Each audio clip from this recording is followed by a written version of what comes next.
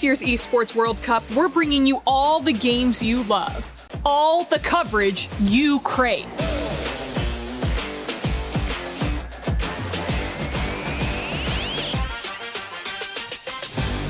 And for the first time ever, a completely unfiltered behind-the-scenes broadcast. And he absolutely destroys him. I don't think he ever saw that coming. That was incredible. This means you're getting the real coverage. I think that was with raw opinions.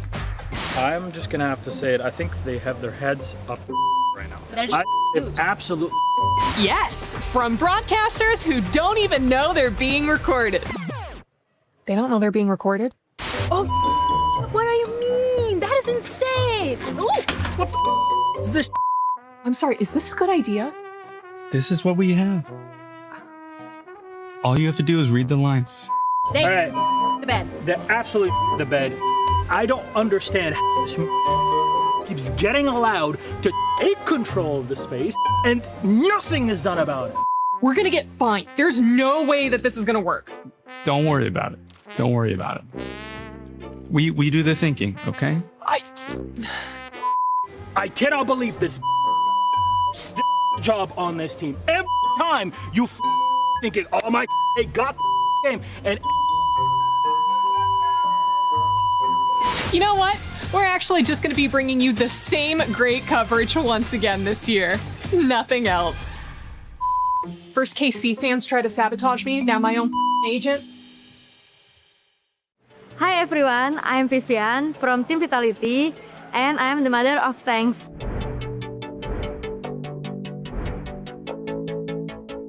Di video kali ini aku bakal bedah sedikit gameplay dari aku sendiri sekaligus jelasin kepada kalian gimana cara aku ngambil keputusan saat aku main di pertandingan momen-momen penting. Semoga bisa kasih gambaran buat kalian tentang cara aku main sebagai roamer. Let's get into it. A miss two pops the wind of nature. Sayori goes down and Panda versus Vivian, but Vivian gets the kill.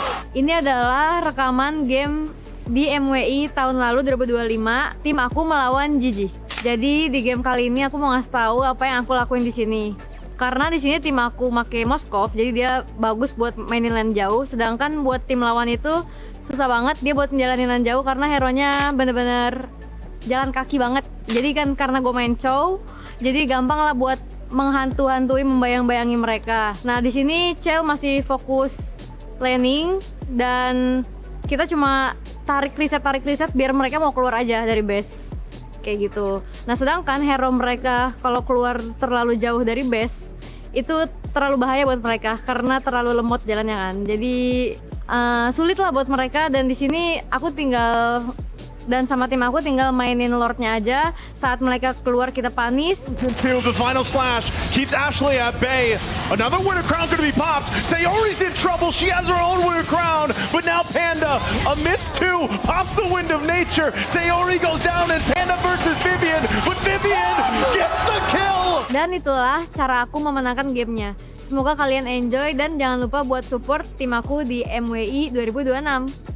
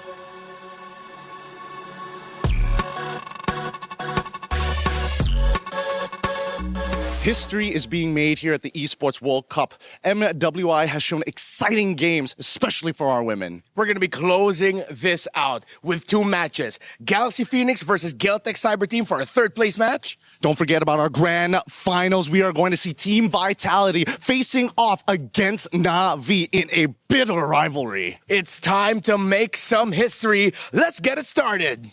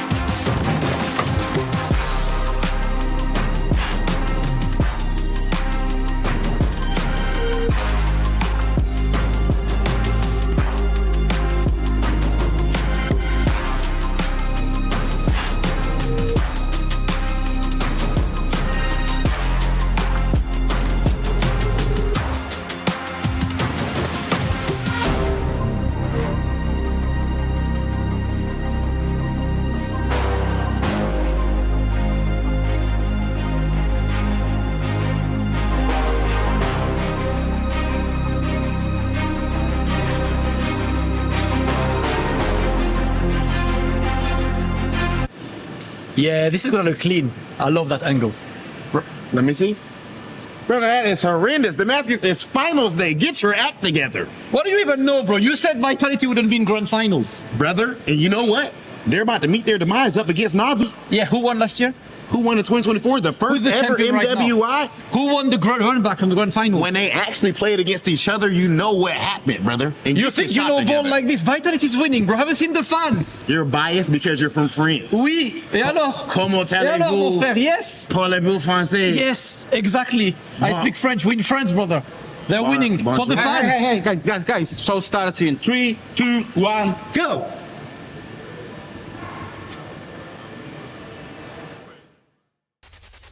Dynasties aren't built overnight. They're built by eliminating any threat that tries to end them. But this time, that reign means the very team that has ended them before. Triumph isn't about avoiding the fight. It's about what's left standing after it. In the battle of supremacy, they have to push past all limits and dare to rise above. Welcome to the final day of Mobile Legends Bang Bang Women's International here at the Esports World Cup. Ale!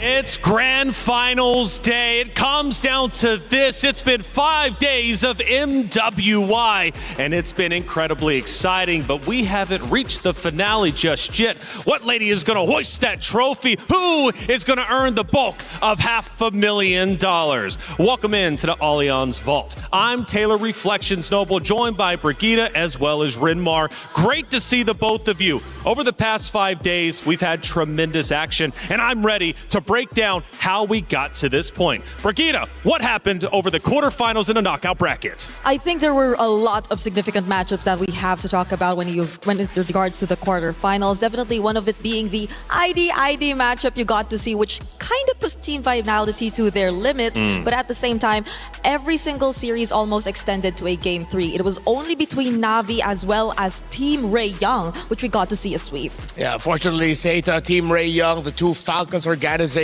had to go home. GXP and Geltec, they had their keys crushed, but they will still be competing today in our third place match. That's right, and the third place match means a lot. We're talking a difference between $30,000, $50,000. That's a $20,000 difference if you're able to secure the win. Also, on top of that, we've got our first place matchup taking place today, and we got a grudge match, a revenge match, a trilogy from the past. But the journey to get to this point has has been grueling. Not only did you have to make it through the group stages, you also had to work your way through the single elimination knockout bracket. And the quarterfinals were absolutely brutal. And of course, the semifinals, they weren't any easier, but for Vitality, they made it look good, getting a 3-1 victory. Of course, for the other side, though, it was a 3-0 victory. Today is going to mean a lot. The MWI is always incredibly exciting, and today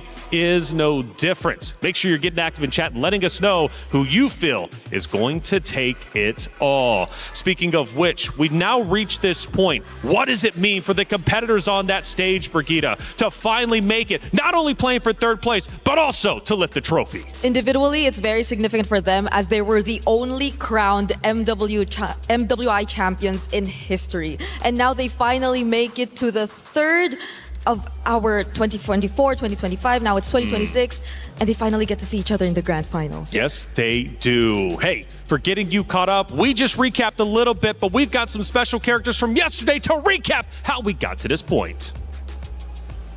Yesterday was crazy. I think none of us were expecting it to end that fast, considering that we were already in the semifinals here at MWI.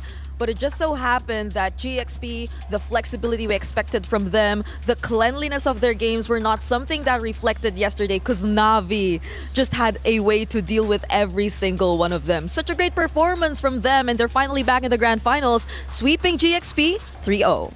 And in our second semifinal, it was, man, banger. Geltec Cyber Team brought the action to Team Vitality, the for sure favorites of the entire tournament. 1 game win. They took a map over. Now Team Vitality, though, after that went on to sweep. We call that the gentleman's sweep. But this time, we're going to take a look at the grand finals. Na'Vi take on Team Vitality today. Who's going to be sent home with the thrill or the agony? We'll find out at MWI.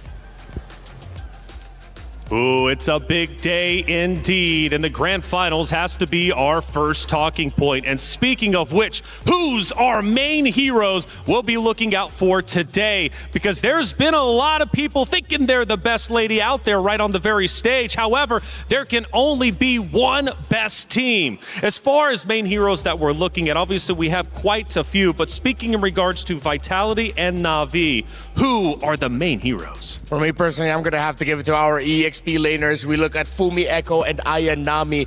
They represent the playstyles of their respective teams. Vitality, they are monsters individually, and they shine when each and every single one of them get to do what they're best at. Meanwhile, for Na'Vi, they play together really well as a team, and you see that in the playstyle of Ayanami. When she is with the rest of her squad, she is amazing, and Na'Vi are amazing. That's right, and it's time for our crunchy story of the day. It is, in fact, a rematch of destiny. You have two teams that have fought tooth and nail over the past several years. It's a trilogy, and it is, in fact, going to be a grand finals rematch dating back to Riyadh 2024.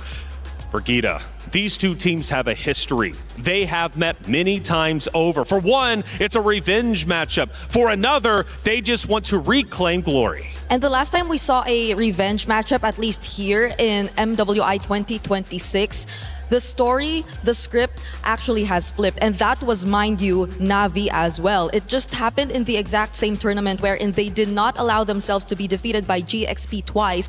So I wonder how much more it means for them, because they've considered Vitality as their rivals for not just a single tournament, but for 2 years in a row. That's right. And you said it was a trilogy in the back room. Now we come on to the main stage. Again, she just broke down some of that history. But again, for these two, it seems quite personal. Not only from, of course, a team perspective, but also from the organization perspective. And you brought two wonderful players up. It's time to look at them head to head because the stats are incredibly close. Of course, we're talking Fumi Echo and not Ayanami representing the EXP lane. If you look at the KDA, that's because Fumi Echo's heroes are more on the ones that can carry the team alone. Last year, I called her the island of her own, and it really showed in her playstyle. As long as Fumi Echo can play away from the team and cause havoc elsewhere, their opponents will struggle. Meanwhile, not Ayanami, she takes a lot of hits for Na'Vi as a sub-roamer, as a sub-frontliner.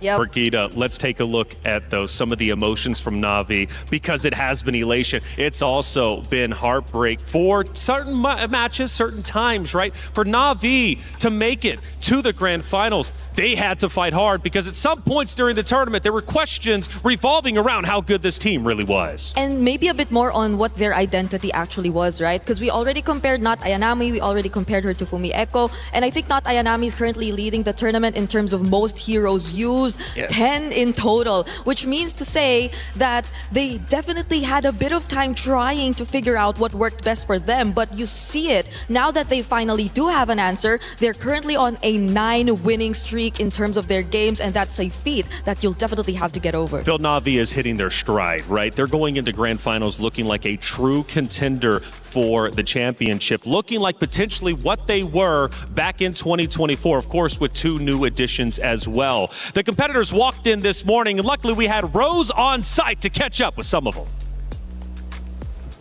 Hey guys, good morning. For our third placer match, we have Geltec Cyber Team going up against Galaxy Phoenix, and the girls has just arrived at the venue. Good morning. Hello. How are you doing today? Today I'm fine, and our team are fine. Yeah. Okay, how do we feel about going up against Galaxy Phoenix in this third placer match? I think we could win 3-0. Oh, wow, confident. Okay, why are we so confident going up against Galaxy Phoenix? Because everybody is saying they're very strong. I think, just something you feel today. Yeah. Okay, is there anything you want to say to, Galaxy Phoenix before we begin today's match? I think you're a strong opponent, good game. Oh, good luck. Thank you very much, girlie. I hope to see you later. Oh, she's confident in a 3-0 best of 5 today. But over there, we can see that Galaxy Phoenix has also just arrived at the arena. So you know what? Let's go get the girlies out for a little bit of a chat. Because who knows? They might think it's not going to be a 3-0 in favor of Geltec Cyber Team. Let's go. Let's see if they're ready.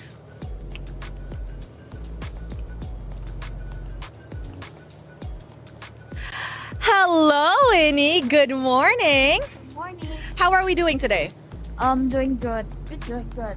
You managed to prepare well for today's match? Yeah.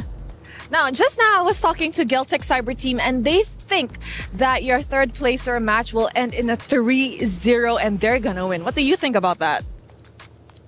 I'll let them think what they're thinking, but we will beat them. Oh, let them think what they want to think, but you guys will beat them. I love that, Winnie. Good luck. I'll see you later. Bye. Oh, it's getting spicy in here. Let's bring the spice over to the Land of Dawn. Is in our DNA.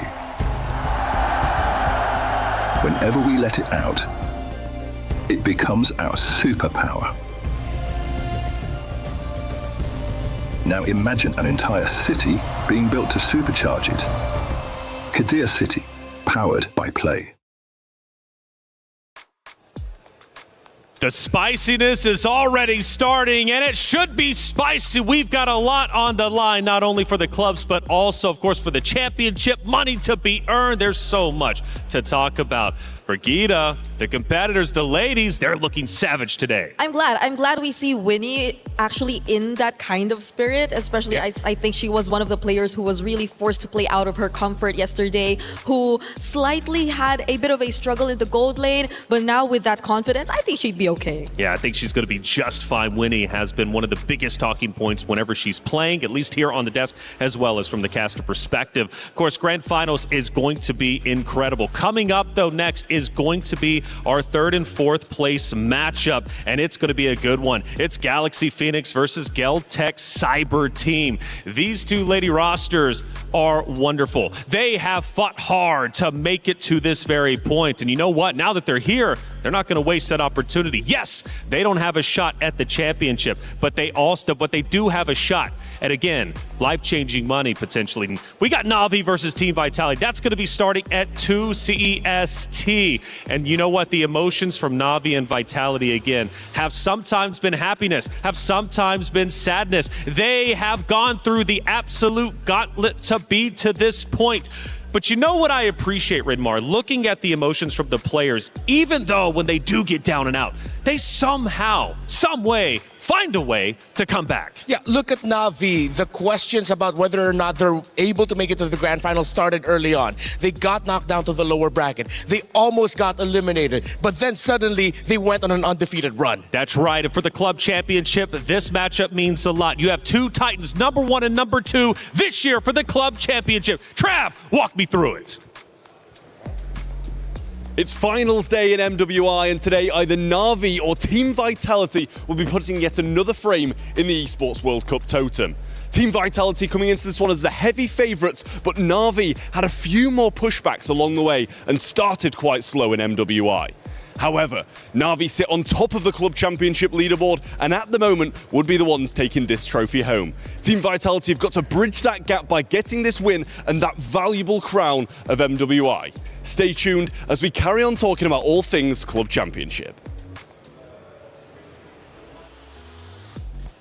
Ooh, club championship is looking spicy. It's Na'Vi at the top, Team Vitality just below them. And whoever wins this tournament could very well either hold on to first or maybe overtake first. It's getting crazy up at the top. We mentioned earlier, Team Falcons were eliminated a couple days ago, so they will not have a chance at first place today. But again, for Na'Vi, Vitality, my goodness, do they have a tremendous lead, and they're looking to go even further. This is actually such a very relevant matchup. I can only imagine the fans, especially from Na'Vi, to grow more and more in numbers, especially later on. Yeah, but for the fans of Team Vitality, they are going to be showing up in droves later to support their girls. That's right. Well, it's Galaxy Phoenix versus Geltech Cyber Team. This matchup is about to go down. No mercy for third. One final chance to leave Paris with pride. Not only pride, but also $20,000 additional dollars. It's $30,000 going to fourth place, $50,000 for third place. Rinmar, what does that extra $20,000 mean for our regions, for our competitors? It's life-changing. We've heard so many players over the years talk about how just placing a little bit higher has changed their lives. It's helped them change the lives of their families as well, because a lot of our players here, they're not fighting for themselves, they're fighting for their families. And these two represent fighting for their teams, Kiowe and Fa. You get the Ice Queen, you get the Fearless Queen, two junglers that represent what it means to be a fearless savage in the Land of Dawn. And definitely in terms of what their regions have been able to achieve as well, their organizations, I think this is such a feat if you're actually able to accomplish a podium finish, because that really what makes the biggest difference as well. Aside from the money, you really get to make sure that you get to end your run in at least top 3. Absolutely, in top 3 to podium is a tremendous accomplishment. Hey, everybody out there, it's Rhino Day. Brand new interactive effect for Rhino Day is available now. Check it out and join the celebration. Eterna was up here earlier yesterday, and she was pumped up for Rhino Day. So am I. Get involved and earn yourself some of those wonderful stickers, skins, and everything you could possibly get. MLBB, they do it right. Going back to our key head-to-head, though, you do have two phenomenal players who have given their all. And it is the Ice Queen versus the Fearless Queen, right? Two dominant players. Fa, though, I think, has to get the edge, though. I feel like we've been screaming her name non-stop, not only on the desk, but also, of course, whenever you think about the casters. Again, going back to that head-to-head, going back to these two phenomenal players, what do they truly bring to the roster? And is it possible to shut them down once they get going?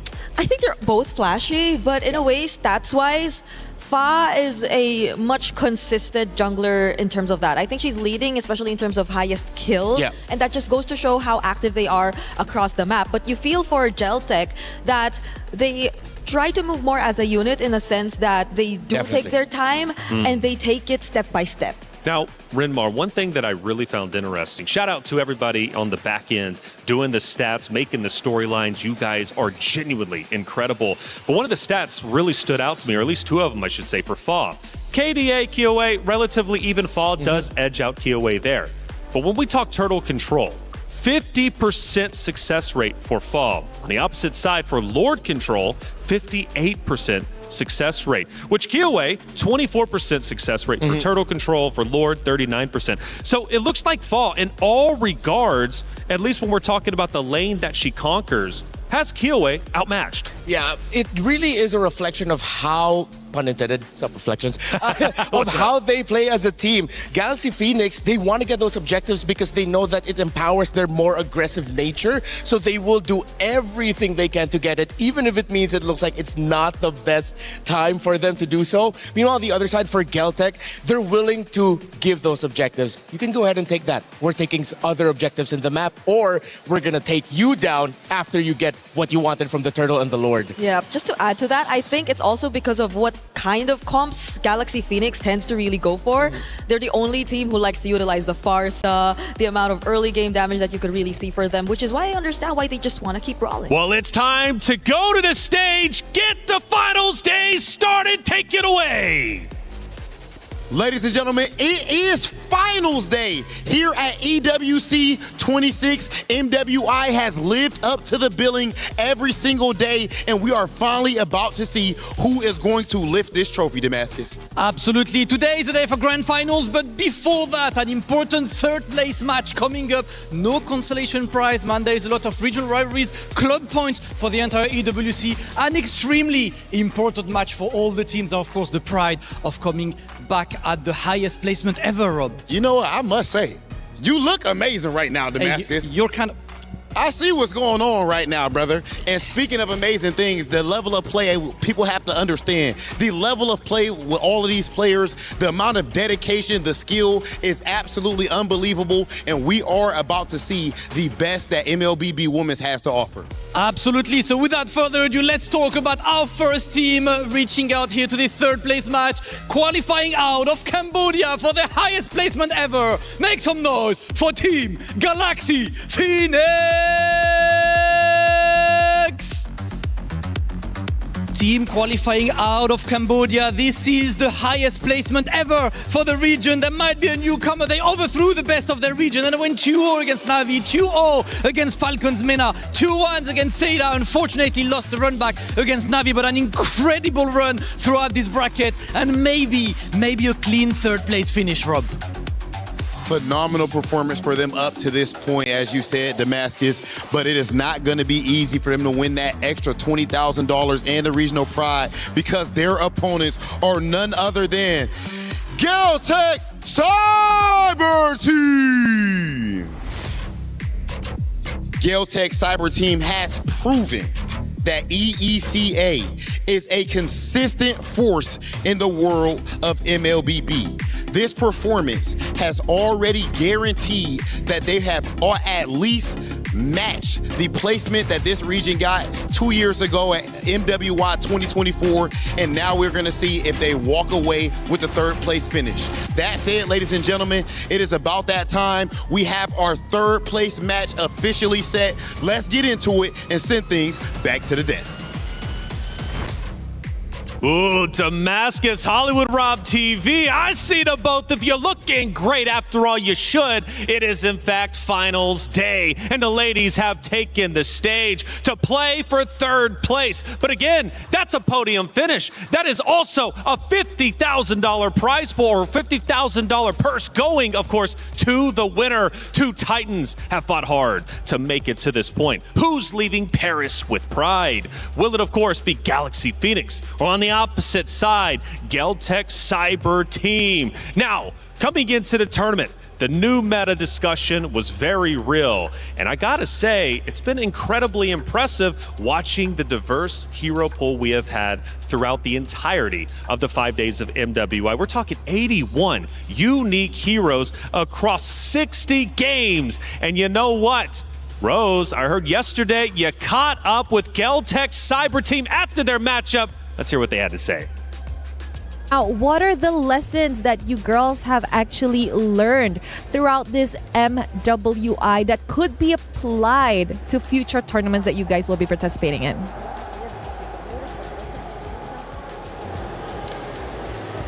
Я думаю, то, что какие-то уроки и ошибки мы будем уже обсуждать с тренерами. Пока что мы еще немного не отошли от игр. Вот, обязательно все разберемся с тренерами, с аналитиками, сделаем выводы. Well, I believe that we have a lot of homework to do. Right now, I guess we are still in the zone of the last match, and we'll need some time to discuss the lesson learned and the homework with our coaches, with our analysts. This is something that we will be doing for sure.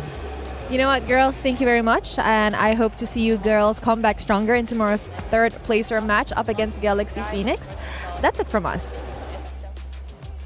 Brigida, I mentioned just before that great interview with Rose that 30 unique heroes have been used from Geltec. Number 2 in diversity across all the rosters playing when it comes to MWI. On the opposite side, though, Galaxy Phoenix not so bad themselves. 25 unique heroes. The point is, in comparison, Geltec Cyber Team barely edges out Galaxy Phoenix in their versatility and their ability to use multiple heroes, which means going into our pick and ban process in just about a minute's time, I want to say Geltec might be able to edge out Galaxy Phoenix. But that's also knowing that Galaxy Phoenix have only just recently explored their options in the gold lane. Mostly it's just been on the Claude, but despite that, they only have a 5-hero differential with Geltec Cyber Team. So I think that also just goes to show that they somewhat maybe have something else to show us. Yeah, when it comes to denying picks from Galaxy Phoenix, Geltec Cyber Team, they have the easiest job in the world right now. Belleric, Claude, and maybe the Farsa. Yeah, no.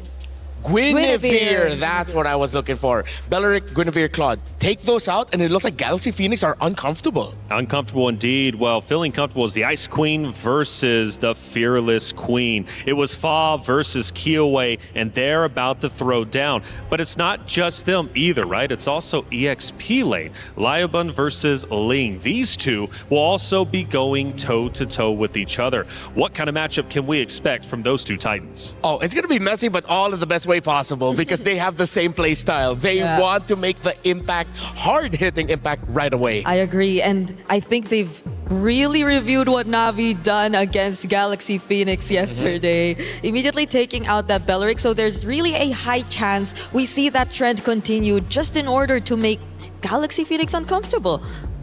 Yeah. And I also like the Galaxy Phoenix are acknowledging that you have to take away the Marcel as a possibility for Coejo. Actually, Coejo and Lemma, they play the same way. They want a lot of disruption, a lot of crowd control, constant vision. Again, when you have two high-profile junglers in your team, expect the roamers and EXP laners to want to play the same way. Now, Fa and Kiowe will be picking very, very shortly. Those are the two that we looked at for our head-to-head. What heroes are we expecting Fa and Kiowe to potentially run? And for the banning process, what can be banned in order to slow them down a little bit? Well, if the Guinevere is open, I definitely want to see Fa consider it again. But nope. Because if there's a potential Olus again for Kiowe, you might really need something to at least shut her down in any way you can. Yeah, the Olus for Kiowe, Hirara is still on the table for these two. Fa on the Ling, I'm pretty sure Geltec Cyber Team, if they're willing to give it, they're really just gonna pack a lot of picks that will give it difficulty. Kiowe has shown that she's versatile. She was the Ice Queen because of just how cold-blooded she is with getting kills. But she's shown this MWI that she can play the Baksha, she can play the Akai, she can be utility if her team needs to be. And I remember something that Kiowe told me in an interview. She said that her Olus works because the team makes it work. That it's not an individual pick for herself. It is a pick that allows the team to play around it in such a way that you're flexible, you can be aggressive, you can be defensive, you can use it as bait, and that's what Kiowe loves about playing Olus with her team. Wow, they also took out the Sora immediately upon seeing that Valentina ban. Now I'm wondering, because there are just so many options available, but at the same time, does Geltec want to consider stealing away the Claude for first pick against Galaxy Phoenix if they just really want to make them even more uncomfortable? Or are they sticking to the more normal Belleric maybe priorities, which I think would be also great for Coejo if... Oh, never mind. Yeah, they... Very first ban. One pick that Navi kept spamming yesterday was the Lilia. Oh, wow. GXP just straight up banned out the Olus. But as we mentioned earlier, you're willing to give the Hirara in this scenario then if you're GXP? So the Hirara, the Claude. Still a lot of priorities open. Phoveus, Freya, That's true. Esme even. So both teams are overloaded and they'll have a wide array of choices. The thing is, I feel like they are willing to be less prioritizing their EXP lane simply because I think both these EXP laners, Ling and Liubon, have been two of the most versatile XP laners in terms of the options. They've even used the likes of a CC, maybe even an Alice, which maybe might be a priority later on. So they go for the Atlas instead. And that leaves Galaxy Phoenix with the option to still pick up the Claude if they wanted to. Yep, I think that would be imperative to just pick up the Claude and take a page out of Navi's book. Just pick up the Claude and the Lilia together here, and then just be ready to respond to maybe either a Paquito, Esme, Phoveus showing up, Freya. Again, all of the best EXP laners that we know are open. So they go for a different route. It's still a gold laner and a mid laner, but it's the carry and the gourd. At least this way you get some really good pokes. And if ever Geltec want to go for the more tankier junglers, they already have the shred with it. So damage isn't going to be a problem for Galaxy Phoenix. They now want to build around these two picks with more sustainability and a stronger front line. Yeah, and honestly, some of the tankier junglers you actually mentioned are still out there, like the Baksha and Akai, if ever they do want to go for that. Since it's very considerable that you're seeing main carries from Galaxy Phoenix already, but they go lock in 2 magic damages, Eve and Harley to complete their trio mid. Yeah, this means that Geltec Cyber Team really want to play fast. That is one of the keys to victory that you can give for Geltec. You race for the early game against GXP. You don't allow them any early game pressure. You want to be faster than them. Oh, but the Paquito though, I think this will help a lot in terms of alleviating at least whatever fast-paced early game they want to go for Geltec Cyber Team, and also a way to just keep up with the Harley in general. So they can actually mark certain people from Geltec Cyber Team through this pick, but at this point, the roam picks as well as the jungle picks for Galaxy Phoenix might be even more limited. So one thing that Geltec needs to consider is now that they're playing a Harley, they have to watch out for the Hilda. Hilda is one of my suggested roamers for Lemma if ever the Belleric isn't available for her. She has played it already. They banned out the Marcel, the Atlas is gone. If it's not going to be the Hilda and they want to team fight more, they're picking up the Minotaur. Lemma has used even the likes of a Cho and Kaja if they also just really want to go. Yeah, actually, good thing that you pointed out the Kaja. That works out really well with the carry and gourd. Yeah, so that'll be a combo they could just rely on, but then that'll be really, I guess, less just tanky front lines in general. So maybe you really have to see the Paquito be a bit more hybrid than usual if that were to be the case. If they're going to go for the pick off in the roam, then they're going to have to go for something stable in the jungle. Yeah, you need a tank because with the Atlas there, and then if Geltec ever just bring in something tankier, it's not going to be a good time. If Geltec want to match the rotational speed, I think they're just going to end up with a Benedetta for the EXP lane. But this is smart from Geltec too, because we saw how Galaxy Phoenix had a bit of adjustment with the utility junglers yesterday. Like when they went tank, their rotation seemed to be a bit more read out by the opponent. So even the Baksha gets taken out here by Geltec, only leaving them to an Akai potentially if they really want to consider that. But for Fa, I'm not sure if I want to see them go that route. Yeah, I think they've chosen these heroes and they're gonna have to accept they might have to just go for the tanks unless they really just want to play the map. But with the Link on, you can't. It'll be too much if they go for burst damage in the Nolan. If they throw back to a fighter in the Leomord, you're up against an Atlas. Even the Yi Sun Shin is... Shin too much. I think they just have to accept that they're going to go for sustainability. They pick up the Cho in the roam. Good call there earlier. Okay, so it is going to be tough for Fa, but we get to see that later on as Geltec Cyber Team. We're looking at their sides. So they know that they're going up against the Paquito. The Esmeralda's not there, but the Yuzhong. Into the carry gourd. Yeah. And then you round it out with a Clint. Clint will have all the space in the world provided with the Eve. Harley for the initial burst. Yuzhong and Clint for the clean up, and then you have the Atlas just to initiate things. I'm a little bit happier. No, not a little bit. I'm much happier with the lineup of Geltec. Galaxy Phoenix, they're not going to be able to find a pick that will just be able to match it. Unless GXP are going into this with a mindset of, we're better than you, we play better than you, we fight better than you, then go greedy. I invite it, sure, but it's too risky. Yeah, because at this point, maybe Akai is just the safest.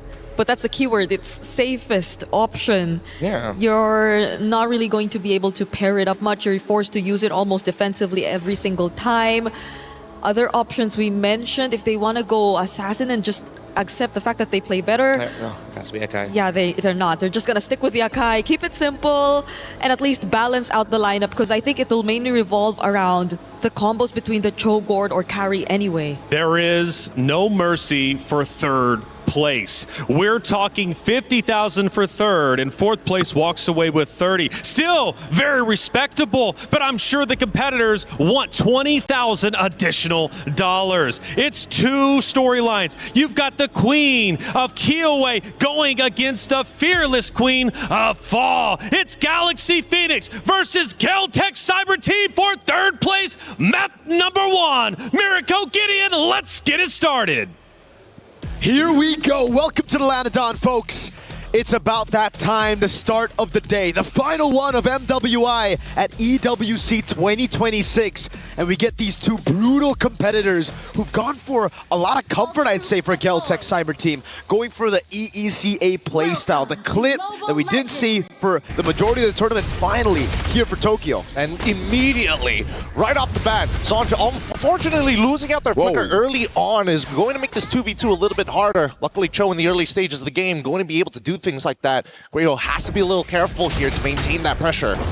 We got that first blood rate comparison. Geltec Cyber Team, they usually take a bit longer to get into the game. Meanwhile, though, GXP, known for the early aggression, and that's where I'll have a little bit of my doubts here. For the Akai pick on Fa. What? What's wrong with it? I think that the overall composition seems good. They at least have a disengage mechanic. You know, it doesn't necessarily always have to be Fa being the aggressive one. First, Sophia loses her own flicker, and at this point, the mid lane is down to an even state. But just notice, everybody's coming down to the mid lane. Everybody's here like it's a petting zoo. Everybody wants a piece of it. Zonjike, unfortunately, this time, walked a little too far. Guido has to back out. Seems like it don't matter. Akai, Assassins, it'll still be first blood for GXP. But a little bit back onto that topic, I feel like for GXP, especially yesterday against Na'Vi, it really felt like with these utility jungles in hand, it's not the comfort, it's not GXP, it's a good composition, it's just not Galaxy Phoenix that we've come to know. Yeah, but this is the personality that I love to see from both of these teams, right? Just hyper-aggressive, I win lane, I win game type situations. Both of them can really get dirty during the scrum, so I think that at this point, as much as I love GXP, I do want to see like what the peak of team fighting compositions, or at least brawling compositions, would look like between the two. And we'll find out who's going to win those 50-50s. So far, Ling on the Paquito, as expected though, winning on the lane just by getting the XP crowd to really have a hold on that. As they set up for turtle number 1, GXP have a massive advantage coming into this with the Akai heavy spin. And Kuejo, just like any other Atlas, no level 4 just yet. Liubon chunked down as well. This looks great for Galaxy Phoenix. Yeah, it just means that unfortunately for GCT, they're not going to be able to contest this, but let's see. It could be anybody's game here. Sondri playing with fire, getting really, really close as Ling trying to keep Kiowa out of this. And it looks like they should be able to get this no problem. Kiowa won't have the magic trick hat-trick to get in, and Fa instantly with a heavy spin, locking down one as the backline getting Tailubon finds it into Sophia with the help of the Black Dragon form. And it only gets worse from this point onwards. Real-world manipulation slows them down, but Winnie, not enough to nail them in. Winnie, I'm surprised, made it all the way, tried to go for the double wave here, and will give up just a little bit of that holy shielding. Yeah, she's going to have to lose a bit of those mini waves as well. Heck, a whole cannon minion. She decides to stay in the mid lane here. Trying to go for an ambush, but no, he just clears it out. And this gives Tokyo a bit more of an advantage to play with, because luckily for her, the gold crab spawns as well in the bottom lane. So gold lead, yes, GXP still on it with a kill and a turtle advantage. but Tokyo's farming up a storm on the Clint. I love the fact that Tokyo this time not making the same mistakes as yesterday. Realize, you know what? As much as I don't want this carry to walk back into lane, it's also not worth dying just to deny her that space. But for now, GCT looking for that response. Lima now getting hit by the deadly magic. Fortunately, no kill just yet. Didn't even force out too many battle spells as well. Great Shunpu. The poise and the composure on these ladies for a third place match. I feel like a lot of the jitters were already thrown out yesterday in the semifinals, right? I was thinking the same thing. They're so much more comfortable here playing it out. Even Fa, yesterday on the Akai, it really seems like she went in a bit too aggressive a lot of times, using the heavy spin earlier than what you want to have that ability for. But this time, we see the usage of it just perfectly done. Here in the mid lane as well, they give up Cryo, but they rotate to the bottom lane. Very well played. Tokyo's gonna have to deal with this. I mean, no matter what, with the flicker and the way of the dragon, their wombo combo. Okay, a little overkill here, but more importantly, even the heavy spin, unfortunately, there should be trading objectives on either side. And luckily, at least the turtle is spawning in 6 seconds. I think for GXP, they're just gonna commit all the way to get rid of this tier 1. And unfortunately, GCT, they look back and they're like, oh, wait a minute, they're not getting off of the tier 1. Dude, when it comes to sieging GCT, they got so much damage. Ling, though. Damage is good. RWM comes out. So I'm out of position this time, but the Fatal Link does pull one back. Almost gets a disengage, but luckily, Nubon says no. Petrify is still good as they start making their way down. Fa and Winnie need to steal this away. Retribution battle. Fa takes the turtles. The Black Dragon form has been activated. Winnie in trouble. Forced to flicker. Do they want to dive this? They're going to make the attempt. Good dodge shot. Residue activated. Tokyo getting last shots in, but it's just not enough. So close yet so far, but GCT, again with the siege of a Harley, a damage dealer in your jungle. You open up, you leave these turrets vulnerable, and these structures will fall in their face. Tokyo as well. Straight into the bottom lane, no assist, nothing on the teamfight participation just yet. The 2 structures for the 2 turtles that GXP have gotten, and you get to see the goal difference here from every single member. Even in the lanes that GXP have put a lot of effort to ganking, it's still GCT with the advantage. It's an 80 gold lead. Oh, solo kill. Oh, shot residue already procced here. Ubon, does he want to actually stick around for the wave? No, he's going to call it off, even though Quejo is actually nearby. She's already spotted all 4 of the members, making this attempt to potentially dive if they stick any longer. And that's going to be a trade once again in favor of GXP. Another turret goes into their hands. Now it's back to the slow game. GXP finally able to get a structure on the board, and it's through this Paquito being an impressive force. All in! Oh, now they find the angle to get the have a spin out and actually catches Quejo. Can't seem to get out of this, but the Fatal Links onto 3 targets is great. Right into the Petrify, into the Black Dragon Tail. The combo's good, but when he takes Quejo out, needs to get out of there. Ling flickers forward. Tokyo tries to cut him down, but luckily, Ling still makes it out. GXP, whenever they go in, I mean, we saw glimpses of this in the bottom lane, that overkill nature to them.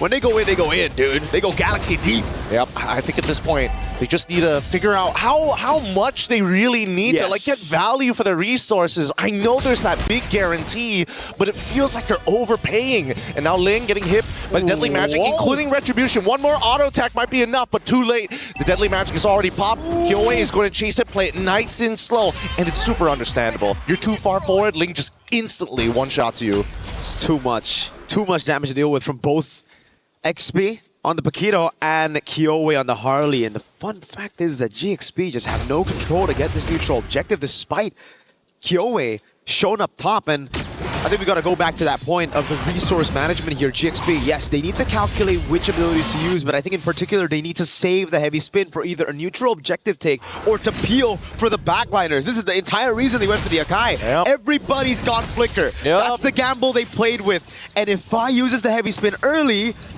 that's what'll happen. Guejo just gets a massive set and she's already eyeing it. They gotta be dependable. They got Lima in trouble now, as both sides have been contesting the mid-wave here. It's going to be a free turtle for Fa as they start to open up the map. But look at the position of Ling right now as the combo is good. Quejo forced to get on out of there. RWM to make the response. Ling gets Quejo, but gets traded instead. Not that worth it. I mean, I thought maybe they could really start pushing out Sonjike out away from the mid-tier 1, but the ideas are there. It's a gamble.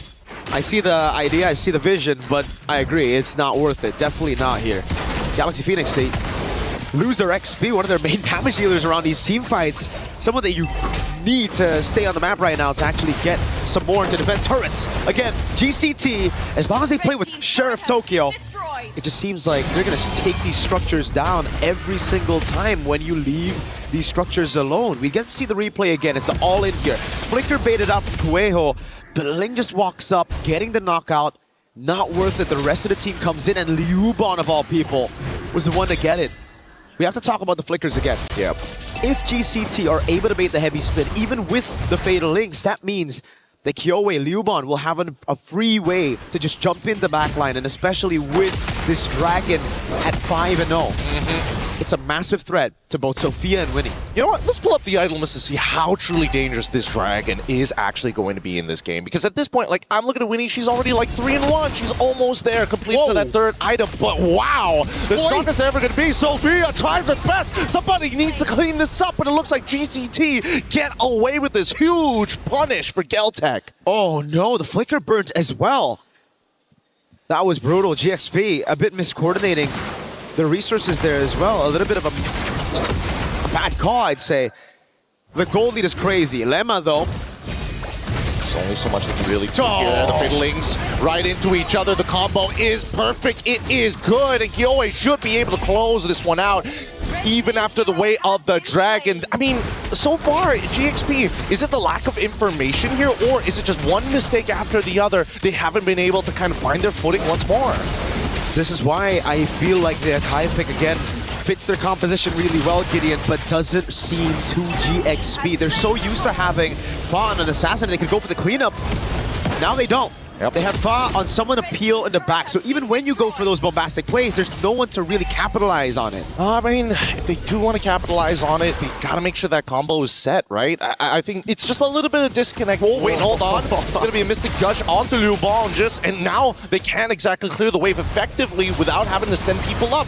Lima's gonna try, and with this presence alone, that just means that GCT are gonna start backing away. Cho is still a problematic hero to deal with. Sophia's super trigger happy on that Mystic Gush, dude. Oh, yeah.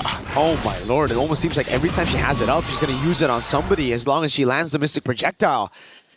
It's a lot of galaxies to play with, I mean, with that skin as well, but you got to calm down here, especially considering you have a Flicker that's easily baited out by an RWM or even a Dragon that'll be used by Liuban to get away from bot. Okay, they use the heavy spin as a means to kind of delay this tower take. However, with the deadly magic as well as the RWM, it's more than enough to blast them out. Sophia even using the Mystic Gush here, not targeting the wave, but instead targeting Kyoei. Now, with all the main abilities gone, this inhibitor is basically going to go down for free. What can they do to stop it?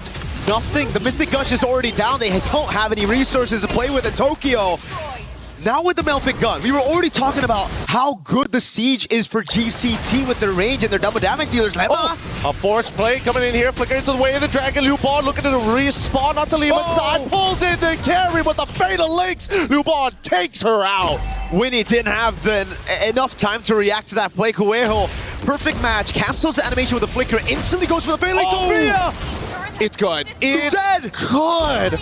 Deadly Magic, 1.7k, worth it. Blows them up, no problem with a Chastised Pauldron already purchased by Liuban if things weren't difficult enough. Oh my lord. Ling's been doing such a good job of playing that damage control game, just staying in the sides and keeping that lead from getting away too far from her. But now it's Liuban back again ahead with a Chastised Pauldron. She knows exactly what's a threat to her. It's just the carry right now to shred her down from the sky. So with the Chastised Pauldron, I don't even think Ling can actually do what she's been able to do on Liuban right now to dominate that lane. So what's the order as of yet, right? Because the way that I'm thinking about it, Fa has been using their abilities too soon to try and disengage. I think the heavy spin needs to be the disengage at this point, right? You gotta sell that Fa's going to engage, and then maybe Lima gets a pick and you can wombo combo with the Mystic Gush. That's what I'm thinking. That's what I'm thinking too. It's just all about the combo. That's why Lemma has been put in this really tough spot to just constantly go for anyone she can find. Usually that'll be good. If you're snowballing on the board, anybody kick is dead with the carry as well, right? So an extra guarantee. But the fact that these frontliners have all those items just gives Lemma an even tougher time. At least for Ling, she can constantly just push in top lane. She can constantly put pressure where Kyoe is going to be the only person who can actually deal with those waves on the Harley. But now it comes back to GXP. Have they learned from their mistakes yesterday on the Akai, on this kind of composition? Can they play to pull back instead of going aggressive the way they've been doing in the group stage? Great spot by Sophia. Again, it's Ling up top, setting up the waves for GXP, but GCT hold control over this bottom wave. Again, the heavy spin! It's very early, and the Black Dragon form has been committed. They're even using the conceal to chase into the back line. Nuba Ling has to keep on pushing at this point in time. Phalanx gonna connect on one. RWM on top of Sophia. Mystic Gush to slow things down. The Black Dragon is on top of Fa, but notice that the inhibitor is getting attacked, and finally GCT realize what's going on as they deny the recalls. This could be a potential backdoor, but the waves is done, and now we're back to this even state. GCT, they've already picked up the kill onto Sophia. They send their Yi back as they should be able to get this Lord for absolutely free. GCT playing with fire, going all in on that fight, and it was a good play by GXP to try to hold them back, but initially it was Fa on the heavy spin that was just so off. It looked awkward. And it was on to Kueho. That's another thing. I understand that you want to make sure you get rid of that like big AoE ult, because it's the only thing that's going to find that counter engage besides the Black Dragon form or the RWM. I think the GXP at this point, they got to play off of Lima no matter what. Whoa. Aggressive move. It's a conceal even though it's no flicker. Already read out. Yeah, she knows. It's, I mean, they do get the initial stun out. No projectile at this point, but it's on such a low cooldown that it doesn't really matter. And you can tell that Tokyo having the time of her life, able to hit these targets from outside the range. Ling, deep position. Oh, already revealed by that mid-wave. Kyoe in 1v1. Oh, this is not going to look that great for them, because Ling trying to make the attempt to slow down this wave, to try and desynchronize it.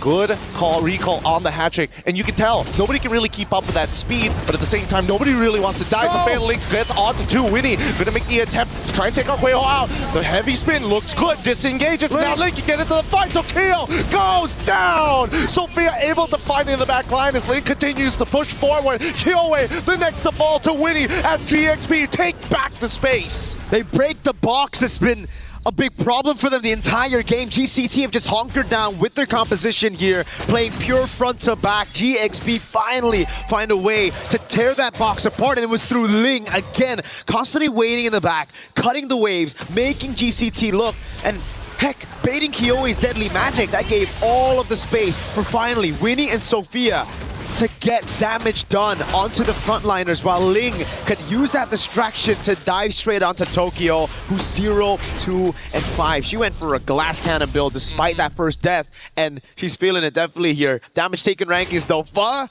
taking a whole lot of damage next to Kueho, Lemma and Ling following up next, and that's where you can really see that GXP, they can take the damage. They can go for these fights. It's just their damage allocation in the last few fights haven't been too good. Okay, Kueho in a position to re-engage, but now gets the back line into Black Dragon for the combo's perfect! Sonjike takes out Sophia, and even with an immortality, Fa getting punished for the mistakes. Luckily, Winnie and Lima are able to get out of this, but all that pressure surmounted to nothing much as GCT take control of this game again. And you just have to ask the question, when will this lesson be learned from GXP? The instant heavy spin. GXP, Winnie and Lemma doing a good job. The deadly magic lands. That's an immortality gone for sure. Can't do much about that. Tries to get to the fountain in time, but unfortunately still goes down.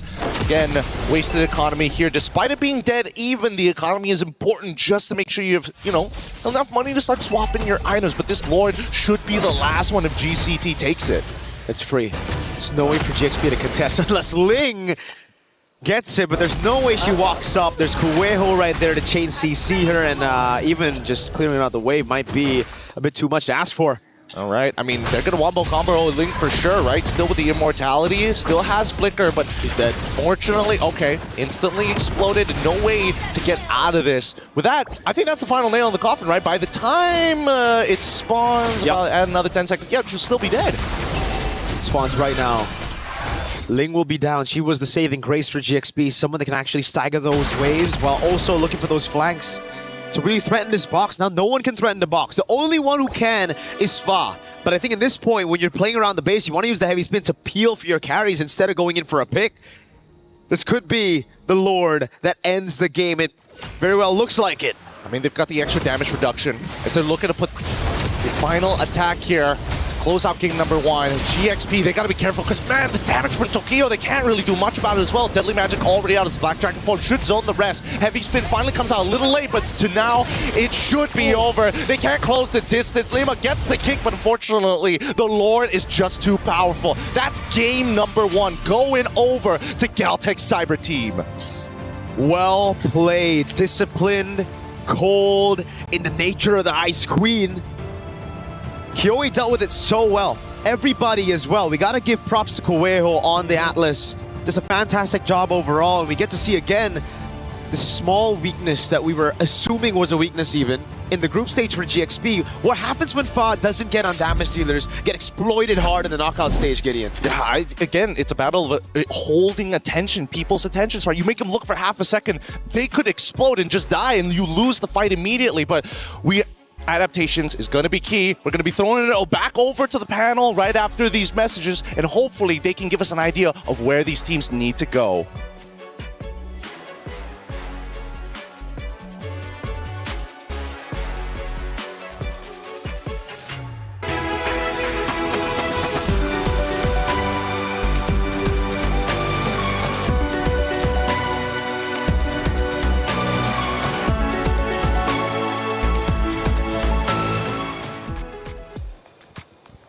No mercy for third place, and that is exactly the case here after a grueling matchup that went back and forth. It was Galtech Cyber Team able to take map number 1. They now lead 1-0 in this best of 5 series. Let's go all the way back in time to our pick and bans, where a lot of games are either won or lost within, the first 5 minutes, which is the pick and bans. Now, there was a lot of criticism on both sides. However, one side had the most.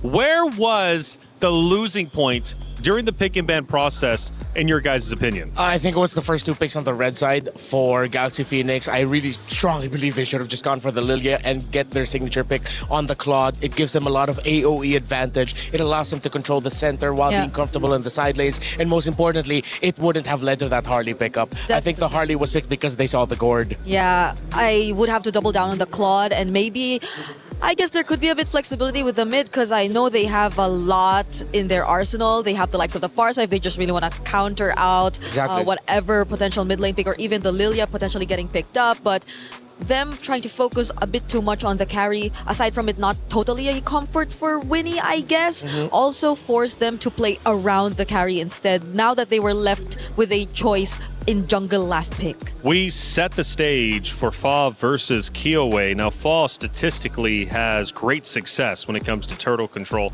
as well as the Lord control. Going a little bit deeper with the hero selection, because of the first early picks, did it not allow Fa to do what she needed to do for Galaxy Phoenix that has made Galaxy Phoenix so successful throughout the tournament? Oh yeah, because they then had to play for everyone else. Fa had to support the gourd, had to support the carry, and it wasn't just her as a carry. Galaxy Phoenix needs Fa as a carry. Yeah, you see remnants of that in, I guess, the timings in which she uses the heavy spin. Yeah, too early. It seems that they always comes out a bit too early, and you kind of see through that it is maybe not her best strongest suit. Well, we talked about the heroes. Now let's look at the stats from map number 1. Yeah, you can see that even though Galaxy Phoenix got all the turtles, this is what we were talking about in the pre-match. Galtech, they're willing to give up the turtles just so that they could get objectives elsewhere. They get majority of the towers, and they were supplementing Tokyo, sometimes Liubon, who was getting a lot of kills, to at least be able to get a little bit more farm for themselves so that they can help the team better. Yeah, and I think what GCT were doing were more straight to the point. I understand if I understand if GPX wanted to be a bit more creative. They had the Paquito, so you see her trying to go for the backlines a lot of time, but it was a bit too much, especially in the early game. There was a time it definitely rewarded them, though. I think that was during one of their potential base sieges, but that was about it. Because again, it seemed more of a glass cannon EXP lane rather than something that could just complement what Fa wanted to do as an Akai. There's a couple of actions that I want to talk about from that game number 1. The first one, we go to about the 15:30 mark. Now, this was a small mistake from Galtech that led to a potential opportunity for Galaxy Phoenix. Yeah, they slipped up a little bit on the discipline. Geltec have been trying to send Ling to find the back line, to find Tokyo, to find Sonjeke, and then eventually they were able to get it. It's because Geltec just pushed a little bit too deep with the Lord up top when they didn't have to. They needed to usher in their middle minion wave so that they could healthily go to the tower. And it wasn't completely shown, but then eventually you'd see Ling and GXP just punish Geltec. And I want to talk more about that moment in just a second, but Bree, let's take a look at our second action. This is going to be the very tail end of it. This is where Geltec Cyber Team says enough is enough. We want game one. Yeah, you want to assign Lemma as the person holding the Lord or pushing it to the side, but even then, Lemma could barely just deal with the damage. But also, how could you just expect Fa to go in first when she's the holder of that heavy spin who should potentially push them away? So the front lines had a very brutal experience here in this entire game. Now we got some comments from the chat, though. They've been getting active. And we love, by the way, you all talking. GXP downfall got to be studied. Ooh, that's a spicy one to start off. Cappy, why are you bringing so much spice into our chat? Keep it coming. What else do we got? Please, Fa, Assassin next game. So this is interesting. I actually was reading chat just a little bit, and it was like, Assassin, not Assassin. Is that the play? Well, Fa, Assassin next game. Is that truly the win condition? Clint, free hitting. Okay, from Gold Magic Finds. Hey, like I said, keep it chatting up in the chat. We love each and every one of you. Without you, this show would not be possible. Gord, what are you doing? What is Gord doing? I can't blame Gord, though. Yeah, there's just so many heroes for the Gord to worry about that it's really hard to find the perfect angle for it. That's right, Gord, what are you doing? Call an ambulance. But not for me. Okay, classic. Thank you, Jonah, out there. Galaxy Phoenix, I guess, needs an ambulance at the moment, but it's okay. It's just one map. After all, the biggest Titans out there, aka Even Vitality, has even fact taken a loss, right, and managed to come back, which is truly phenomenal. Hey, you out there in the chat, thank you for getting involved, and you can get involved even more. 2 champions, 1 game. My Champions Pick event is now live. From July 27th, submit your predictions for the MSC and MWI champions for a chance to win 50,000 in-game diamonds and MSC 2021 through 2025 tournament skins. Don't forget to leave your picks under at MLBB Esports post for even more chances to win. Lock in your champions now and cheer for your favorite teams. My Champions Pick now live. Make sure, again, you're checking out those posts at MLBB Esports for all the updates and also to get involved in some amazing prizes. Hey, it's been a great day so far, and I believe the comms have been flowing quite well, especially yesterday to make it into grand finals, and Sadia has provided our radio comms. Aurus guys, di sini mau nggak? Mau ini aurus guys. Makin lewat. Nih, mid-nya weh. Lihat ya, aman. Bisa nggak? Boleh ke back ke belakang. Gas. Belakang. Gas. Nice. Lagi dong. Udah NN sih. Sampai lagi kah? Sampai lagi. Maniak. Record guys. Nih. Kasih. Sor. Gue naik. Gue juga. Jangan satu Vivi di sini satu. Dia naik sebelah si Cega ya. Ya. Boleh enggak fight guys? Boleh guys. Ini Halo sih ketinggalan. Lampu di bawah. Bisa enggak? Bisa. Vivi. Itu bertiga. Kudanya guys. Nice one. Gas lagi boleh. Boleh. 10 ulti gue. Mid-nya clear out. Ini guys, gas lagi. OTW. 5 detik. Ini kuslo nih dia. Makan lagi. Valennya. Nice one. Nice.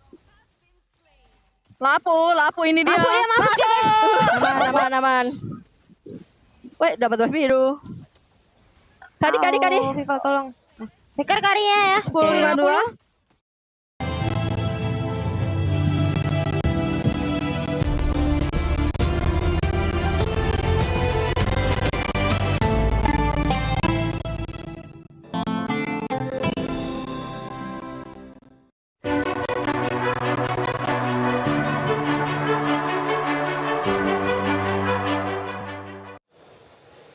Vitality, they were having fun during that semifinals series, but they started having fun, I would assume, after map number 1, because remember, it was Geltec who actually ended up taking that map in convincing fashion. But Vitality got the job done. We await, of course, what they're going to do in the grand finals a little bit later against Na'Vi. We head back to the stage for map number 2. Geltec Cyber Team currently lead. Now, I told you I would do it. I'm bringing it back. We're at that 15-30 second mark. That small mistake from Geltec that led to an opportunity for Galaxy Phoenix. Galaxy Phoenix ultimately ended up losing the map. That opportunity was very small, short-sighted, and Geltec was able to recover. Now, what could have led Galaxy Phoenix to take that moment, that lapse of judgment, from the side of Galaxy Phoenix into a victory? Well, afterwards, they got out of their base and was able to get just a little bit of control in the map. But then the problem was they got caught out yet again. So they really have to be careful with that. Apparently, we just had a body cam from the coach himself. Wow. So that's kind of cool, right? Actually, I don't think I've ever seen a body cam from a coach to see what they're looking at. I thought we weren't allowed to see the notes. That's interesting. But I think it was hidden anyway, but that's cool. That's how it looks like. Yeah, that's actually really dope. They get out there and get a chance to obviously get the viewpoint. Because, I mean, it's a lot to manage as a coach. I mean, you're talking about 5 players, 133 heroes that you have to go through, the different synergies. I mean, I'm blown away each and every single draft hearing you two just theorycraft on what's being picked up. But guess what? We get to do it again. This is one of my favorite times. Let's listen into you two. What's going to be going down in our pick and bans? All right. So it's pretty much Flying similar. clouds. Flying Cloud. You take away the Guinevere. Geltec's going to take away the Belleric. There we go. Yep. Pretty much. They understood. Like, Na'Vi really got to expose Galaxy Phoenix too well. They're playing on the same side? Yep, same side. So they haven't really changed sides. And I believe there are stats to actually back that up. They might be a bit more comfortable doing it. GXP has barely won on the blue side, if not 0. Like, they haven't won a single game on blue. So even now that I feel like they did the map decision, they'd rather play it in red and just maybe address some of the mistakes that they had earlier on. So they take out the Atlas. They will take out or leave open the Aulus, and it makes sense. They banned out the Valentina earlier, which is why Geltec was able to rush pick the Atlas. So knowing that they also banned the Valentina now, they understood that they needed to take the Atlas away as well. I think Geltec will be encouraged to consider their Aulus option open, but then of course, if possible, maybe just double down on the Baksha. Are we not prioritizing the Hirara anymore too? Like, was it open earlier? Yeah, it was right? open. No one picked it up. I think no one wanted to pick up because they saw the Atlas. Now this is very interesting.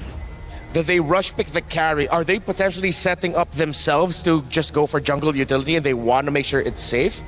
They're doing something very similar to what GXP did in game number 1, except that this time they're on blue side. So GXP will have the Gord to themselves, and both Belleric Atlas are already gone. So what else can we expect? Do they go XP lane this time and maybe... You know, just I feel like you can keep the options open still. Just pick up your Claude. Oh, whoa. Whoa! Where is this coming from? A Khalid roam? This early? When there's so many power picks that you can both be fighting for. Phovius, Esme, Paquito, Freya, all still open. I can only think of like them potentially anticipating maybe a Mathilda utility matchup, but that isn't likely to show up just based on the carry that you're seeing right now. So what could be the plan here? Is it just really faster movements overall for GXP? Are they picking up an assassin that will move around the map much faster and switch it up as what we've been seeing in the comments so far? But Geltec won't really react to that just yet. It's just the Esmeralda and the Kimi that they lock in so far. So much DPS. Great sources of damage. You have a strong front in the Esmeralda. You're most likely going to round it out with with 2 more frontliners if you're not going to go for pick-off combos with the carry burst.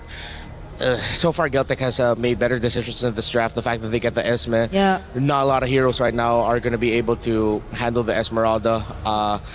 Galaxy Phoenix can't even consider picking up a CC just yet because you don't even see the jungle. You pick up the CC too early, and then Geltek can just switch it up to an assassin again. Yeah, and they just have so many ways to kite, so you might want to be careful about that if you're Galaxy Phoenix and looking to just go for a composition that might just attempt to dive, because you don't know what the jungle or the EXP lane is going to be just yet. But knowing that this is a Khalid, they might be a bit more playful and creative around the team fights. And this Alice just proves us that that might be the way to go. All right. So at least you have some flexibility. This I like from Galaxy Phoenix. They have an option to put it into the jungle, option to put it in the EXP, option to... Those are the only roles you can put in Alice. And I thought for a second, I was like, wait, there's one more. Nope, it's only two. So they have that flexibility to work with, and that's great. You can still slot in heroes potentially like Glue if you want to, depending on who goes where. Can I just say, Coach Osprey's feeling good about this. I just know he's feeling good about this. Yeah. He did a 6-7. Like, He did? Oh, I missed that. he just did. I thought he was just We are shrugging. not bringing that back on this desk. Okay, we will not. We will not. It's way past its time. Kyoei's smiling though. That's another thing. So I wonder if this is something they already have an answer for, as they've also been banning out much of the other options in the jungle. So it could be one way or another them also trying to force it to go down that route if ever Galaxy Phoenix eventually does run out of things to consider. But so far, I think majority of the counters to it are going to be available as well if they just really want to match it. There is also a Baksha option still available for Geltek. Kyoei has previously used it, but again, there's a Gord already, and yeah, I think they will have eventually more answers to that since we don't have the gold lane for Galaxy Phoenix just yet. Yeah, there's a combo in the Kimmy and the Fredrin, but then with the Alice and Gord, it might be tough. Not impossible, and it wouldn't be a bad pick. It's just more of like, if you go jungle utility here for Geltek, you are choosing to have a more difficult time. What else can they... I mean, if it's... the Olus is also still there, if it's comfort that they want to go for. Suyo is gonna be the jungle for GXP. So it's Alice EXP for the Esmeralda. All right, they just choose to sustain the lane and just hold down the fort there. They have the damage profile to deal with this already. So you can just double down on... I don't think they need to go pick off, but if they go for... Oh wait, no, Kaja and Kalea were all both taken out. You don't need to go Cho. No Marcel. Yeah, no Marcel available. Coelho. Hilda's not gonna have a great time unless you just want to match the center speed. The Matilda's there. So you double down and just pick up like Matilda Barrett's.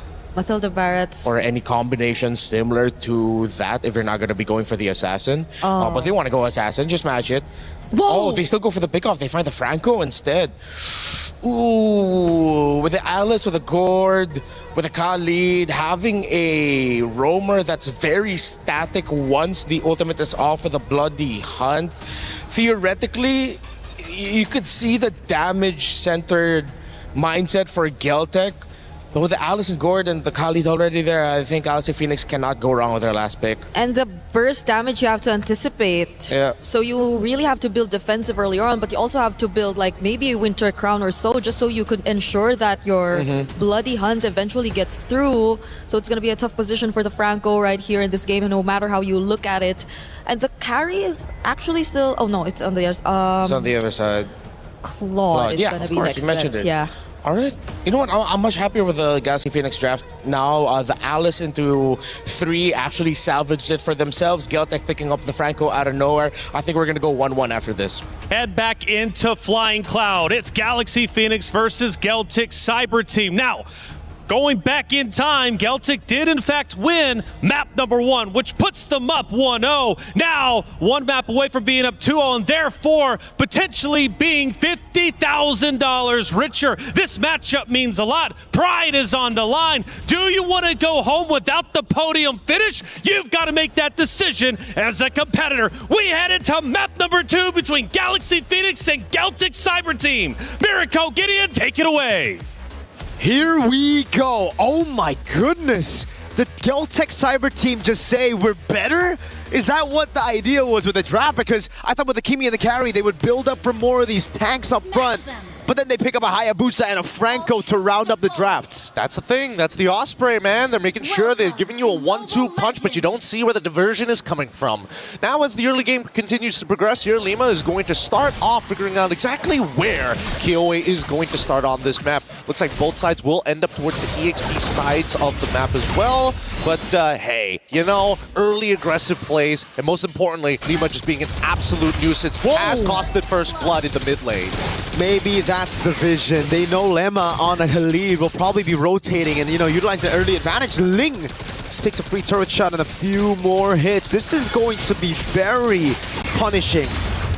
They're still trying to get on top of Sanj, and again, Lima making attempts like this. This is an early game that's not great, but they still get Sanj back. Now, trading for trades is still good, but Sophia did lose that flicker early on. The early game plays that we were expecting, not exactly as traditional as we thought.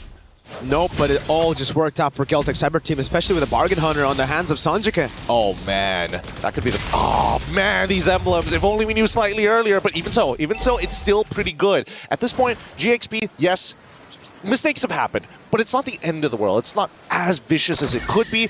I'm just more worried whether or not Sophia can actually hit level 4 on time. Huejo hasn't missed a single hook, missed a projectile. It's all good. And first blood, and now 2-2 even score, all within the first minute and a half here, not even at the 2-minute mark, as both sides want to look for that. I really thought that the EXPs were going to be like consistently moving around the map, but they're all proxying each other, and they're all looking for one thing, this very first turtle. I think it's a bit of a misstep by Ling, though, to rotate so early and actually, you know, take some of those shots. Because I do believe Ling is going to be behind of Yubon. She's going to hit level 4 first, especially with XP Crab control over on Kyowe, who's already there. Pa's going to try to take that away. Both hit level 4, no problem. Now it's all about the mid lane, and it seems like Sanjika is the one who won't hit level 4 after that death. It's a little bit of time, right? Yes, time, you know, EXP over time, they still managed to get it through, waiting for the opportunity, but Sanj in a lot of trouble as Ling's able to peel all 3 of them from the turtle side. They don't have the angles to get in as Lima is covering the exits. That's going to be first turtle for GXP. Oh, missed a projectile on a Gush as well. That combo not going to exactly land efficiently, but Kyoe has an opportunity to maybe make something happen. Ooh, sees 2, decides to pull back. Good decision by Kyoe. And once again, it's GXP early on. This time, though, with an assassin, with something that's more comfortable on the hands of Fa. Lemma is going in deep. All right, now they go with the Yoki Shadow Kill, straight away flickering away to try to create some distance so they don't get run down by Sanjike. At this point, I would have imagined that the lead would have been more towards GCT, but at least GXP pull it back with that one play. Whoa! Throne Ruin coming down hard onto Cuervo. Can they get out of there? Can they punish this even further? No. The Iron Hook, too much of a threat. They back away. See, this is the GXP I was expecting from game number 1. None of that Akai stuff, right? I mean, obviously for Fi, it just seems like the whole team as well, they're able to capitalize on that aggression that we saw. Sophia's still very much as trigger happy as she was in game number 1, but it's just, there's something now that can come in to help her out, even with Lemma on the Khalid. I think this time around, at the very least, it was GCT who made the initial mistake here, but I think that GXP recovers a lot better as now they get the full combination onto poor Cuervo, and they've zoned off Sanjike as well. They're not going to be able to set up for a dive, but still pretty worth it. 3-2 now is the kill score. The problem was just the picks, man. The problem was the picks, because now with all the aggressive picks in their hands, with Winnie back on a comfort pick, fun fact, the group stages, all the way to before semifinals, to the quarterfinals, that means Winnie only played 2 heroes. It was Harith and Claude. So the fact that she tried her, you know, luck with the carry, and the whole team tried their luck with a different kind of composition was kind of strange, and Iron Hook whiffs. At point blank range, Traction Pulse also being utilized here as Fa, not 100% sure, will get right on top, hopefully making the call. Buddy Hunt onto Lima's side, it's good, but still able to power through with the help of Ling. They get away with the Throne of Ruin, but can they peel back as Tokyo now gets into the middle with the light wheels, gets one into Fa, Blazing Door comes out from Winnie, but doesn't have the Trinity to guarantee the kills. Lima tries the trade, ends up dying to Kyoe. An unfortunate 2-for-0 in favor of Geltec. You cannot overchase, not against this composition, especially in a choke point with Sanjika on the gimme. The immobilization field could hit them all, and Liuban as well, catching Fa with the Falling Star Moon as she walked up, blinked forward with the Blade Surge. No more mobility resources to use, and GCT are back in an okay position. I wouldn't say back in the game just yet. They just have more chances now to come back, and it's Kyoei who's waiting for a possible steal. I mean, it looks like it's going to be a 50-50, but they give it up entirely. They look for a wombo combo here, doesn't find it. Little disconjointed, Throne Ruin flickering forward just to make sure that Sanjike goes down, executed by Fa. And now Lubon gets into the back. At this point, Kyoei right on top of Winnie. It's perfect, but the flicker out into the teammates to protect them. Locking them down with a bloody hunt here. Unfortunately, still no trades. Winnie goes hard with the blades of weapon. The raging sandstorm connects on the two Lima. Takes on Lubon. And Fa chases, takes out Kyoei as well. With mid-tier 1 down, GXP has ripped this game wide open. Fundamentally, GXP are solid, but where they shine most is when they can shine on their mechanics, just going for these chaotic brawls and duels across the map, thriving on mechanical skill, and they got exactly what they asked for. GCT, try to go and fight fire with fire. It seems like GXP's flames just burn a bit brighter this time. Oh, but we can't count Galtech out, right? Because inevitably, the one game that they were able to take from them, from Na'Vi, was because of the way they played mechanically. GCT on the opposite side, I think they got to get into those brawls, those big scrums. However, find those choke points. It's about positioning. It's about finding the quick way to push them in together, pinch them close. Let's see this dive at the bottom lane, an attempt. Happens every single time. The Blazing Duet comes out, Traction Pulse as well. Winnie having to flicker out of there. It's a guaranteed kill as Gueho just walking, impending doom. But because of that death, they do not sacrifice bottom tier 1. A sacrifice for the bottom tier 1. I mean, that position is just all too relatable for me, man. You know, gold laners in the bottom lane, play safe, Kyoei! Getting chunked down to 10% of the HP. I mean, I don't know. You would have given up the tower, would you not? No, I would die for it. I would die for it, bro. Turret more expensive than my life. At least in this position as well, because they have map pressure now because of the turret still alive. Doesn't allow GCT, especially on the Franco, to go and look for these positions in those bushes. Oh, it's dangerous, but they now know that they now know that Kyoei doesn't have her shadows for at least 6 more seconds. They're gonna try and rush this down to Kyoei. Get it up in time, and yes, they do. Kyoei gets the steal. Sophia now in trouble as Lubon is trying to push him out. Ling, unfortunately, at 1 HP, can't sustain through the power of Tokyo, cutting them down with the true damage. Thank God for Light Wheels. GCT coming back straight up right after Galaxy Phoenix got a big team fight win, and it was through playing it a little bit slower on the skirmishes. They know if it's just all about speed, GXP would win. All out, all their resources. It requires these cycles to land perfectly with the Mystic Gush. And even, I mean, the Throne Ruins. And, oh, Iron Hook from Guejo! It hits, it's good. Bloody Hunt on top of it. They're going to run down Faz. There's no more cooldowns to get away from this. This is starting to turn into a boxing match. GXP want to get a little messy, want to get real close. GCT, they got to throw those jabs out before the haymakers come through.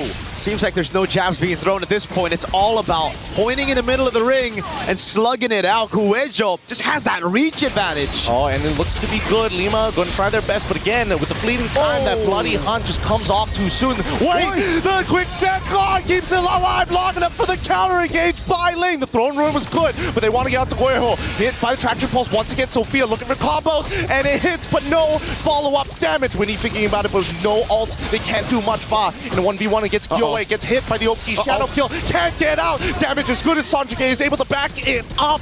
GCT, these prolonged fights is exactly what they want. Oh my goodness, the Ice Queen really living up to that title. Cold, composure, all throughout. These retreats have been perfect. Every single time it's a 50-50. It's not. It's 100-0. Kyoei just wins it. Even on the purple buff, wasn't able to win it out, and it was just Kyoei with the purple buff steal, baiting out the Soul Sever, taking it away. Guejo just looking for the Iron Hook, doesn't land it. The projectile lands, the Traction Pulse. It's looking bad, and now with the Bloody Hunt into the Winter Crown to make sure that Lima can't go through. The Mystic Gush comes through, and Guejo must give up her life. Sophia finds it, but at this point, GCT, the mid lane is already getting attacked as they maintain the position. Ling fails the engage, projectile connects, and GXP, they've done what they can. To the Lord they go now. And it's back to GXP now with an advantage. It really is a slugfest of a boxing match here in game number 2. GCT trying to play it a bit slower, but GXP just finding the ways to gap close. Kyoei held that bush. Good read by Lemma to walk up on it. Now it's all about the Lord. GXP have lost out the neutral objective battle to Kyoei, and now it's Lem on his own. Oh, here it comes. They go attack the backline. Lubon tries their best, however, doesn't get the clean hits as Tokyo takes out Ling. And on the opposite side, without the Oki Shadow kill, Tokyo able to take out Fa as well. No more combinations as they have broken the formation. Sanjike somehow survives, but the Bloody Hunt will guarantee as Tokyo flicks hers forward. Iron Hook, right direction. Unfortunately, just not long enough. 4 members down for the Lord. That was all good for GCT. It looked like Kyoei was zoned away, but it was just perfect because it bought enough time for GXP to utilize all their resources to secure that Lord. Then they saw the opening, they chased down, and GXP just did not know what hit him. Yep, with the Holy Shielding down on top and mid side, GXP make another attempt. Throw the ruin, flickering forward as well, taking it. The combo's good as all 3 members from Galtech get beamed down, and they might actually find a 4th one. Unfortunately, unable to get the stun. However, they're going to still chase it to the ends of the earth. Sanjike, no passive, doesn't have that max range. 4 for nothing. Big Sky Piercer stacks as well for Fa on the Suyo. We've seen this plenty of times. The gold lead basically non-existent at 11 minutes of the game. It's only a 2,000 gold lead. They do have an advantage on the far lane, but GXP, that's what I'm saying. When it comes to just these chaotic skirmishes, they just find a way to force even the most technical of opponents to slug it out. That's the thing. It's about these combination punches that they throw. They manage to sidestep this. Thankfully, don't get hit by the Iron Hook. GXP can't afford to get hit by these big spells as they want to get it. Oh, wow. All right. Committing with the Oki Shadow Kill, forcing a lot of the members to actually get on out of there.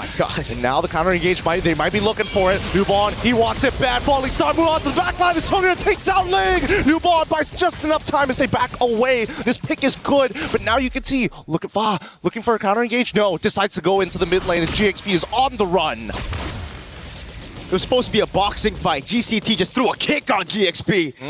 Unexpected, another big blow to GXP's comeback run, perhaps.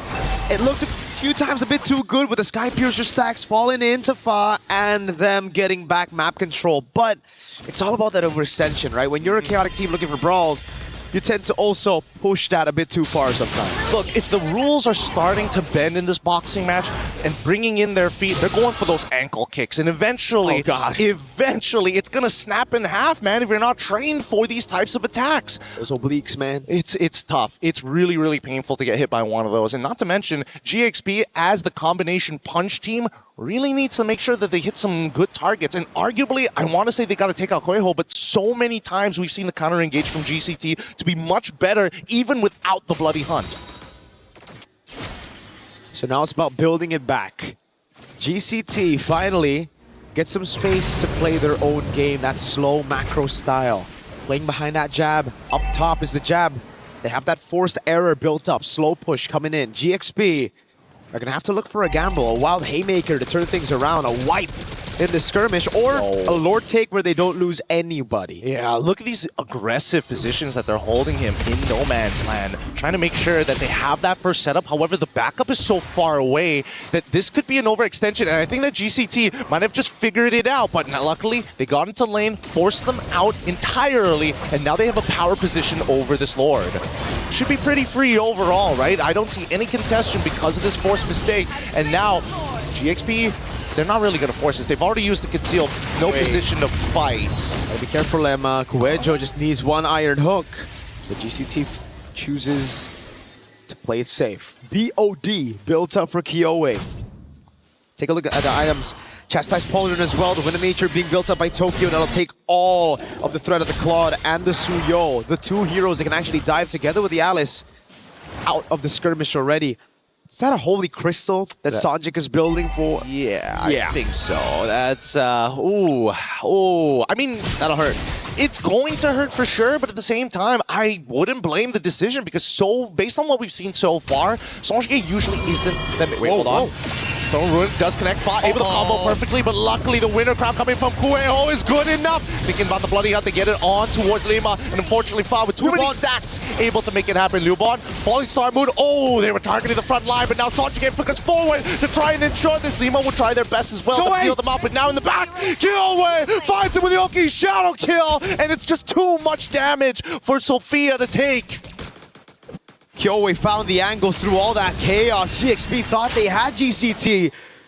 because they saw them split up, and now it's GCT looking for the end. Possible match point. Immobilization lands. It's good. It's good. However, they need that wave, and Ling is able to delay this wave for as long as they can. Traction faults again, getting thrown out. Lubion trying their best to try and pull some attention to their side. The OK Shadow Kill might just find one. Unfortunately, RNG isn't on their side. Lubion needs to take out Fa. Fa gets on out of there just in the nick of time as Ling gets on top of it too, and the peel should be it. This is when Lubion should fall, when you have a Raging Sandstorm, and especially with so much pain, and yet they don't give these kills over to Winnie.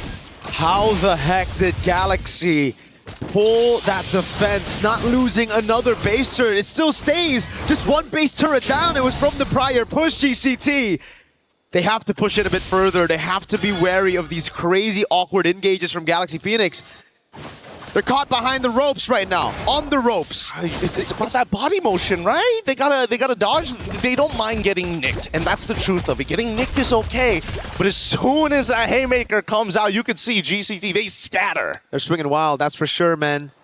Leaving themselves open, but that's what you gotta do. Throne of Ruin again, the haymaker landing. It's not good enough this time with Winter Crown. Alquejo can't seem to get out of there. Has to use the Bloody Hunt, and it's going Winnie. Goes down as Killway finds a double to that front line. A single Oki Shadow kill was good enough. Winnie got one shot. Oh my goodness, the red tree from Kyoe plus the shadow kill took everything out of the quad. And now it's just Fa and Sophia to try to delay this game. Inhibitor open, Fa looking for an opportunity. One minion, they just need to clear it up, and with the red tree they will. Sophia out of position, and now the next wave has spawned. Not sure why Sophia decided to walk away like this, knowing that Fa can actually delay these waves. However, topside, there's just not enough manpower. 4 more seconds until Ling comes back up. 6 more on Lima, and 6 more on Winnie, as I need to defend with everything they got. Throne of Ruin is out, but it's too late. That's the end of the game here in the game number 2. Galtech Cyber Team 2-0. That's match point. To do it with a composition that threw most of their main winning conditions that we saw from the group stage all the way to the semifinals out the window, to say, no, I'm just better. If you want to brawl, if you want to go and slug it out, we can do just that. We haven't seen a flex like this in a while, to say, you know what you think at the meta? We don't care about that. We've got our own playbook, and I'm starting to like it, I'm not gonna lie. I love the way that both of these teams, their scrimmages are ridiculous. These ladies are fierce. We need more of this. We need more of this everywhere. We're going to be throwing over to our studio to break this down for you. I'm sure they've got a lot to say for such an exciting game, but only after these messages.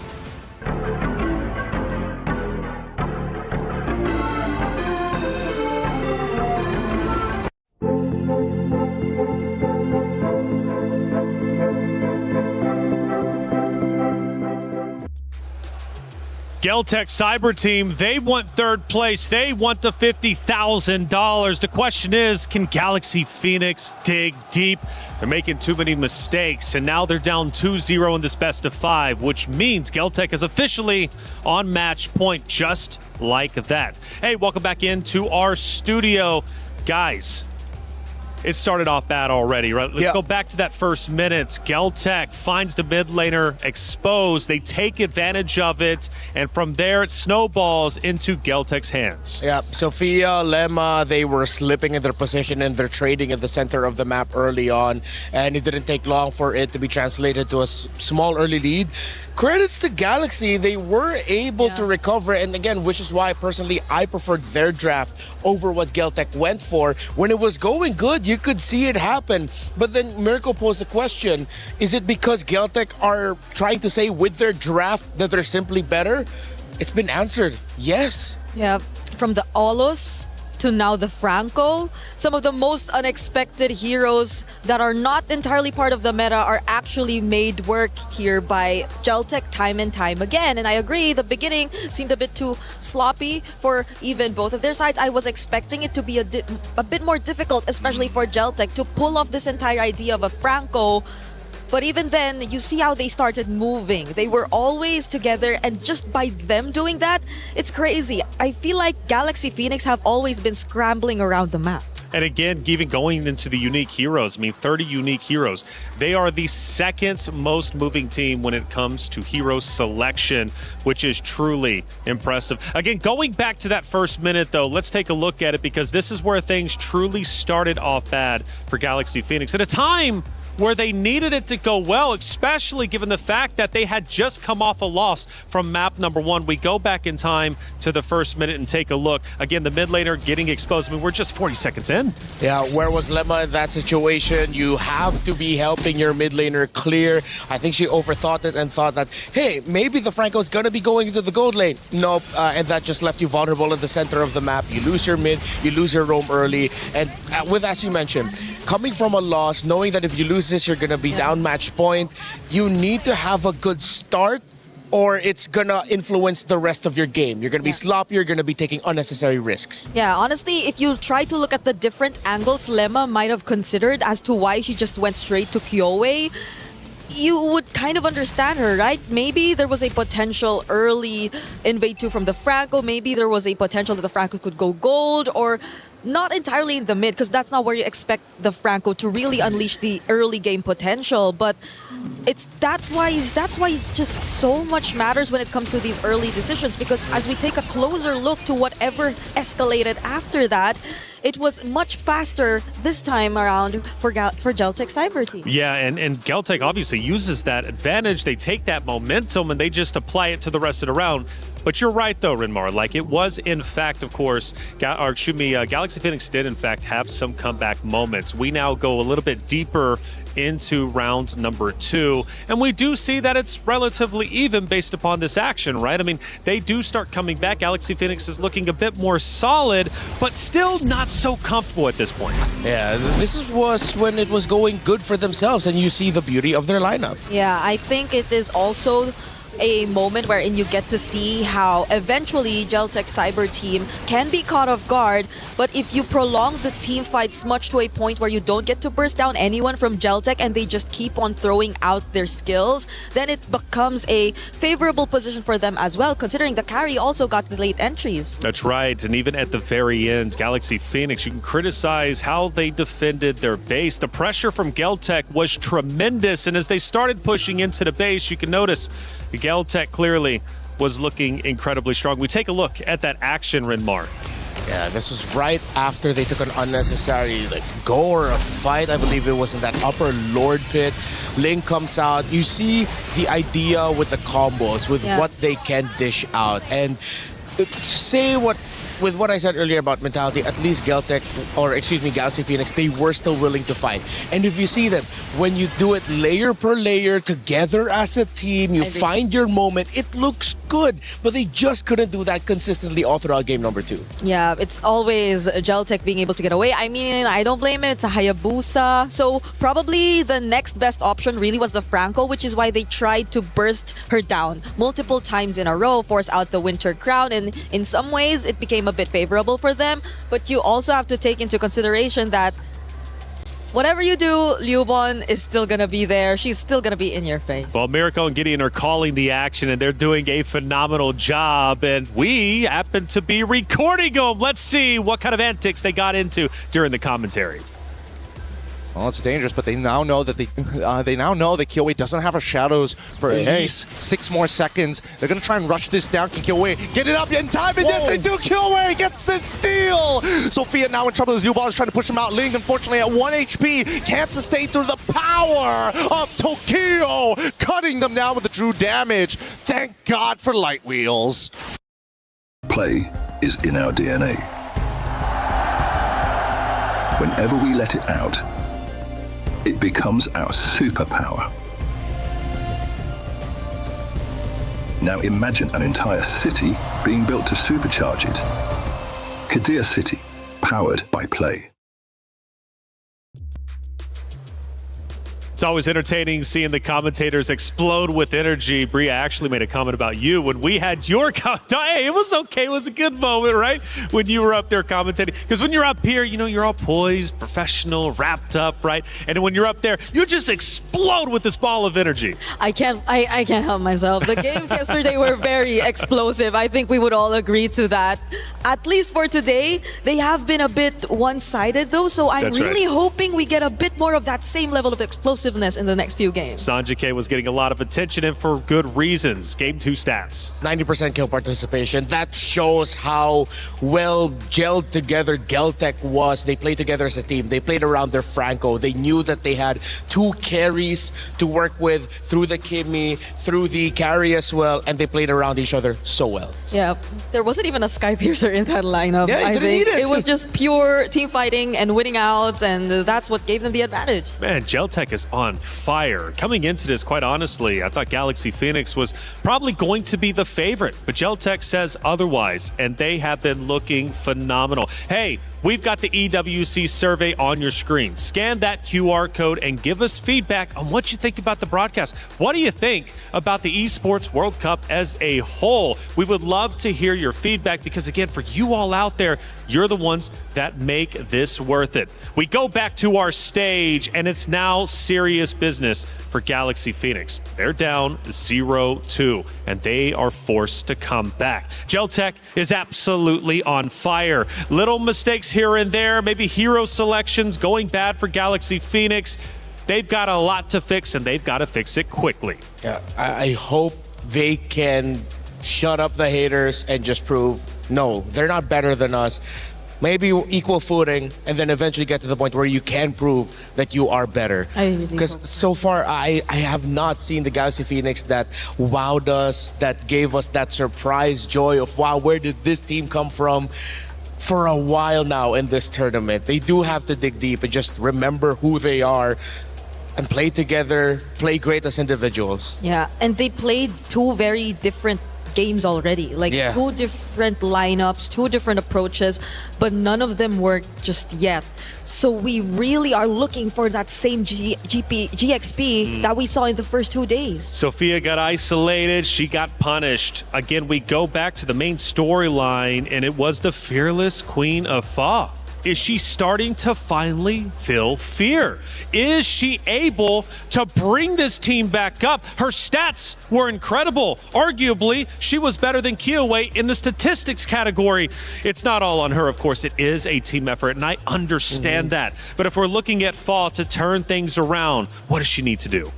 Well, has to start telling her team, I think it's time for me to take over here. She should be the star. Yeah, she should be the star. And it's this weird, awkward spot for them where it's like, allow Fa to be the star while at the same time telling each other, can we not go too far away from each other? Yeah. Can we time ourselves a little bit better so that, okay, if one of us decide to go and make that play, there's a lot of us that can get together and just answer it right away. Yeah, because Geltec's the perfect example of them just being together.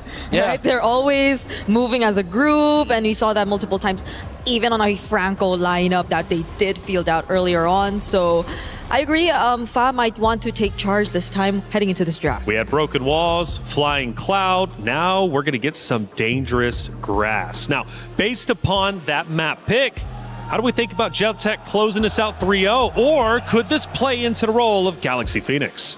Ooh, if it's dangerous grass and Geltec that we're talking about, I might as well think that this will also be one of their more favorable maps if they were just to talk about their sheer rotations and abilities to move around the map and just catch Galaxy Phoenix by surprise, because they've been doing that very dominantly in the previous 2 games. And now I'm just wondering if they will just allow the possibility of another assassin type of comp to come through for Geltec. I have one very simple suggestion for GXP. You're going up against a team that are playing around each other too well. They stick together a lot. I know Gord is great, but can you please pick up a Lilia? Or even consider, hey, if you want to go for something greedy and you play for a little bit later in the game, maybe pick up a Sicilian. Okay, that's like my bias for the pick alone, but come on, Lilia, please. Okay, Eve gets picked up here though, so the range will definitely be a problem to deal with for GXP as they get to decide on what their first two picks are going to be this time. I feel like this should definitely be the time to Claude, right? Yeah, you pick up the Claude now, you get that comfort pick, and then you pick up your assassins and a diving EXP laner, or maybe just an EXP laner that can hold really well, help dive alongside whatever the assassin for Fa will be. You don't need to pick it up this early. Just get the Claude, get the Lilia. We're waiting for them to get these two picks that they could center their draft around. But that also leaves us with a question of, do they leave Fa's pick for second phase all over again? Do they rather flex Fa in the jungle rather than put her on a pick that's comfortable and play around it? But they get the Harith. Just get the glue, Geltec. Get the glue, get the Phoveus, one of those. Even the Esmeralda would be great. You have so many options available to answer. And that's also knowing you're playing into an Eve lineup too. The Eve is the first pick. You see what mid lane, what box could potentially be established for Geltec, but this is still the route. I think they have counter engaged. Yes, they go for the Khalid, but even this hasn't really worked for them earlier on. Now it's more and more boxes. It's a Hylos and an Esmeralda. Again, Geltec, they play together as a team. It's so good. They have pretty much won the first phase of the draft. Well, I don't know what's going on. Okay, at this point, please, a Lilia. Maybe I would be okay with the Valir, but I would love a Lilia at this point. Yeah, so you have also a bit more of the burst damage. Yeah, you have the Khalid already. Yeah, it's constant damage. You can dish out slows. It's not just a stun with true damage. It's constant little bursts of damage that makes fighting around your own personal box as GXP even more dangerous. Then pick up a CC. I think matchups we see in the EXP lane are already slightly, or they attempted to at least balance it out through the CC, but I feel like it's still gonna be tough either way. There's just so much to think about. You pretty much put both of your XP laners, or both of your fronts forward. They have to make the tough choice now of whether or not they can go for damage in the jungle or just accept that you're gonna have Fa once again playing utility for the team. They'll take out the Claude, would have been great, but you still have picks like the Moskov, picks like the carry still up.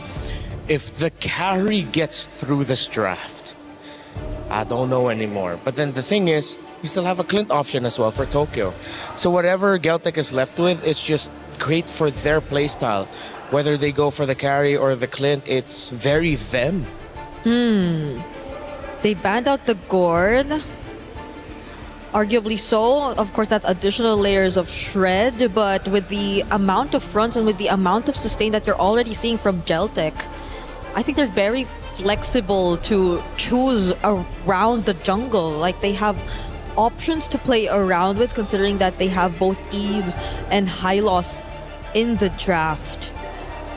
So I doubt Kyoei would have a tough time deciding whatever pick she wants to go for here. You know what might be tough here for Geltec, for Galaxy?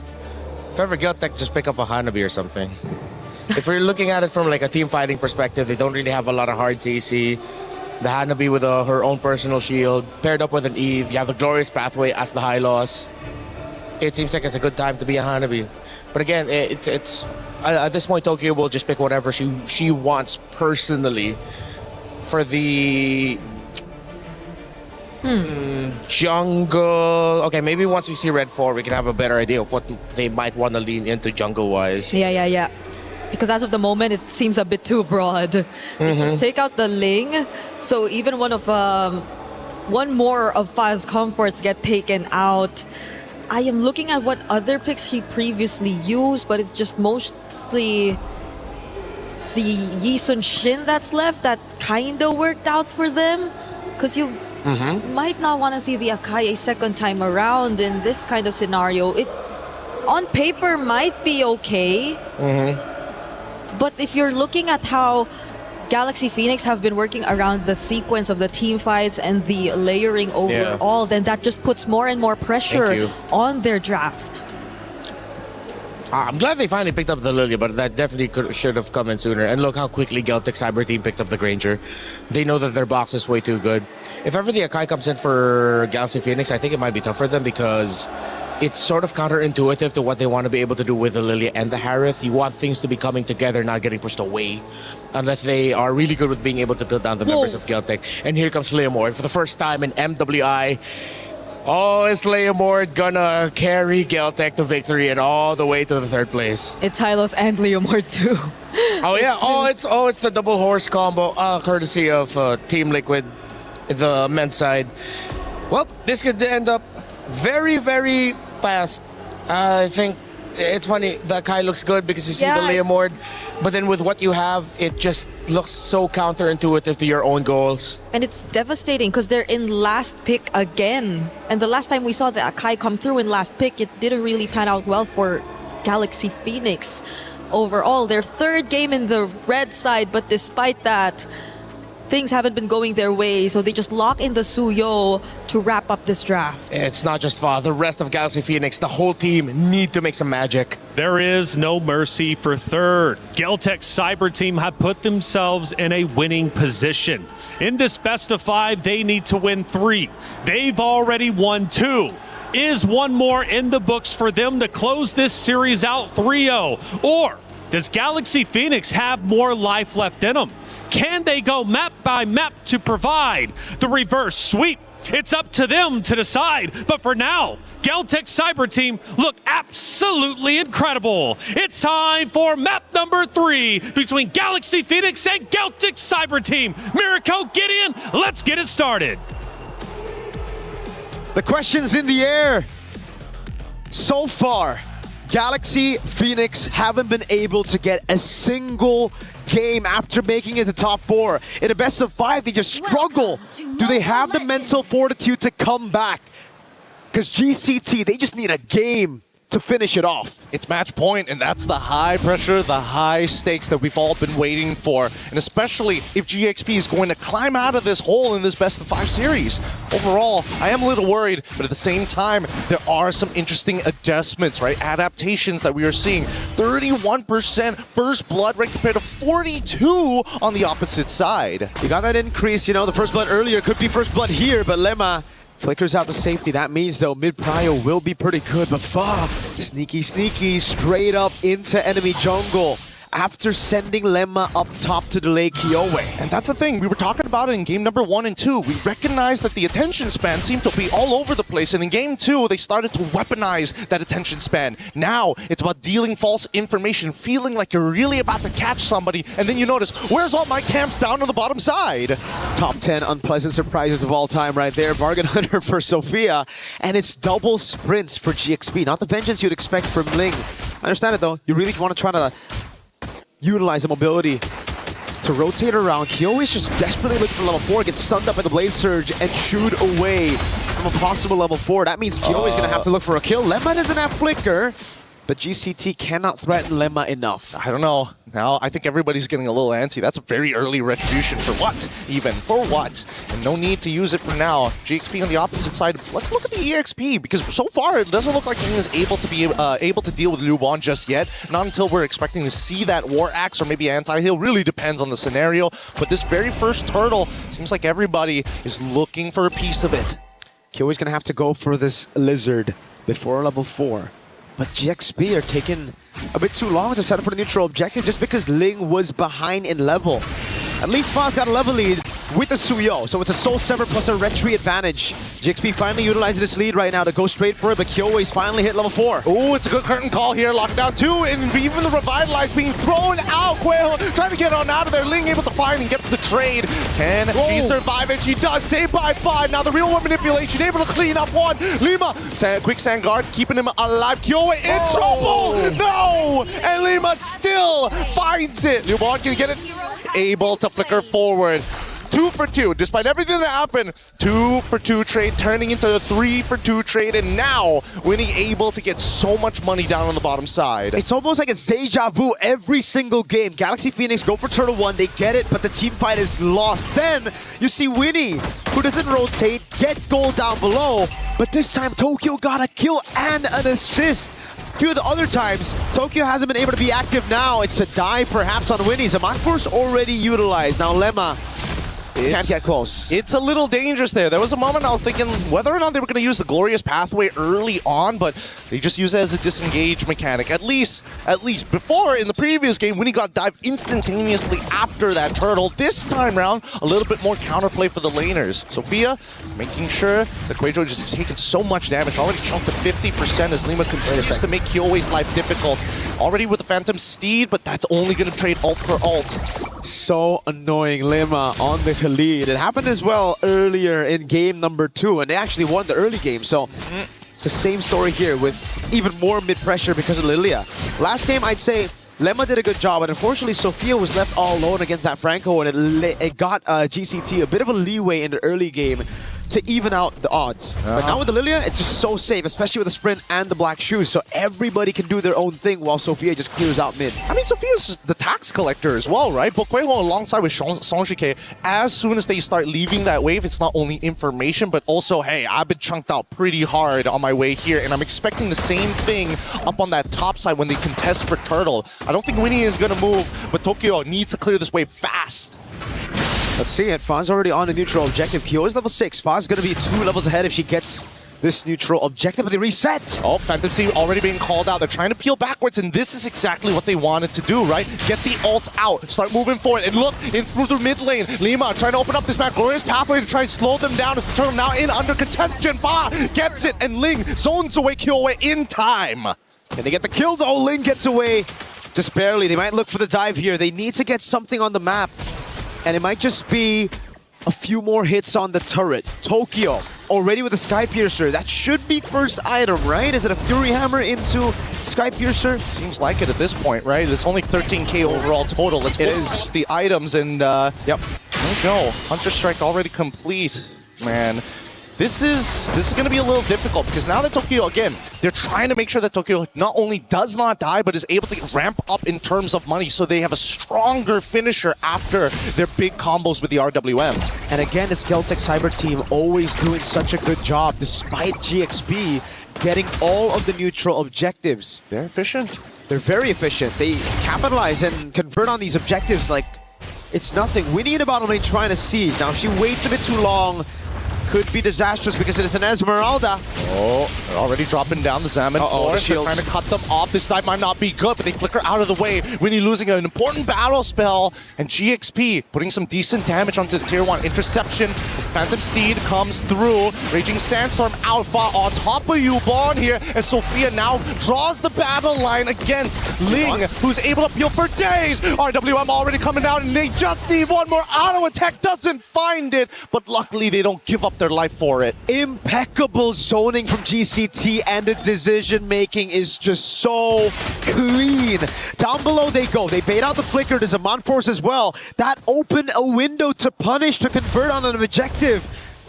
No structures for GXP. They can finally get on the board right now with a turret up top, but with the bottom wave pushing again, it forces Winnie to stay put as GCT will have a man advantage coming into the final turtle fight. Look, it's still fancy footwork at the end of the day, and it's only 6 minutes 45 seconds. I don't know how long they can keep that up. It's just high tension so far, but let's look at the goal difference because the majority of that goal is leading into 2 different sides, but it's so minuscule overall. Phantom Steed, in trouble. Ling already dead, and now they're going to go for Sophia after the black shoes, sprinting the opposite direction as Tokyo is going to chase them down with the help of Kyoe, who finds the double. This should be a free turtle, but is there going to be a trade back? No. The only trade is a tier 1 down below, and I don't think it's worth it at all. There's no way for them to get to tier 2.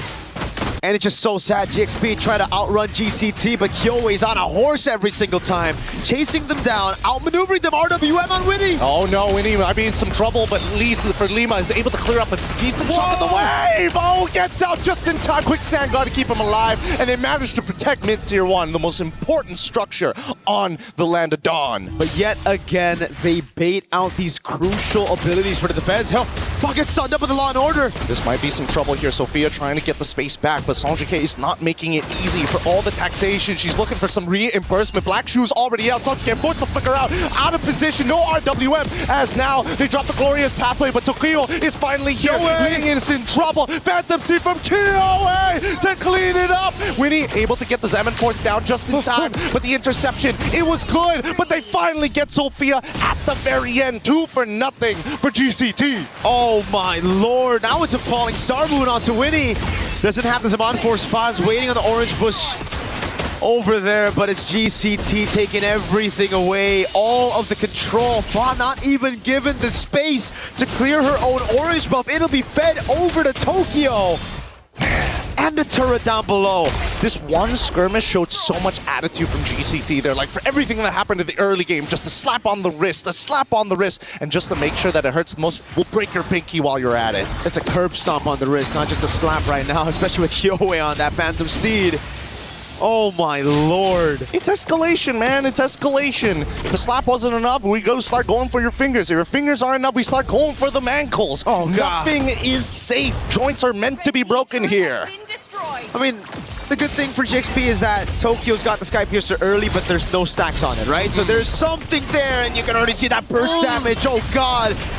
Luckily, Tokyo doesn't have Skypiercer stacks. If she does, could have been 2 kills over. And this is just only a 4.5k lead, right? Holy Shielding's getting cut down. And Lima died straight away to the Skypiercer. Look for a second, almost connecting as well as Sanjike catches it with the end of the Void Rift. Now, looking to get at least 1 inhibitor, make their time worth it here. Fa in the back line, potentially looking for a flank, but nobody can come up in time. And now, Sophia forced to use the ult already. Somebody's got to do something. They're giving up too much here. Another inhibitor might just fall because of their inaction, and they get it. GCT get away with daylight robbery. Pulled a gun up on GXP, asked him for cash, went straight for the headshot. No cash, bro. Tokyo just shot them down. Oh my goodness, and the Skypiercer built up from Fa is another desperate call for a desperate time right now. It makes sense because they need something back when they go for a team fight. They need an execute. But it's just GCT are so tanky. Every single one of them, Liuban, Kyoei, and Kuejo.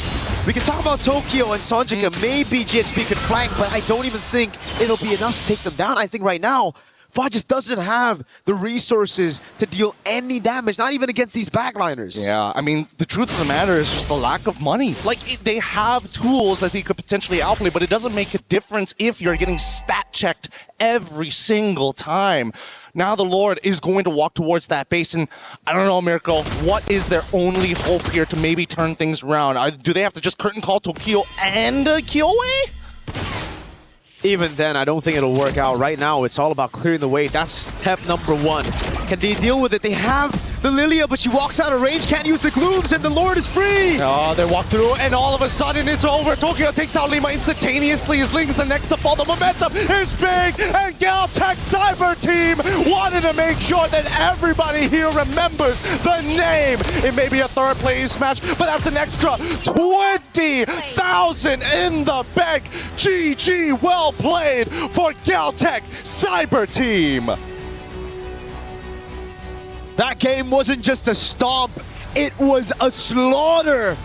And Galtech Cyber Team proved to the world that they are indeed worthy of this stage, a top 3 at MWI. Truly a statement being made here. Such impending momentum. You felt it from game 1 to game 2 to the almost guaranteed finish in game 3.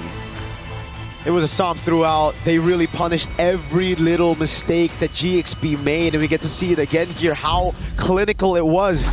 It was Sophia walking out of the range of the glooms, but it was Sanjika that actually poked her out of it. So it was another forced error, and Tokyo, again, the slaughterfest continued as she just rained down upon Galaxy Phoenix. Oh, man, they tried to be proactive. I got to give it to GXP. There were moments in this game that they were looking for something, but you can tell that once the gas ran out, they were just running on fumes. It just wasn't enough, but so happy for how this all played out. We're going to be throwing it over to the stage with an interview with the help of Cheryl. Take it away. Oh, this is not the championship, even though this is not the championship win itself. This is such a win for the EECA region. You guys have definitely put EECA on the map here with this win. You guys are leaving France here on a win. What a spectacular day for you guys still. So what does it mean for you guys, to win this and, put EECA in top 3?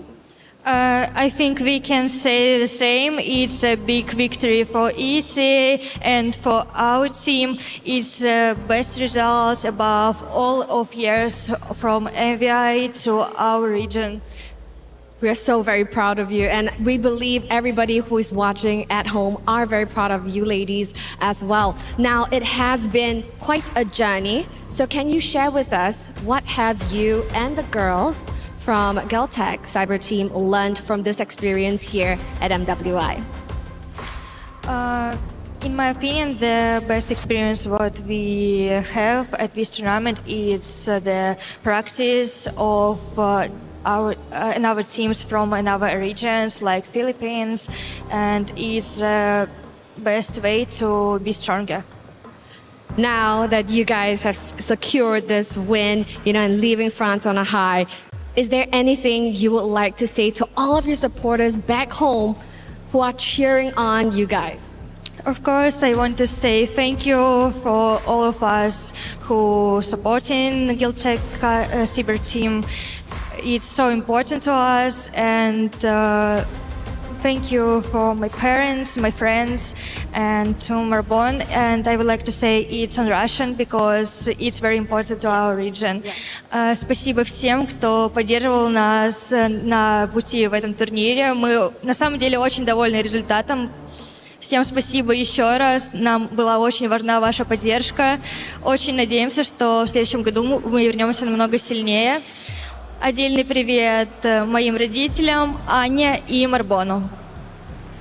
Congratulations on that win still. Remember the name. It is Geltec Cyber Team completing their journey here at MWI with a podium finish. Nevertheless, back to you guys at the studio.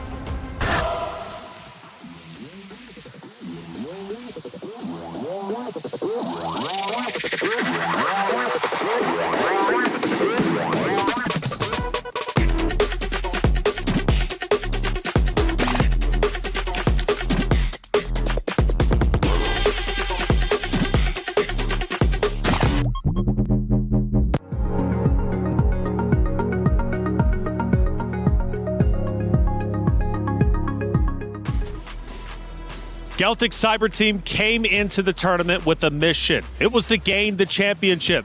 Yes, they might have fell short, but they end up accomplishing some incredible feats. We're talking third place, walking away with $50,000, a tremendous amount of pride also for their region. Geltec Cyber Team, congratulations for your podium finish. For the fourth place of Galaxy Phoenix, you should also celebrate your accomplishments. Making it to top 4 is a tremendous accomplishment in its own right. And walk away with your head held high and be proud of what you've managed to do in the 2026 MWI competition. You ladies are some of the best in the world, and you need to understand that. Please walk away with your head held high. Hey, big accomplishments from Geltec Cyber Team, though. A 3-0 victory is tremendous.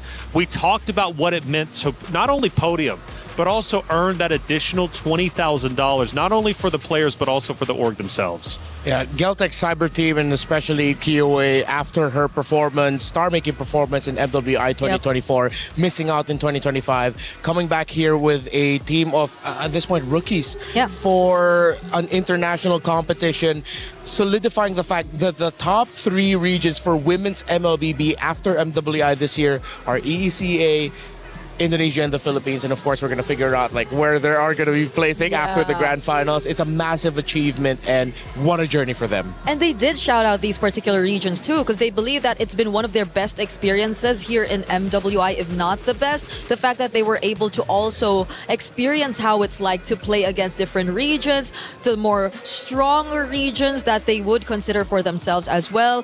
And it's unbelievable because Renmar did point out that this is KOA's return, but it's also her return alongside a bunch of rookies, and they did not play as if they were rookies nor newcomers to the professional scene at all. Not at all. KOA was a tremendous talking point throughout our entire tournament. Now, again, to celebrate Galaxy Phoenix, I know I had to do the thing. I had to put the pressure on Fa, right? But that's just, hey, look, I want to express that as commentator talk. Fa has been a tremendous competitor in this MWI competition. And I understand they lose 3-0. But we have to celebrate Ling, Fa, Sophia, Lima, Winnie for their tremendous accomplishments throughout the bracket. Yeah, for Cyber Phoenix, I think a lot of the results that they got after the initial wins came from a lot of respect from their opponents. They saw what their Belleric Guinevere could do, what it means to take away the comforts of Lima and Sofia, give them a lot of difficulty so that in turn Fa would have a difficult time. Every result that we saw, every loss that we saw from from Galaxy Phoenix came from the fact that teams needed to deal with them, and they were relentless in doing so because of how skilled they are. I am excited to see where this team will go moving forward and how they'll grow from this experience. And I know for a fact that they will go the distance because they've been through no joke. They've been through probably one of the hardest paths to MWI 2026 or even building up their career in general, because I believe they've also been one of the only teams we have here in MWI to play in even their region's main leagues alongside their male counterparts in the league. So they have a lot of experience. They've been through a lot of heartbreak, but at the same time, I think this feat, this achievement that they've been able to secure is something that they should just use as motivation to keep pushing forward, because they do have the potential. Now, looking at the stats briefly, Geltec, they controlled this map number 3 very well from start to finish. Reminiscent of the first 2 maps that they played nearly flawlessly. There were brief moments of Galaxy Phoenix coming back and striking while the iron was hot, but it was Geltec consistently taking back control to earn not only this map number 3, but also the best of 5 series as a whole, winning 3-0. Again, we celebrate the accomplishments of all of these ladies, these competitors who have done such a tremendous job over the course of 5 days of competition. Now, as we bring it back, let's discuss that map number 3 and what ended up unfolding, right? Because you look at the stats, obviously, Geltec, they pretty much dominated the map number 3, but there has to be some positive notes from Galaxy Phoenix. In terms of the positive notes, sure. Let's adjustments. See. The adjustments. The fact that they were still willing to find angles, even though majority of the lineup that they were up against would make it near impossible to do so. They didn't shy away from that. They were, as their fearless queen was, fearless in finding those opportunities, and I can give a lot of respect for that for GXP. We look at Tokyo and Bree, her stats are looking stacked. Yep, that was a statement from a Granger in game number 3, because Granger, again, not part of the more common gold lane picks, but in that scenario, I feel like it was such a perfect pick, because you see how, yes, there were adjustments from Galaxy Phoenix. They did pick up the Lilia, finally, you said thank you, and they had decent amounts of damage, but at the same time, that forced them to play close range. That forced them to be a bit more up close toward their opponents, which I think the Granger greatly took advantage of, because he had to play from a distance. There was no one else trying to hunt her down, and Tokyo, in that game, probably one of the biggest problems, aside from the fact that both the Hylos and the Leomord were just running through this lineup of GXP. Who is Tokyo as a player? Because obviously we talk a lot about Kyoei. Liubun also gets a lot of attention, Sanjike. But Tokyo as one of the competitors, one of the great competitors, podium now, third place. Who is she to MWI? Well, she is someone that shows that even if there is an impossible task in front of you, you can make it work. And if there is a easy task in front of you, then she makes it look easy. There was an iconic play that she pulled off in Stream B wherein the team accidentally sent her alone with a teleport amidst 5 members of their opponents. That's insane. And she got away with it, and she got to turn it around with the rest of her team. That's actually incredible. Hey, sometimes staying alive is the best play. Speaking of plays, let's take a look at a couple of them from that game number 3. This is where we start, Bree. 7 minutes and 50 seconds. Yep, right here, clearly map control is already pretty much favoring GCT, but there has been an attempt. There has been an attempt whatsoever from Galaxy Phoenix to still push forward, but the punish, the Kyoei entry from behind, I believe, is going to be the highlight of this play. Just simply because of how they have such reliable chase, heroes to just go in from the back lines. It's been tough to push forward for GXP. Yeah, and I can credit GXP's tenacity. For 8 minutes, they kept it close. They got the trade in terms of towers. They could not get as much objectives compared to GCT, but you could see that it had to take a unique angle of approach from Geltec, a slow-moving chess match of finding the right angle, then eventually finding it. It wasn't that easy for Geltec to land this win because Galaxy Phoenix, they were showing that they can still fight. Yep, slowly but surely, but it's unfortunate that we only have a best of 5 because I do feel like GXP were warming up. Like they were slowly getting there. They were trying to address what had to be addressed. We saw it even in the draft. Bit by bit, but it was not enough, and it's unfortunate because they had such a strong start, they had such a great introduction to this tournament, but it had to end this way, which I guess is a really good learning experience in such a way that they really find and see firsthand what needs to be improved in their lineup. Yeah, I think tenacity is a great word for what obviously Galaxy Phoenix was able to bring to this tournament, continually retaliating to what their opponents were throwing at them. This series might have went 3-0. Make no mistake about it, Galaxy Phoenix is still one of the best competitors in the world when it comes to our lady competitors. Now, of course, there was a second moment throughout that game. We now go towards the tail end of things, and this is when it becomes a reality for Geltic Cyber Team. Wow, we can finally do this. We can actually 3-0 this series and podium at the MWI in 2026. The massive win that they got, finding that angle earlier in the previous play, led to this. This was business as usual already. Tokyo was safe in the back line. The members of Galaxy Phoenix needed to throw bodies to increase their chances. They could not just defend underneath the base. They had to try and do something. Tenaciousness, but I feel like a better way to describe them, to add to that, is they are unrelenting. They are relentless in their pursuit of trying to find victories. Yeah, it's just unfortunate because they were really relentless, but at the same time, I felt a bit of a panic towards the end too, because you saw the glooms already laid out there. Could have been one of the best ways to deal with the Lord, or at least reduce some of its HP, but it all popped a bit too early, so they weren't even able to utilize it, and it got all the way to the base, which made the defense 10 times more difficult for GXP at that point. Well, GXP, again, a phenomenal job as a whole. Top 4. We celebrate Geltic Cyber Team, though, with their 3rd place finish. And what a tremendous finish it was. Going back to what you said at the very beginning, Renmar, $50,000, especially for some of these organizations and players, is quite literally life-changing. And the beautiful story for some competitors is that they're playing for more than just themselves, right? They're playing to potentially support their family, support themselves, maybe start fresh in life, right? And that's the beauty of MWI and these prize pools that are so significant. You know, it really is a tremendous amount of money. We take a look at the emotions from the players, and you can start to grasp at how important it is for these ladies on that very stage, right? To win, to come in and compete, and again earn what could be life-changing money.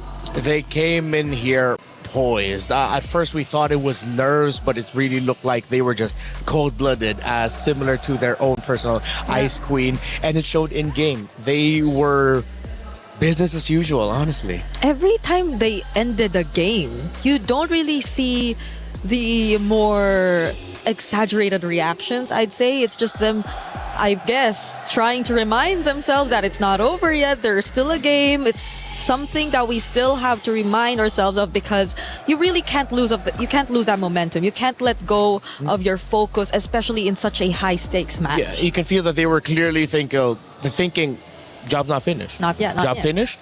Job's not finished with every game that they won. And you can finally see them relax a little bit and finally let loose once they finally won. Yeah, there were just small celebrations here and there. Yeah. They're just going for the high fives, the head pats. It's cute seeing the head pats, yes. But towards that interview, I think that's where you got to see the most of it. Liu Bon and her just being very emotional. I know she probably didn't shed some tears, but she was probably close. Like, I felt how her voice was starting to shake, especially when she was asked about her messages to the supporters and what does this mean for her and her region overall. So it's great because now you see how all these emerging regions are actually trying and already proving a point. Yeah, I mean, especially when you see those post-match interviews, even more so when they've won, you know how hard it is hitting. Especially. Let's take a look at our team stats head-to-head. Galaxy Phoenix versus Geltec Cyber Team. They will trade off a couple of times. Obviously, the win rate for Geltec is going to be higher naturally as the winners.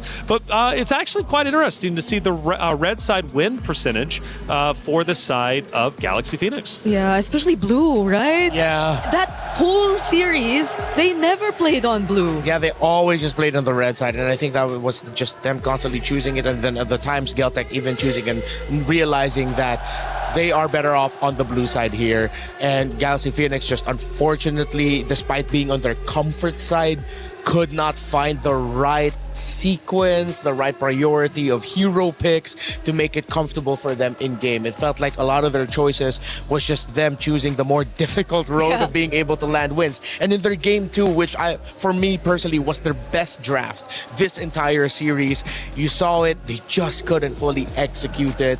Still, we saw the glimpses of what could have been.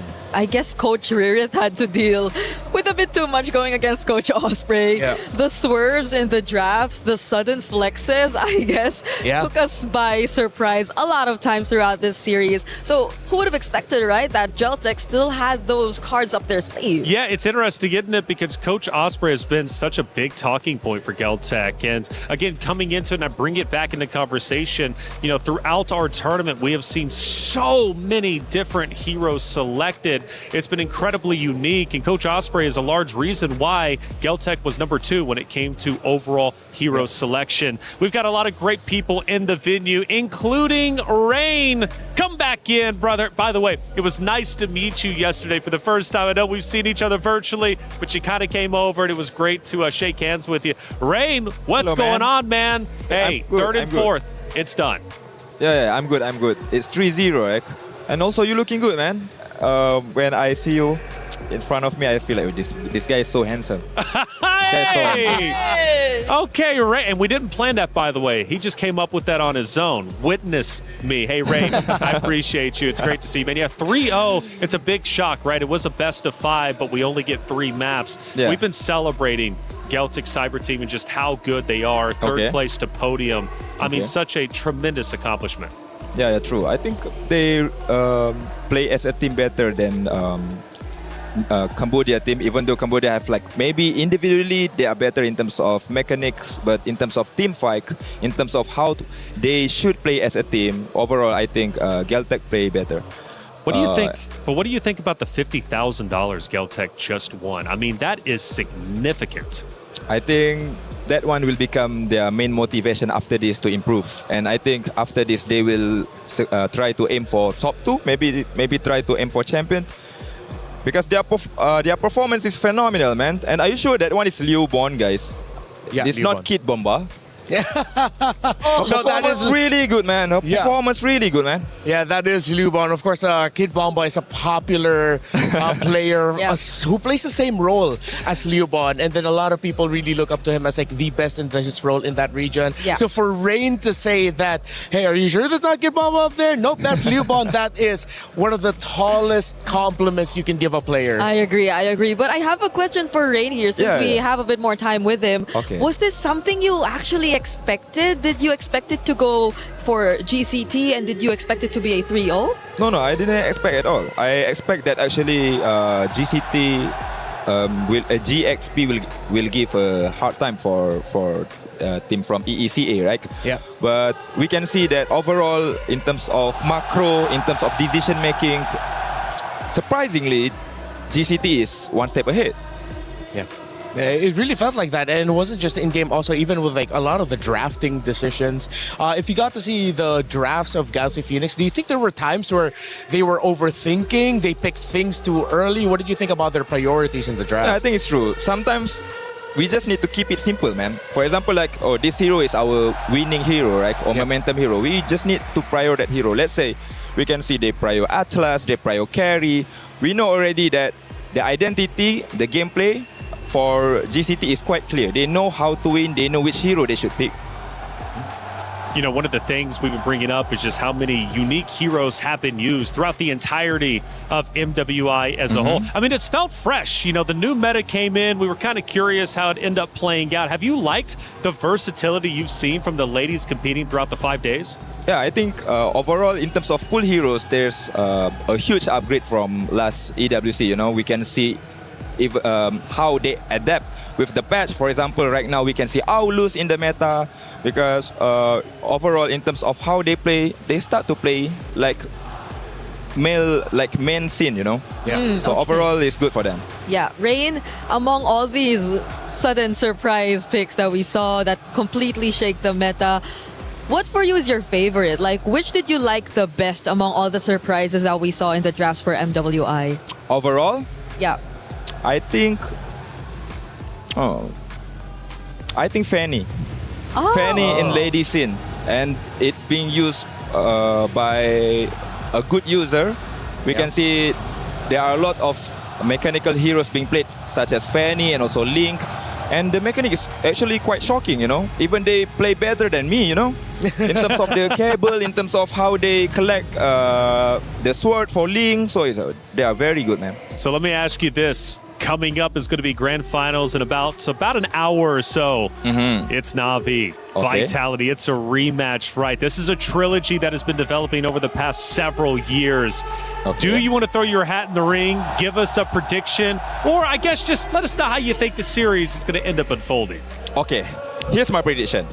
if Vival don't play Assassin, Na'Vi PH will win 4-2. Whoa. But if Vival play Assassin, the result might be 4-0 Vitality. Ooh, 4-0 or 4-2. That's fair. I mean, we got to see. Well, Viva got 2 Savages in one series yesterday. That's true. That is rare. It was a Hirara, and I think the other one was on the Nolan. Yeah. So I could see why Rain would think that way. Definitely fair. And the Saudiacom showed us that they were laughing. Yeah. Just laughing while everything was happening, while they were picking up the Savage. Yeah, the shot call of Shell was not specific place. It was to TP on them. Just TP. Just recall on them. Yep. Well, Rain, obviously it's been great having you in the venue. I guess last question, you're in Paris. I don't know if you've been to Paris before or not. Either way, have you been having a good time, man, getting out there, seeing all the sights? Yeah, I have really good time. I went to Eiffel Tower last night. Okay, great. So after this, maybe I want to try the pizza. Pizza. Right? Yeah. Okay. Okay. Fair enough, man. Hey, Rain, thank you so much for everything you've been doing, brother. I hope to see you again. And thanks for calling me handsome. That just makes today a little bit easier. Thank you so much, man. Thank you so much, guys. That's Rain. Okay, he's in the building. He's doing his own, of course, commentary over everything that's been taking place. And he says he's been enjoying the ride. Hey, Floix, I love hearing these comments and seeing all these comments pop up, man, especially from our chatters out there. And if you want to get involved, make sure you keep chatting so we can show what you're saying. No wonder Geltech's able to steal one game from Vitality. You know what? That's absolute facts. Yeah. It was a game which actually felt one-sided against Vitality yesterday. Yeah. So it was a bit surprising to see that it was too quick for Vitality to bounce back. But in this scenario, it's great. It did not affect them in any way, it seems. It seems like it was more on GXP that you feel the effect carried over to the series from their previous losses in this tournament. The only thing I don't want to see pop up down there is 6-7. Yeah. No 6-7s from me. Okay, we got Granger early snowball. Yeah, well, that's exactly what we got to see. Tokyo was safe in the back line. She didn't have anything to worry about. She was getting her Sky Piercer stacks. I believe there were Sky Piercer stacks on the Granger, right? Yeah. So early snowball indeed. It was just a good time for the Granger. And Esme's so tanky. Esmeralda's been an incredibly popular pick throughout our 5 days. Broken. Yeah. So broken. Broken. Need to fix her, please. Well, I don't know if I'm thankful we're seeing her again or if I'm sad that we're not seeing the Sora anymore because teams have also adjusted to just let's just take out the Sora, because the Sora has been having way too good of a time. So I'm still stuck in the middle. I don't know about the next series though, if it's still gonna be Sora, Esme all over again. The shock from the Psychic coming in as well. Yeah. And Capian saying every Na'Vi didn't dominate GXP this much, or even Na'Vi didn't dominate GXP this much. Possibly true. Yeah, we saw that at multiple points during the Na'Vi GXP matchup where Na'Vi looked like they were going to lose or they looked like they were struggling against GXP. But for Geltec, save for a few select moments in game number 2, they just look so comfortable. Yeah, that makes me wonder. Yeah. If what? If we ever saw a Na'Vi GCT match. Oh, what could have been like the result? I feel like though, all right, maybe I'm just playing advocate for my Na'Vi girls. Okay. But they did face off against GXP first, and they were the ones that sort of exposed the shortcomings of GXP in terms of the draft. Okay. Because it was the Guinevere Belleric that kept getting banned. Who did that first? It was Na'Vi. So Na'Vi girls. So I think I know who you're going for in the grand finals. Before you leave this desk, I will be getting your opinion. Hey everybody, guess what? It's Rhino Day! Brand new interactive effect for Rhino Day is available now. Check it out and join the celebration. Bree, it's Rhino Day! Get involved, okay? Should I say it too? Go for it! It's Rhino Day! It's Rhino Day! Okay, are we doing predictions? Wait, that's a horse. That's a horse. Wait, what does a rhino sound like? Rhino sound like? Chat. Chat, what does a rhino sound like? Let's take some looks at the highlights for the games while chat figures out what a rhino sounds like. Hey, there was a lot of great moments for sure. We're rubbing the hands because Geltec knew, hey, some money's coming our way. Yeah. Reflections was actually asking, what are those things on the hands of the players? I've never seen those before. And I do several mobile games, but I've never seen the heating pads on the back of the hands. That's super smart. Yeah, they play so much that the heating actually provides a lot of comfort for them. It's true. But there are some players who don't even need it. They just say, we like feeling warm. It feels like a hug for the hand. Yeah, because sometimes the venue gets too cold and you don't want to miss like the buttons, or you just suddenly freeze as you're trying to go for a play. Do they also have chalk up there? Yes. Too? Now see, that's super. Powder. I have never seen that. Actually, I've never seen that in any of the other titles that I've done. So that is super cool. They're not going up there to power lift. They're going up there to play mobile games, and they're still using powder and chalk on their hands. That's cool. And then you get sweaty. Yeah, it does. There's a fun fact with mobile gamers here in MLBB. There are some who like to keep their nails long because for them it's like haptic feedback. Oh, like they feel the tapping of it. Like, there are players who think like, I need to cut my nails so it doesn't get in the way of me pressing. But no, some of them really like the feeling. The sensation of just the nails tapping the screen. Okay, I guess that answers one of my biggest questions because I was really wondering, like, some of the players we got to see here in MWI specifically had also really long nails. Yeah, it's colorful, it's cute, but I wondered how they were actually able to play. But also, when you do that, I think your grasp changes slightly a bit. Yeah, it's like a different grip for the hand. Yeah, I think you use your sides to hit the buttons more than like the actual fingers. Well, Rose is on site. She had a chance to catch up with Galaxy Phoenix and talk about their 4th place performance. Hey guys, Galaxy Phoenix here as they end their journey in MWI, officially as the 4th placer. And you know what? I'd like to have a little chat with these girls before we part ways for this year's tournament. Now, girls, we know that this might not be the result that you guys have wanted, but you have made history for Cambodia. The first time ever for the female team placing in the 4th place. So, which part of your journey are you most proud of? បាទអញ្ចឹងប្រហែលបងប្អូនមិនសប្បាយចិត្តនឹងលទ្ធផលដែលបានទទួលថ្ងៃនេះប៉ុន្តែជាប្រវត្តិសាស្ត្រសម្រាប់ប្រទេសកម្ពុជារបស់យើងអញ្ចឹងការជាប់ ទី4ក្នុងការប្រកួតឆ្នាំនេះតើអ្វីដែលធ្វើឲ្យអ្នកទាំងអស់គ្នាមានមោទនភាពជាងគេ មោទនភាពបំផុតហ្នឹងគឺចំពោះour friendship like ការយើងខិតខំប្រឹងប្រែងជុំគ្នា support លើកទឹកចិត្តគ្នារហូតមិនថាហ្គេមចាញ់មិនថាហ្គេមឈ្នះ I'm most proud of our friendship that we built over this time and how we've really worked hard together and we've stuck together even if we won or lost a match. I think that's a very important aspect that we completely usually miss out on. Friendship is something that we do improve on over time as we are playing in a tournament together.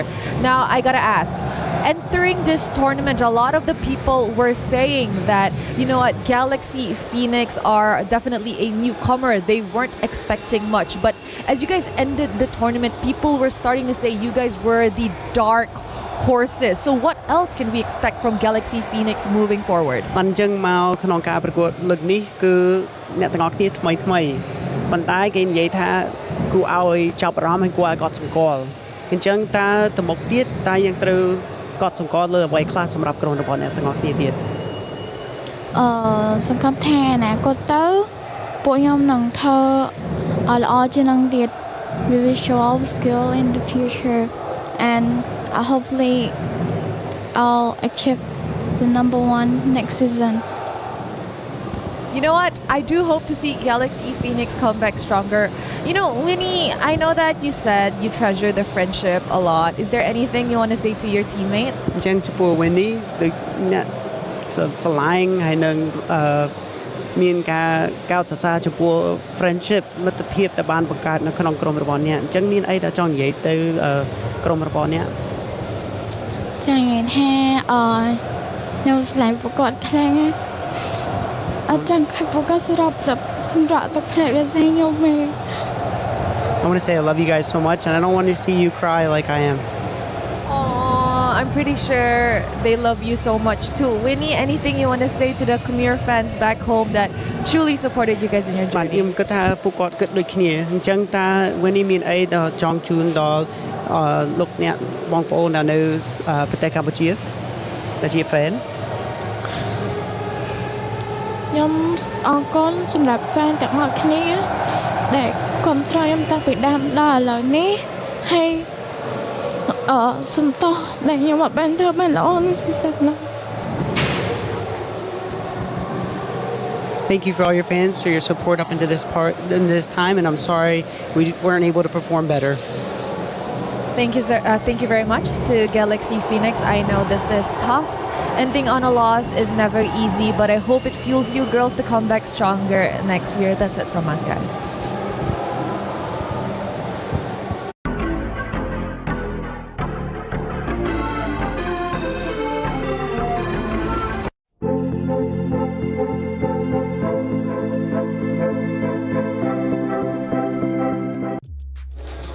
Galaxy Phoenix, I just want to say you are world-class esports athletes. Keep your heads up. It was such a pleasure watching you. I know it hurts to get fourth. However, again, celebrate the fact that you made it that far.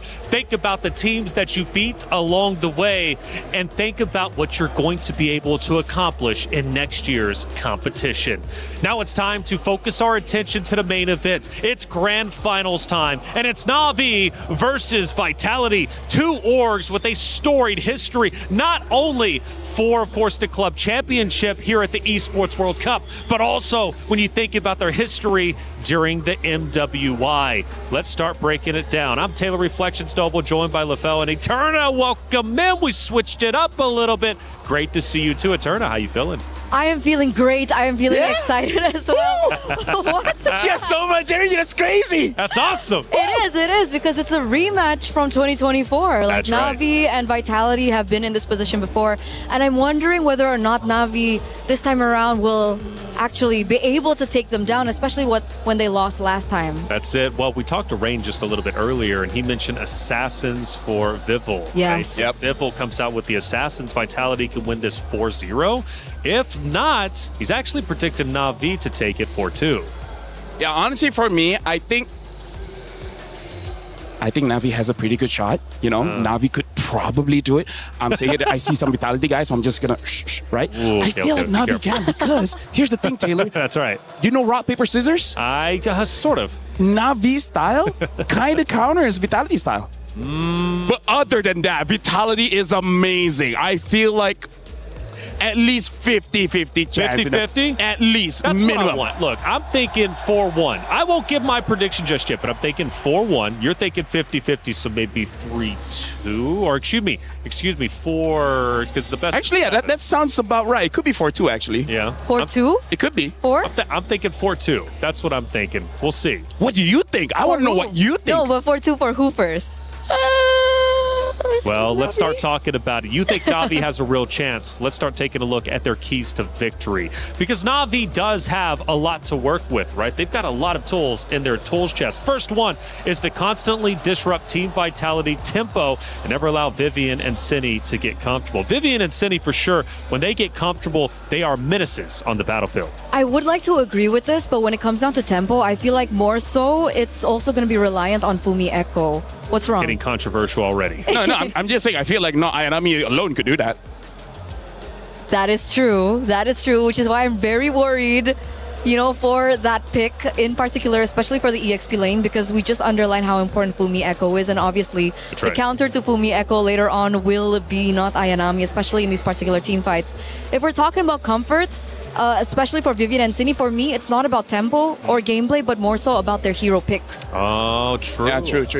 Hero picks definitely win the game, like you guys have taught me over the past 5 days. We take a look at another keys to victory, specifically for Na'Vi. Now, in the draft, secure favorable or at least even sideline matchups while prioritizing playmaking heroes for not Ayanami. So kind of going in line with what you two were just talking about. It's almost like we know the game or something, am I right? Anyways, yeah. Here's the thing, because going up against a team like Vitality that wins very, very fast, you don't want to lose the first 3 minutes of the game. If you lose the first 3 minutes of the game, at that point, your coach is already thinking about game number 2, right? So at least go even, and then when the fight actually happens, not Ayanami, even if you have to sacrifice yourself, if you take 2 people with you, hey, I'm no mathematician, but that sounds like good odds. Good odds indeed, and you need good odds in order to beat the house. We're talking $150,000 for first place. We take a look at our third and final key to victory for Na'Vi to take down the Titans of Team Vitality and play through the strong side, or bait Team Vitality into invading and punish them with proactive plays. So I kind of like this, and the reason why is because Vitality, as we know, can be an emotional team. Now, when they get angry, I feel like some teams kind of start to fall apart. Now, when Vitality gets angry, though, they honestly start to play better. But the point is, get them angry, they do start to push you and try and take you down early on, which could be a bait. For sure. And that's where the overconfidence lies in their gameplay so far. You know, all the games that they've dropped so far here at MWI 2026, it's been through that overconfidence. So I think up against Na'Vi, that's definitely a possibility. And this is the last keys to victory, right? I believe it is. Okay, just to add one more, I think it would be very important as well to prioritize the hero for Keishi. Yes, correct. She hasn't done as great on the assassin so far. I think you were the one that mentioned it to me backstage because most of their games have been on Stream B, so we didn't really get to see them on Stream A. But the first 3 games that they lost was when Keishi was on a assassin jungler. So perhaps, you know, transitioning into the tank jungler meta for Keishi would be the way to go. We take a look at not only the emotions, but also the fans. We are on home turf when it comes to Vitality, and the Vitality fans, when they show up, they are loud. And one of the things, LaFell, that I mentioned for the plethora of teams facing off against Vitality is they've got to drown out those drums, drown out the chants, because it's not easy. Once you start listening to that, it can really throw you off your game. 100%. Like, here's the thing. You got to come in here headstrong. That's why I like one of the keys to victory as well is try to bait Vitality, because here's the thing. You have tells when you look at the Vitality players to know that when they are annoyed. And I feel like if Na'Vi really want to do, they could annoy them just a little bit so that by game 2 and game 3, they will go for those weird picks and then they start overextending. and then they can take advantage of that. That's right, Na'Vi, a great team. We take a look at some of their winning moments. They're happy, they're joyful because they know that they made it back to grand finals. 3 out of the 5 players winning in the 2024 MWI and actually taking down this Vitality roster. So they've done it before and they look to do it again. You know what's interesting? This is so deja vu just because not only is it the same matchup in the grand finals, but actually the meta that we have right now is quite similar to the meta in 2024. So it's very odd how in 2024, during that time we see the Lings.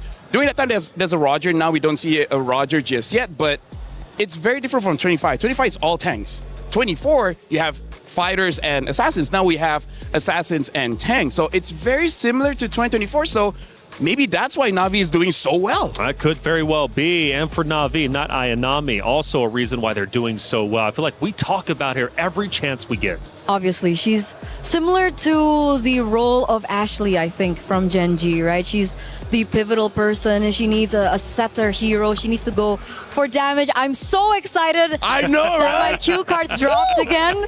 But obviously, she's also one of the longer standings in that particular team, right? She brings out the veterancy, she brings out the experience. She's also the person that can, calm everyone down because, like you mentioned earlier, only 2 of them, I believe, it's not 3, but 2 of them are the ones that are still in Na'Vi from the old roster, the Smart Omega roster. Yeah. And Rain and Rian, they're so new that hopefully they're accustomed to being in the grand finals. Well, Rain and Rihanna, I think this is one of their first grand finals. If not, it's been a little bit. So they make their debut. Hey, if you want to pick them up, you got it. Maybe what I'll do it. I'll be the gentleman. I know you like the move. I know you like that. I'm kind of stuck here. Actually, I think I'm chained. I'll hold it. Can't see I don't trust you. I'm stuck up here. Hey, it's Team Vitality, though. The champions.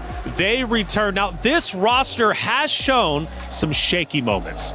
But the reality is that they've made it here. And through her notes, can you get anything about why Vitality is so strong? Which one? This one? Yeah, no, that's Na'Vi. All right. This is Vitality. Okay, go ahead. Hey, you were supposed Her notes are amazing. Oh, sorry, what? You were supposed to answer that. Okay, no, here's the thing. Looking at Vitality, we got to think about, because even though we saw the keys to victory for Na'Vi, it's talking about control the tempo. The reason is because we see Vitality for the first 3 days. They extended the game, but then start day number 4, they start to go very, very fast. So I really feel like for Team Vitality, if you're looking at a draft, especially if Sini gets her pocket pick, which is that Selena, all of a sudden a supposed 18-minute game turns into 12 minutes, right? So I really feel like for Vitality, it's all about speed. If they can get, let's say 2 to 3 kills in the first 4 minutes, I think they're going to win. I agree. Somehow they just get a crazy snowball. But if it's all about speed and they execute well, again, we go back to the keys to victory for Na'Vi. Will it make it easier for them to get baited in? Can they get overzealous, overextend, and get punished? We said it over and over. I think it's definitely possible.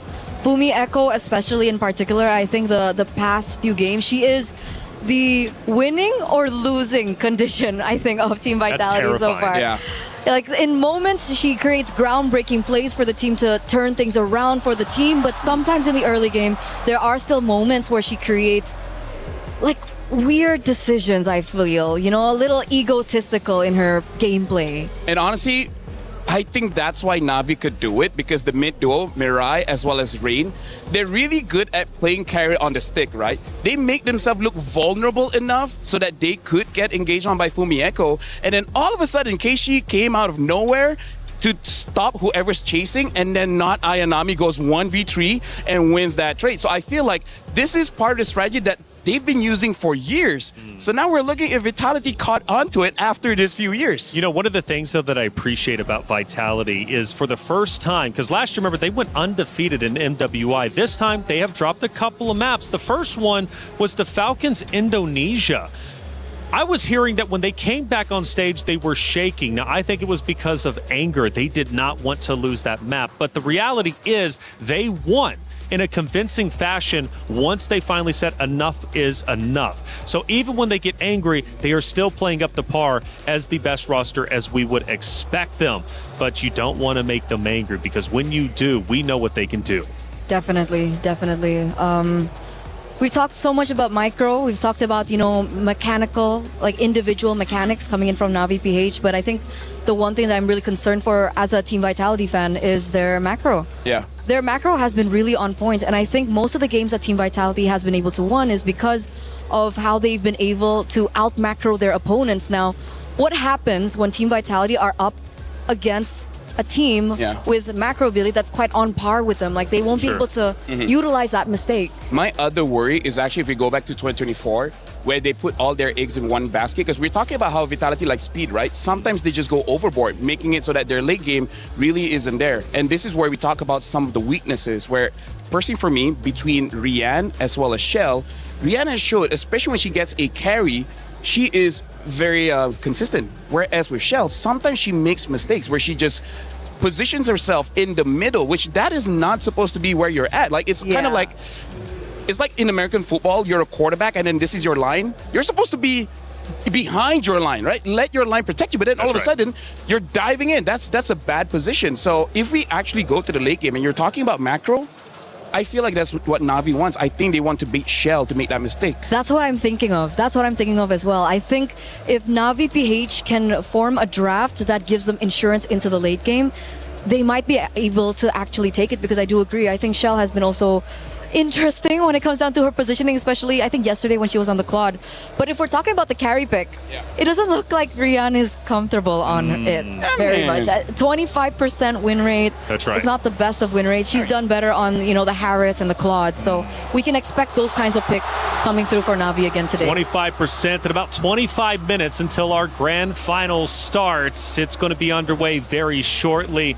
We just got some loose ends to tie up and still some more stories to tell. For example, like our jungle lane, we compare two of the great players from Navi as well as Vitality. It's Keshi versus Vival. And over here, if we're looking at the stats here, we can see a big difference in gold per minute and even the Lord Slay. Because look at Vival, 668 gold per minute compared to Keishi, 597. That shows that Vival is an amazing farmer compared to Keishi. And also, Lord Slay, part of it is, yes, Keishi usually wins that retribution battle, but also it shows Vitality doesn't really need the Lord to end the game. It's kind of like how Navi, they're super efficient. They use all the tools in the map to get a victory, where for Vitality, they don't need to use everything. Yeah, I kind of learned that actually from the last game, because we were looking at Galaxy Phoenix, of course, going against Geltec, and Fa was dominating her opponent on the opposite side when it came to Lord Slain and Turtle Slain statistics, but it didn't play out during that series. So it's not a guarantee, even though, of course, your percentages are higher. It doesn't matter. It really doesn't matter. It depends on how the games end up going. It just really shows the difference of gameplay, I think, and identity of these two amazing junglers. On one side, you can even take a look at the kill participation, right? One is lower than the other. It looks like Keishi's dominating that one, and I think because mostly she's been doing greater or better on the tank junglers, so she's there to facilitate the rest of her team, for the cores of her team to get those kills down. Meanwhile, for Vival, she goes in, gets a kill, goes back out. Especially because there's a stark difference between their jobs, right? They have the same occupation, but they don't have the same things of result. Yes. We'll talk about that later, That's right. It's the rematch of destiny from Riyadh to Paris. The rivalry comes full circle. Who will claim the throne? Will it once again be Navi back in the winner's circle? Or will Vitality continue their reign not only into MWI, but also the female scene when it comes to MLBB? This is the Battle of Titans. And you know what's amazing about this is the fact that they have different styles, right?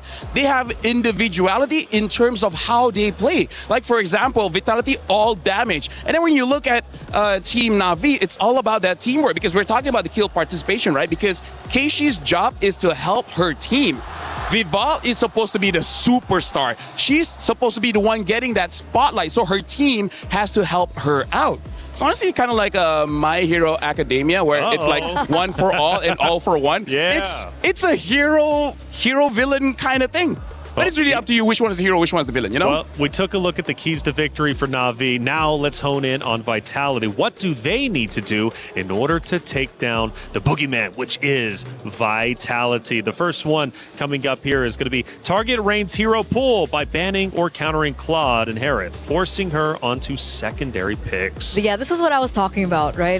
The hero pool from Rian in particular. Again, 25% win rate on the carry. So let's say one picks the Claude, you ban out the Harith, then if Rian's forced on something uncomfortable like the carry, especially if, let's say, Viva wants to go for an assassin, it actually might work in their favor. I feel like the only reason you would take out the, leave the Claude open is if Vivian is willing to pick up something like a Cho. Because I feel like one of the reasons why they've been winning so much on the Claude is because here in MWI, there's not a lot of heroes that actually does knock up to cancel out the Blazing Duet. And let's be real, for most of the games that Na'Vi wins, it's because Rian has so much space because everyone is doing so well, right? She gets to free farm. I mean, she wins her lane. Against Shell, I don't know how she's going to win the lane. I feel like Shell might dominate on that one. But comes to the late game, I think the safest is banning Claude. Harith, maybe they can fight that. Maybe Vitality can but fight hero that. pull between the two, because Geltec had the second most heroes selected, unique heroes, I should say. I wonder how it looks between those two, because I don't know who the number one was. Let's take a look at our second key to victory coming up, obviously, in just a few moments. And I do wonder what it's going to be. How does Vitality take down the roster of Na'Vi? Well, secure the early game advantage through superior rotations, allowing Vival and Shell to control the map and objectives. And honestly, this is just the style of Indonesia, because I've traveled around the world. I played Mobile Legends in many different countries, and in Indonesia, the timing is very weird. For example, most countries don't fight for the first 2 minutes, but when you're going up against a team like Indonesia, sometimes as quickly as 30 seconds to 50 seconds, all of a sudden there's a surprise gang going on, and that really catches you off guard, and then you just blank out. You don't know what to do in that game anymore. So that's something that they definitely can do against Na'Vi. The special thing about Team Vitality is that when I watch their games play out, they have different systems. They have different strategies. Sometimes with a certain composition, obviously, they play very aggressive from the early game, but sometimes the aggression doesn't necessarily mean that they're looking for kills around the map. Sometimes it's map control. Sometimes they're invading the enemy jungle. Maybe they're taking away certain creeps away from the enemy jungle. So it's not necessarily just brunt force and violence coming in from Team Vitality. Sometimes it's more macro-heavy style that I think Na'Vi PH also need to be very wary of. Yeah, the ganks and the backdoors can have you chasing Ghost and really take away from your game plan set at hand. Let's take a look at our third and final key to victory for Vitality to overcome that of Na'Vi. Give Fumi Echo the resources and heroes to dictate fights through aggressive playmaking and mechanical outplays. Fumi Echo truly can be a key to victory in her own right. And I gotta say, this is where we gotta see the drafts, because both Fumi Echo as well as No Ayanami have been performing well on same heroes, right?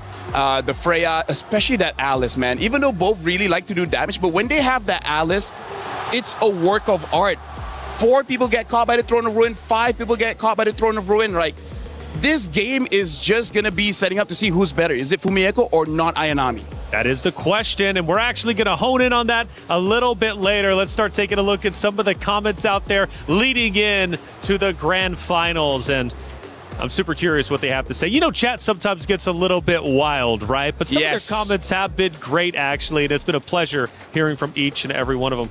Hello, Jep. It's I'm not Ayanami, or in not Ayanami we trust. Just give her setup and burst heroes. You know what? I really feel like we need to pull her to the side and be like, you know, next tournament, could you remove the knot?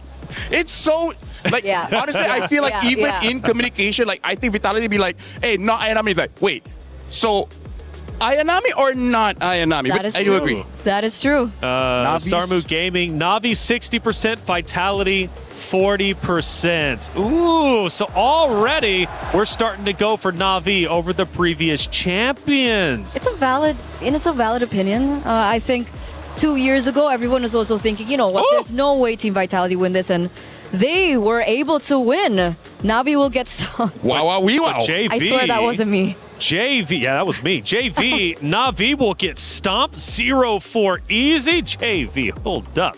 I do like me some spice, but is that too spicy? Hey, JP Portland's with us. It says 4-2. I really feel if Na'Vi gets under the skin of Vitality, here's the thing. If Na'Vi wins 2-0, I think they're going all the way. All the way. I think Vitality cannot recover after getting 2-0'd. That's actually crazy to say. So because we've seen them come back. So you think Na'Vi up 2-0, it's done and dusted. I think 1-0, it's still okay. I think it's still possible. I hope so. 1-0 on a best of 7. Yeah, like we can go reset. We've been in this position like a million zillion times, but 2 games in a row might be a little difficult for them to actually come back. One of the win conditions. Assassin. Viv will play Assassin, win 4-1. I agree. Yeah. I feel like it would be so crazy if we see her on a Baxia or an Akai. I think Akai might show up. Yeah? I think that's going to be a because it's contested one of her pick. best heroes, yeah. And it's both of their, strong heroes. It's both Keishi's and Vival's. It seems like Vivo, a lot of pressure on her back. Actually, she's the one too, like the Vitality fans, when they show up, they love to cheer her name. Hey, Grand Finals is going to be underway in about 15 or so minutes, but the Esports World Cup is massive. There's so much taking place, and we've got an app to keep you all informed. He thinks he can come in here and play my game. Let's go. He knows nothing. Let's go! Tyler, one, you're done. This is my ladder. You can't climb it. It's better than me hard-sucking masters. You're going too far now. Your eyes buggy. Your elbows ashy. Is that airline? That's an L airline. Somebody better hold me. Okay, yeah. Do something then. Raw energy. Blow the house down.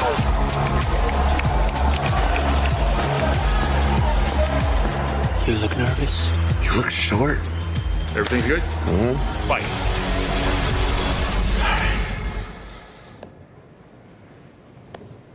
Okay.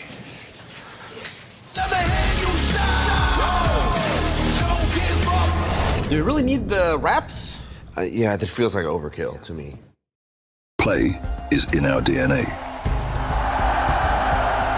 Whenever we let it out, it becomes our superpower. Now imagine an entire city being built to supercharge it. Kadir City, powered by play. The Esports World Cup truly is special each and every year. Now we went global. We're in Paris, France, and it's been truly a phenomenal sight. It's been great to get out and see all the sites and MWI as well. Hey, think you can call it. Go ahead and scan that QR code. You've already been calling it in chat. Make it official. Scan the QR code and get involved. Who will win the match? Who will win Grand Finals? 2 excellent teams. And honestly, you can't be wrong either way. Obviously, you can be wrong. Yeah. But I think at least in the beginning, if you're making a pick right now, I think both teams are a great call. And it could go either which way. It's a rematch that's been dating back since 2024. The MWI, where Na'Vi was able to secure the win. Vitality, though, they remember that. They are the champions. But let's not forget, they kind of do want revenge on what they lost out on 2 years ago. Oh, yeah, definitely. Like, I feel like in their rooms, it's just on the ceiling, just to remind them, like, y'all lost. Like, that's right. Imagine winning that you can finally rip it off of your ceiling. Speaking of, by the way, we have the My Champions from Muintan. Some people is very close to get that 50,000 diamonds, by the way, because I feel like that's right. I feel like based on history, a lot of people actually went for Vitality, because I feel like Na'Vi after last year, not a lot of people have trust against Na'Vi. They thought he would flop again this year. Sure. Well, it could happen. Who knows? Rose, though, I know, has been out there in the venue. I don't know what she's running into, but apparently she found some attractions. Rose, what are you doing?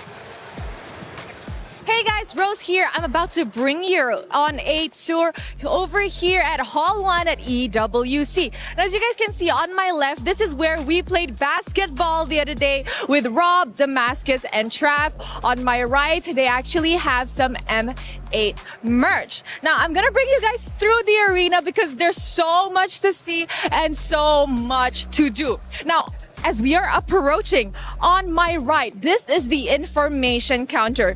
So let's say you guys come to the Paris Expo. You guys don't know where is stage 1, 2, 3, and 4. Perfect. You can ask the kind ladies and gentlemen working over here. Now I'm gonna bring you guys to somewhere actually really, really fun, which is potentially my favorite place. Now this might look boring and plain. Oh my God, the crowd is crazy. Now, this might look boring and plain, but actually, they will paint on the champions from every game every week. As we can see over there, week 1 has already been painted on, and week 2, our MWI champions are on the way to the Wall of Fame. And as we continue our journey to the front, there's so much more to see and do. Now, I'm gonna bring you guys to somewhere really fun where you guys might be able to win some prizes. Okay. As I am approaching this area, this is actually called the Quest booth. If you guys scan a QR code, you will be able to play 2 things here. First, you guys can spin the wheel after you scan a QR code. And if your number matches the prize, you get a gift. And over here is what's exciting. This is called the vault. You have to figure out the combination 1 try, and if you unlock the vault, you guys get a special gift. Now, let's continue our journey, shall we? Whoop. Okay, so on the right side, we have the sponsor booths. You guys want to win something from our sponsors? They have a ton of activities for you guys to do. We have the Lenovo Legion and so much more. But my favorite part, it's this. This is where we get the merchandise related to EWC. On my back, we have the team merch, and on the left over there, all the way, those are all the EWC exclusive merchandise. Honestly, it's so much fun here in Paris, and I hope you guys can check it out live in the flesh. That's it from Rose. Throwing it back to you guys. Bye.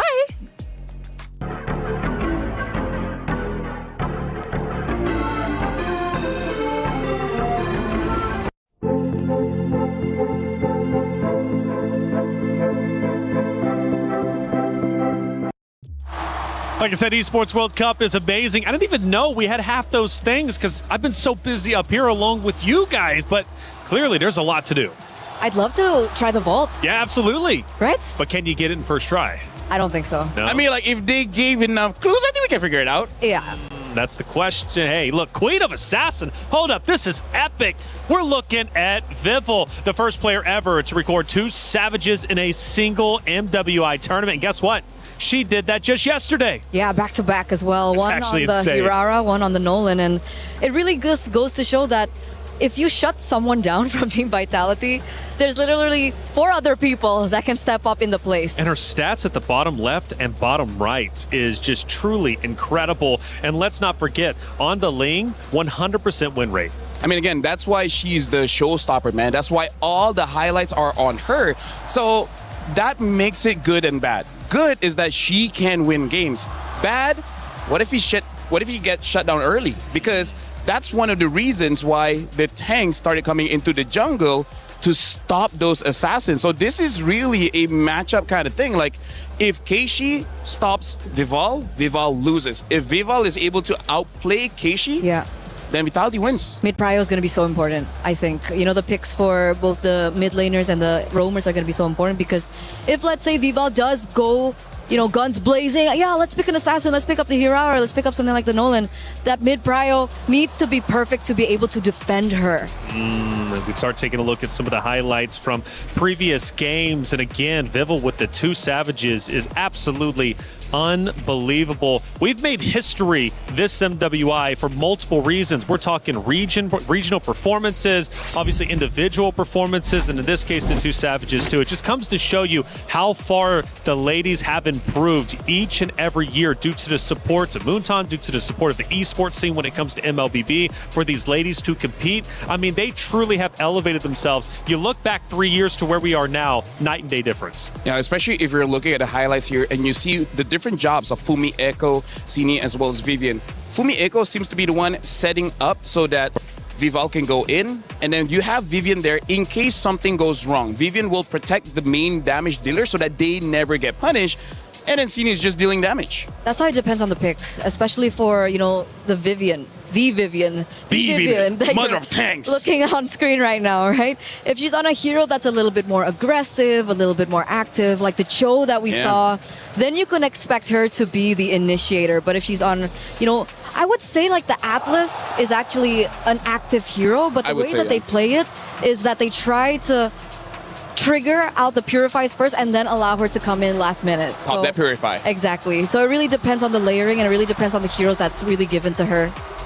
Vitality, it's actually quite special to think of. We take a look at their history and, of course, how far they have come to become champions and be champions in themselves. And, you know, Vitality is one of these rosters that truly has, I want to say, some of the most impressive statistics across almost all esports. When you think about how many wins they've got, how many championships, how long they've been dominant. And let's also bring it back to the fact that they have been in every single grand final appearance when it comes to MWI. Now, Na'Vi, of course, Na'Vi is out of this world as well. They are champions in themselves, of course, with the several or a couple players on the roster, and they look to return here with two newcomers of Rain and Rion. First time in grand finals. The question is, how well can they do? And let's add a little bit of cherry on top for you guys. Rain has the highest KD in this entire tournament, KDA of 13.7. And I think that's so impressive, especially as a newcomer. Like, You're how so do impressive. Thank you. You are as well. How do you have the mentality as a newcomer to get to this point in the tournament? Like, let's say even like the first three. Okay, Yeah. I guess they kind of lost that one. But how did that turn around? How did that adaptation happen so quick until up to this point they're standing at a how many game win streak? I think they're at a 9-game win streak right now. Yeah, I really feel like it's because of both Keishi as well as Mirai. They're honestly the best friends Amazing. that any mid laner can have because they're active bodyguards just to make sure no one gets close enough to her to damage her. And by that definition, they create so much space. The zoning that both Mirai as well as Keishi has, the roamer as well as the jungler, gives enough confidence for Rain to deal out the damage. And then eventually, either not Ayanami or Rian will be there to do the end game stuff. But honestly, it's very impressive because of that teamwork between the three. So also a bit different where you get team vitality that almost every single player will have an individual highlight, right? We've seen Fumi Echo on it, you've seen Shell. But when you look at Team Na'Vi, it's always, yes, you, but other people as well. Creator program, it's new, it's fresh for EWC, and it's another way you can get involved with the Esports World Cup. And we've been asking for your predictions. Well, we've got our winner, and we have a chance to check them out. Who ended up taking it all? Who ended up winning the competition? Hi everyone. I think in this grand final will be very exciting because it is like MWI 2024 because Team Vitality lost to the 3x Na'Vi PH player.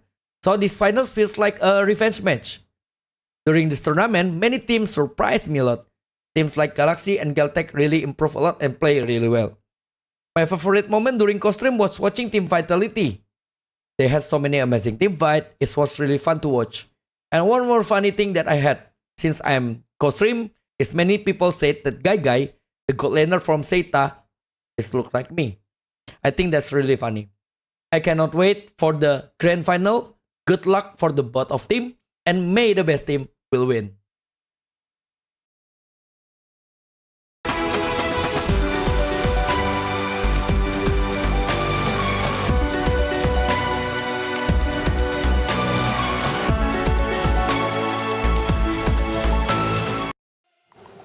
Always great to hear from some familiar faces. And Eterna, you actually recognize the guy. Yeah, it's Coach Age. We like to call him Coach Age. He used to be the coach for BTR and then Evos, and then now he's like a really huge streamer now. I can't believe I'm saying that.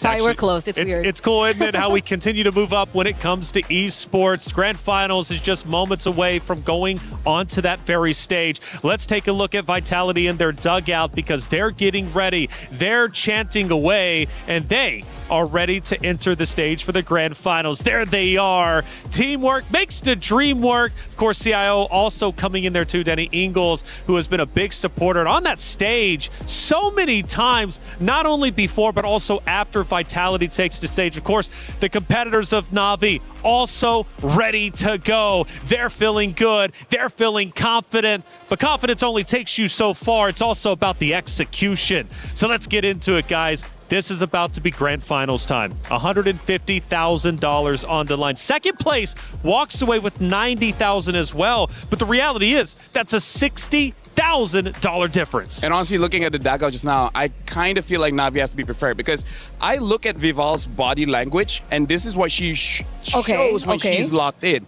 This is the typical tell when she avoids eye contact, look at the ground for a split second, and then look to the side. She does not want to get distracted by looking at other of her teammates, the coaches, or anything. So it looks like she has a plan in her head, and she's not allowing it to escape. Like when I see her, don't look at anyone, look at the ground, and then look to the left. That shows that she's locked in.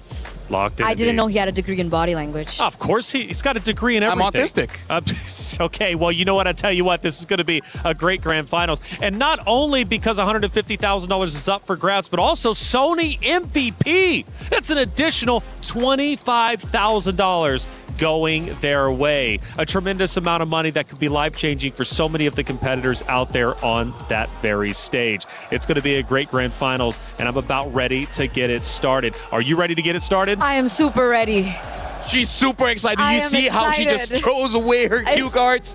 It doesn't matter. Honestly, like we've been waiting for this since day number one. A lot of people expected it, but now it's actually going to happen. I've casted MWI since the first time, where it was just in a mall. Oh, yes. I remember that. Online. It was nothing like this. So to be here again in this position to see just everything develop. In Paris. In Paris, it's mind-blowing. I can't believe it. Feels like I'm dreaming. And the fans are starting to come in. My goodness, it's getting packed in here. I'm going to love this. The energy is already increasing. The tension, you can cut it with a knife because you have two Titans about to throw down. It's a historical matchup that has been dating back years and years now. It's Na'Vi versus Vitality. And even for the club championship as well, we're talking a lot of money at stake. And both of these rosters for the club championship race are currently number 1 and number 2, which means winning this could very well elevate you up to first place or secure first place even more over the Titans such as Falcons, for example, or many others like Gen G. This grand finals has many implications. A lot of money on the line. Lifting that trophy. Drama on drama. We have talked about storylines. We have asked for your predictions. Keep them coming in chat. It's a best of 7. It is the gauntlet. But the question is, who can get through the gauntlet? Let's find out.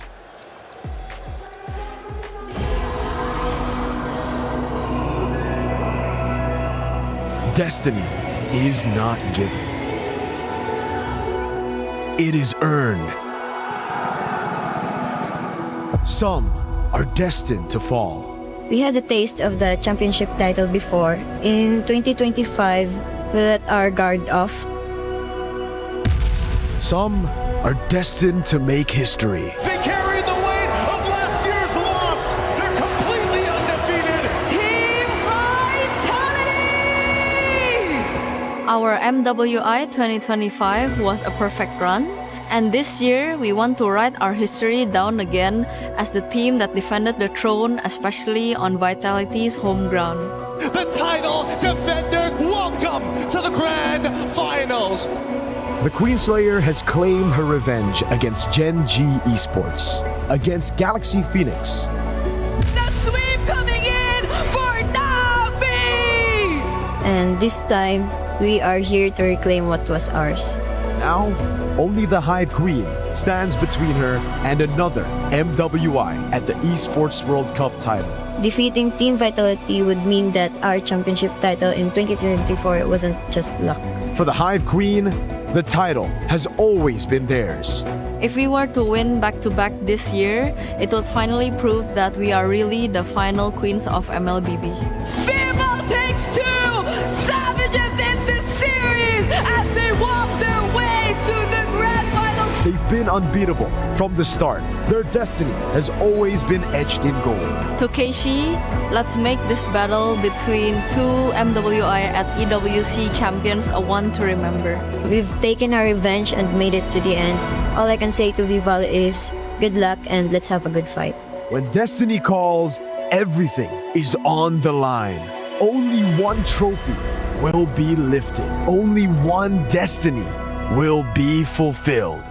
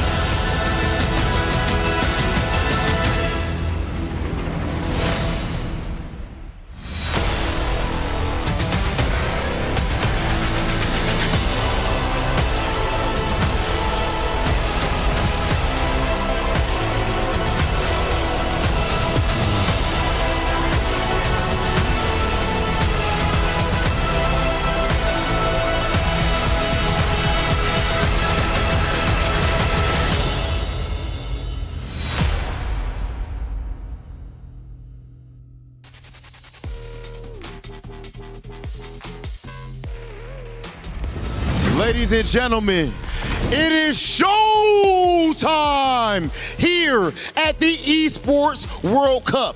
We started out with the 16 strongest teams in the world of MLBB, and now we are down to our final two. I am one of your hosts, Hollywood Rob TV, and I am joined here with the immaculately dressed Cheryl. Cheryl, how are we feeling going into grand finals? We're feeling great. A resurgence 5 days in the making. Na'Vi, Philippines, has been sent down just in their very first match here at MWI 2026, forcing them to claw out of the brackets to be standing before us here today. Whereas on the other hand, a dynasty who has reigned for years, and right now, that throne is being tested to see. And those are the exact same people who has taken that throne from them. This, ladies and gentlemen, is the grand finals. Let's take a look at who do we have here. Okay, now that the stage is set, it is about time to bring out our first team. Our next team is the 2024 MWI champ, the fighting pride of the Philippines, Pinas Long Malakas. Make some noise for Na'Vi! 2 years ago, Na'Vi shocked the world. They did not ask for respect. They did not ask for glory. They snatched it. And now destiny has brought them back for this very moment. For Na'Vi, for the Philippines, and for themselves. It is time to make history once again. Will they be able to topple Mount Olympus like they did in 2024? There is only one way to find out. 2024 champions, the tenacity, the grit, the dedication, the blood, sweat, and tears that it took to get to that point. And now they are here to show that nothing was a fluke. Back in grand finals for the second time. And you can hear the Vitality crowd making a lot of noise, but in the end of the day, the game is played on the phones.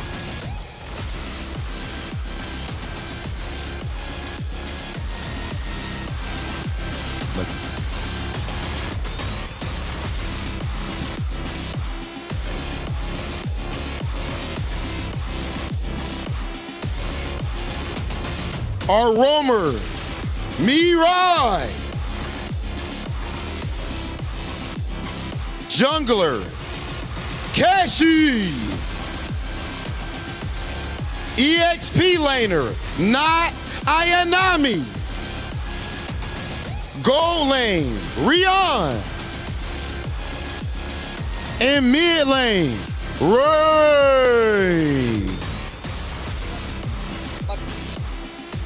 Now, of course, our next team, our returning champions, we do have something very special. Damascus, what's going on with the people?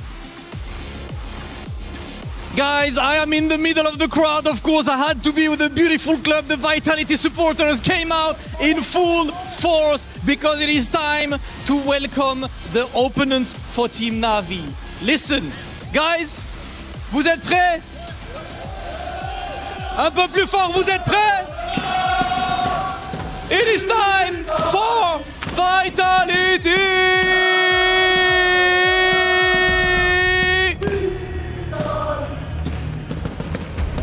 The absolute queens of MLBB, the running champs, the 2025 champs, and of course still undefeated today as they won 2-0 against MIBR, 2-0 against Genji, 2-1 against Falcon, and now 3-1 against Geltec. One more step left for them to do the repeat, the back-to-back, and take the title twice. This is the battle to be the double champion and a battle to make sure they claim who will be the best, the absolute queens of MLBB. As we know, know that the supporters are always the loudest in the house. I have no idea if you guys can hear me, but you know what we have to do, parce que c'est l'heure de le faire en français aussi. Les Vitality, ce sont les reines de ce jeu. Mobile Legends, elles l'ont dominé pendant des années. C'est les 5 joueuses à descendre sur ce circuit. Et pour l'instant, elles sont restées invincibles. Et pour l'instant, elles ont été absolument intouchables. Nos 5 reines qui arrivent sur la scène et qui vont chercher encore une fois le back-to-back, les champions en titre, Vitality!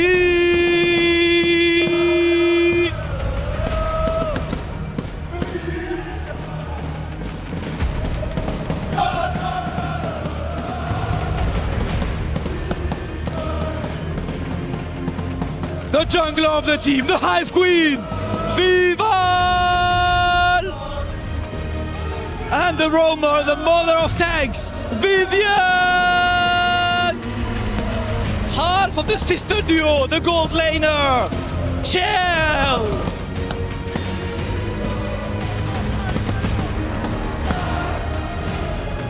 Potentially the best EXP laner of all time, Fumi Echo!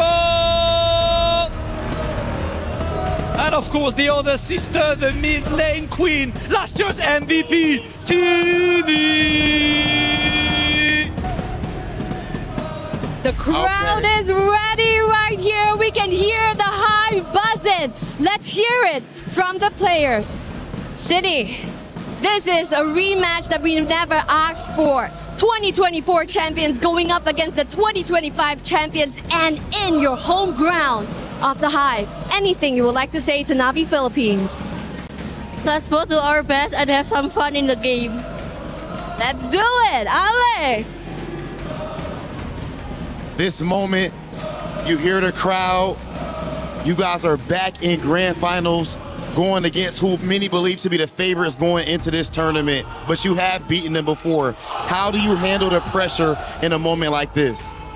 I think pressure is normal, that we gonna play confidently.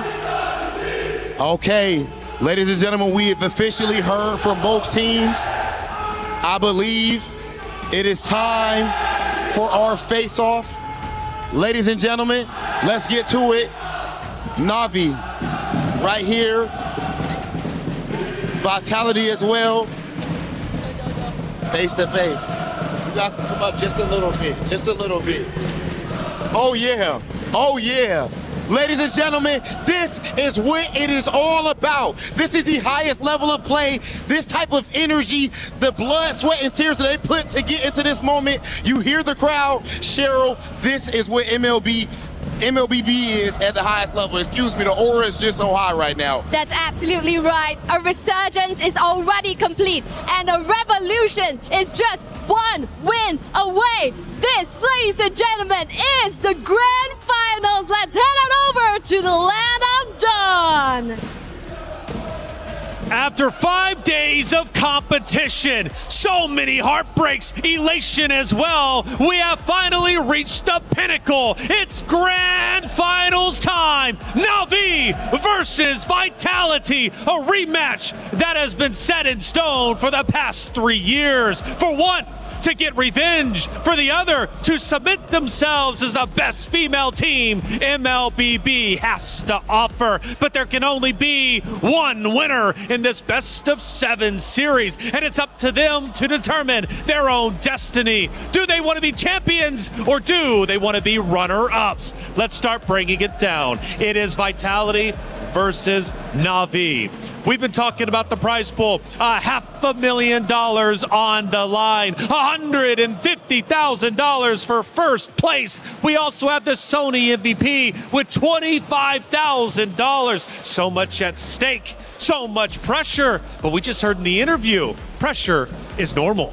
And they have to have that mentality. They have to have that mindset coming into such a high stakes game. And it feels like looking at them both up on stage, it's like they were both destined to be here at that stage right now. It's all about being comfortable when you are uncomfortable, because in this kind of situation, there's a lot of things going on in your head. The challenge is how to pick and choose which one you really got to think. And that's why I'm looking forward to the coaches, because KCS as well as King Salman, so far in 2024, that was the big talking point. The draft, they messed up. This time, we cannot allow such shenanigans. They faced off in the middle. They stared their opponents in the eyes, but they are undeterred. They have full confidence in their ability to win. The Vitality fans on screen now, they've been going crazy. They've been going insane, and the drum has been beating to the victory of what can be Vitality. For Na'Vi fans, I say, get loud and support your roster, because you're going to need to be louder than the Vitality squad on the opposite side.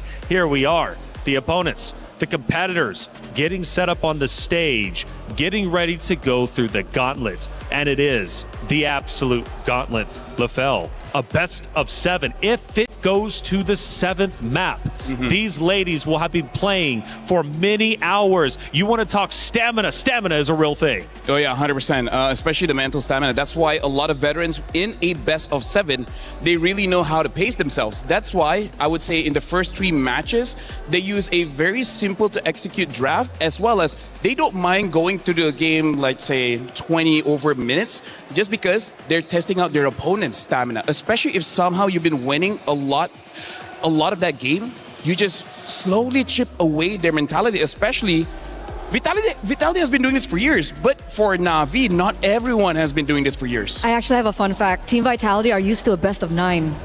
Oh yeah, that's true. Yeah. Yes. So they've played a best of 9. A best of 7 is something that they're definitely comfortable with. And that's why I like that you point out Na'Vi PH here. This is really going to put them to the test. And if they want to be the best, they have got to beat the best. Got to beat the final boss, and that is Vitality. We go to Flying Cloud for map number 1 to set the tone, to set the stage of our grand finals for the 2026 MWI competition here at the Esports World Cup in Paris, France.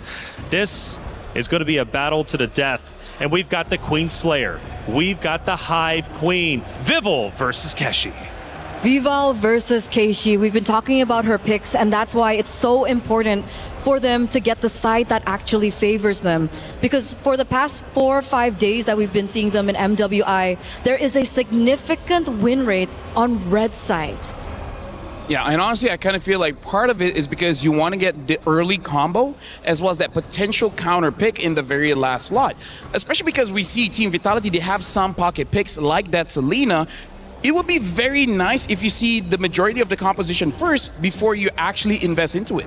And not to mention that if you're on red side, you can go for more pinpoint bans. Yes, 100%. Yeah. Right, you can dictate the drafts from there, figure out what the enemy wants to pick first on blue side. So the red side, blue side, that's something that we have to look out for in this best of 7. As well as Not Ayanami versus Fumi Echo. Now, one of the things you all mentioned is Fumi Echo. If she's performing well, of course, the side of Vitality is doing great. If she starts to drop the ball, well, they run into problems. And the same thing could be said for Na'Vi. These 2 Titans are about to face off. Funnily enough, Taylor, the thing that I'm predicting here is that honestly those 2, they won't fight against each other. They will actually fight the jungler. So instead of Keishi playing fair, fighting 1v1 against Vival, I think she will ask Not Ayanami to be the one fighting against Vival. And I think it's the same counter argument. We see that the highest KD is Rain in Na'Vi Philippines. So I feel like Fumi Echo, her job is to avoid Not Ayanami and go straight for Rain.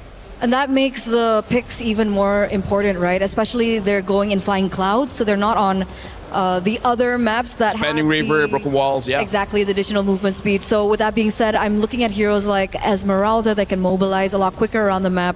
Terizla is very difficult, like the impact is there, but movement speed is definitely not there. So Sora might also come into play. These are just some predictions before we get into the first draft. For the Grand Finals debut of Rain and Rion, they have made it to this point. They have played phenomenally well. But we have to admit, there is a different level of pressure playing in the quarters of knockout, then to semis, ultimately the Grand Finals. That pressure can either make you into a diamond or it can crush you under the weight of the moment. Personally, I think Rain will be okay. Rian is the one that I'm a bit worried about because Rain is surrounded by Murray as well as Keishi. If something bad happens, they can pick her back up. But Rian, she's a solo laner. She's going to be playing weak side, meaning that not a lot of rotations going on her. So if she lose a 1v1 against Shell, I don't know how she can recover. If she can, hey, props to you. You deserve to become a champion. And because of how aggressive Vitality has definitely played, especially with the mid rotations. If, let's say, Na'Vi are in a position to say, hey, it looks like Rian is in a winning matchup, but she's actually losing it, do we have the resources or not to send them over to the gold lane? And I feel like that wastes so much time and energy, and it's a mistake that I think they cannot afford. So I do agree with Lafelle on that. It's not just Na'Vi versus Vitality. It's also Indonesia versus the Philippines, a rivalry that runs deep. Yeah, I think all the MLBB enjoyers and the supporters and the community know this one. For some reason, like even at MSC, M Series, MWI, it's always been IDPH for the longest of times. Okay, I mean, Malaysia won MSC, right? So we did well in 2024, yeah. We remember that. 25 we went to the grand final. But either way, right now, honestly, looking at all the players' expression and faces, it does look like they're really locked in. But I see some players from the side of Vitality, like Shell, she's trying to not let the nerves get to her. So it's nice to see where we're looking at the expression of players, how they approach this grand finals very, very differently. Some are really trying to rethink about the strategy. Some is trying to make sure that they're relaxed enough to not overthink. I know it's Indonesia versus Philippines again, which is a huge regional rivalry. However, Paris brings home turf for Vitality, and again, they will have the bulk of the fans out in the audience, screaming, going loud, and making the noise to potentially disrupt that of Na'Vi. But make no mistake about it, Na'Vi is locked in. Again, from that interview, pressure is normal, and they're okay with accepting it. Talked about the keys to victory. Those are going to be highly impactful going into this series, of course. I did see a yawn. I hope we're still ready to go, locked in, wide awake. To be fair, I did see some yawns even in semifinals, and you know what? Once the game started, they were wide awake. Hey, honestly, I've done some research. If you're yawning, it actually means that you're super locked in, that you forgot to breathe. Because your brain needs oxygen, and if you are super focused, you forget to breathe, so that you yawn, you bring that extra oxygen back to your brain. And everybody at home just manually started breathing. Well, now I just did. Right? I mean, like, hey. Now I'm breathing manually. Thank you Guys, that. if you guys are watching, don't forget to breathe. Don't forget to drink water. If we're talking about Indo as well as Philippines here, we really got to talk about the style. And this is one of the nice things about MLBB. There's not one way to win the game, right? There's multiple different ways. And I feel like, especially having the Vitality crowd here, it can be a weapon for the Vitality players, because if they get, let's say, 1,000 gold ahead, the adrenaline spike that they're going to get from the fans will increase that advantage more and more and more. And it might even discourage Na'Vi, where they're like, wait, are we sure we want to go for this fight? We might lose. Like, that hesitation, Eterna, can really stop a lot of plays. I feel like not Ayanami's been in this position before. A lot of times. I think she's okay.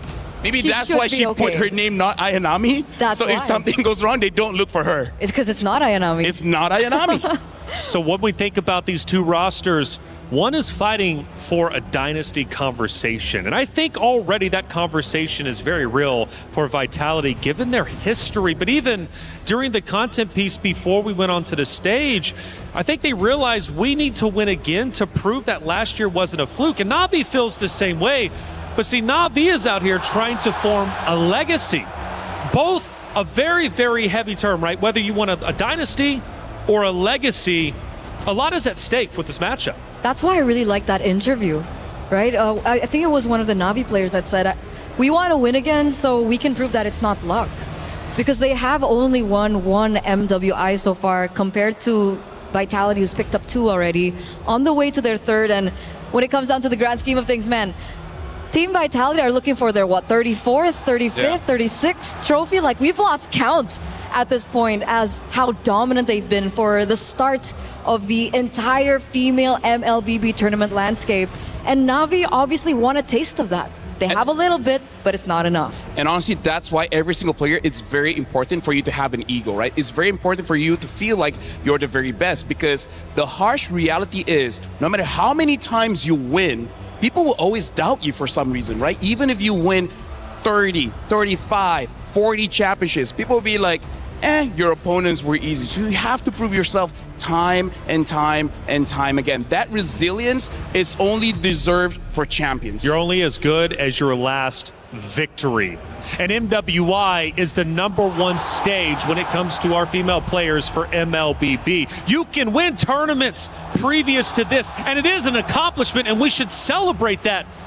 But winning MWI is on a different level. Winning MWI puts you into legendary status. And if you lose out on that, you will be living in regret until your next opportunity to try to once again get a championship. The most prestigious trophy is what you guys just looked on at your screen there. And mentality, we've been talking about it. We've been talking about every single thing that matters here in this grand finals. And it's also important to note that Team Vitality have been up against their male counterparts. Yeah. They played in MDL ID, and they were up against really great players at that. So Cassius has been tested. We're talking about the coach here. Yep. Every single player on Team Vitality have been tested. And if Na'Vi can look for a win, an opening, a window from Team Vitality, I feel like that's a bigger statement than compared to if Na'Vi lose this one to Vitality. I like that you bring up the MDL because we got to talk about the system there. You know, Global Band, they used to use a lot of different heroes. So that also could be something that maybe Na'Vi can't prepare for. They know some of the habits of the players, but maybe they just have different picks that you really just can't anticipate, which can be good, can be bad. We see what happened in 24. They tried to get too creative. It didn't work out. So for this one, I think just keep it simple. Give Vival an assassin, give Fumieko someone that can go to the back lines or set up for a kill, and then you're going to be good. The rest, just look at the matchups. And something that we also did not see, but we got to talk about is that key, right? Because, yes, getting the trophy is amazing, but what if you have to watch your key get crushed? Not only did you lose, not only are you the first loser. That's right. Your key is going to get crushed. That's going to be heartbreaking. Which it is. It is truly heartbreaking. I always say it, sometimes it's better to lose very early on versus losing at the very last opportunity and having that key crushed. When you knew just moments ago you were protecting it, it was in your hands. That is absolutely brutal. And let's not forget, you can use up to 3 crushed keys for your own trophy. And you better believe if Na'Vi wins, they're using Vitality. If Vitality wins, they will be using Na'Vi. That's another element that you have to also account for. EWC, it's brutal, but being a champion is tough. It's never easy. Speaking of, I think actually if Vitality wins, they will get Na'Vi, Falcons ID, and Genji. Yeah. I feel like those are the 3 keys that they want to get.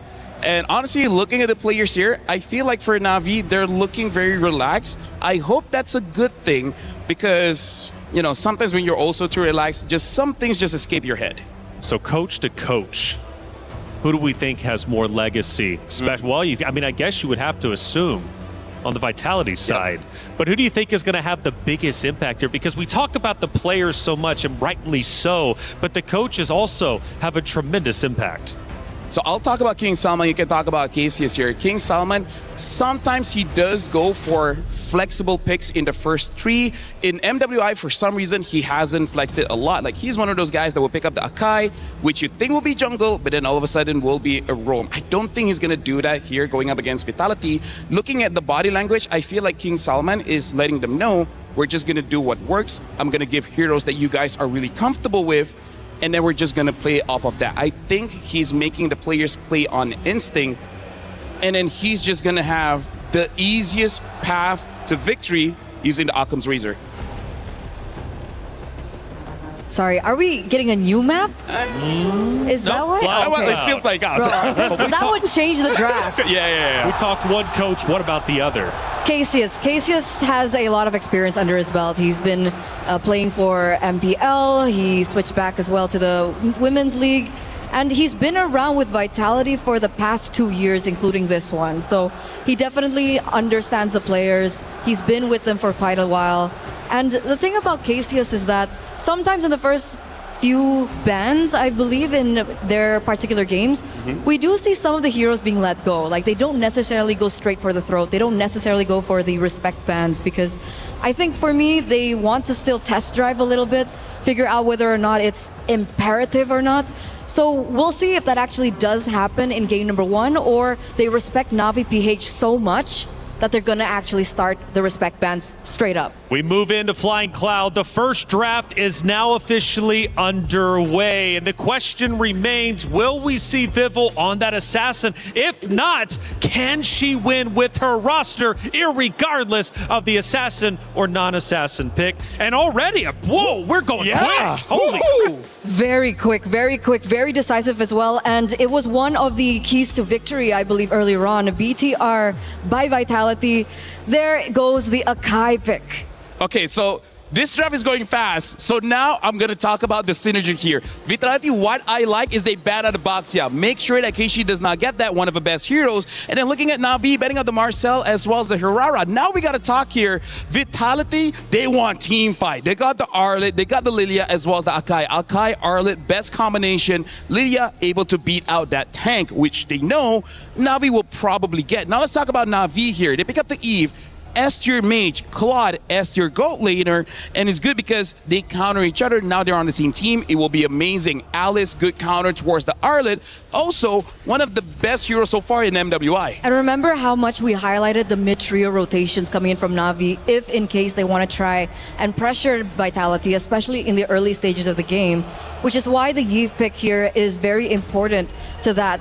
I wonder how they are going to help the Yve, especially now that we're going to the second phase. I want to know what kind of heroes that they're going to prioritize for their roamer in this regard. And this is very interesting. I was thinking that King Salman won't be flexing his heroes around, but looks like Coach Cassius is thinking that he might, because he still sees the Alice, but he's considering this Alice might go in the jungle, considering that Keishi has used that yesterday. So instead, they're betting out the EXP laners. For now, Esmeralda as well as Paquito is out. Freya is still open, but looks like they're going to ban out the Phoveus just to make sure this Arlet has a very easy time. I wonder if King Salman here sees this and it's like, you know what?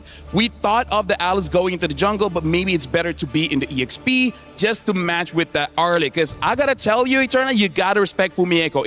If Fumieko is able to get out of lane for that first turtle, it's going to spell trouble for Na'Vi. Definitely mid-game, late game, it's going to be very difficult to control there for Na'Vi. But obviously, there is still some room, but Glue gets picked out.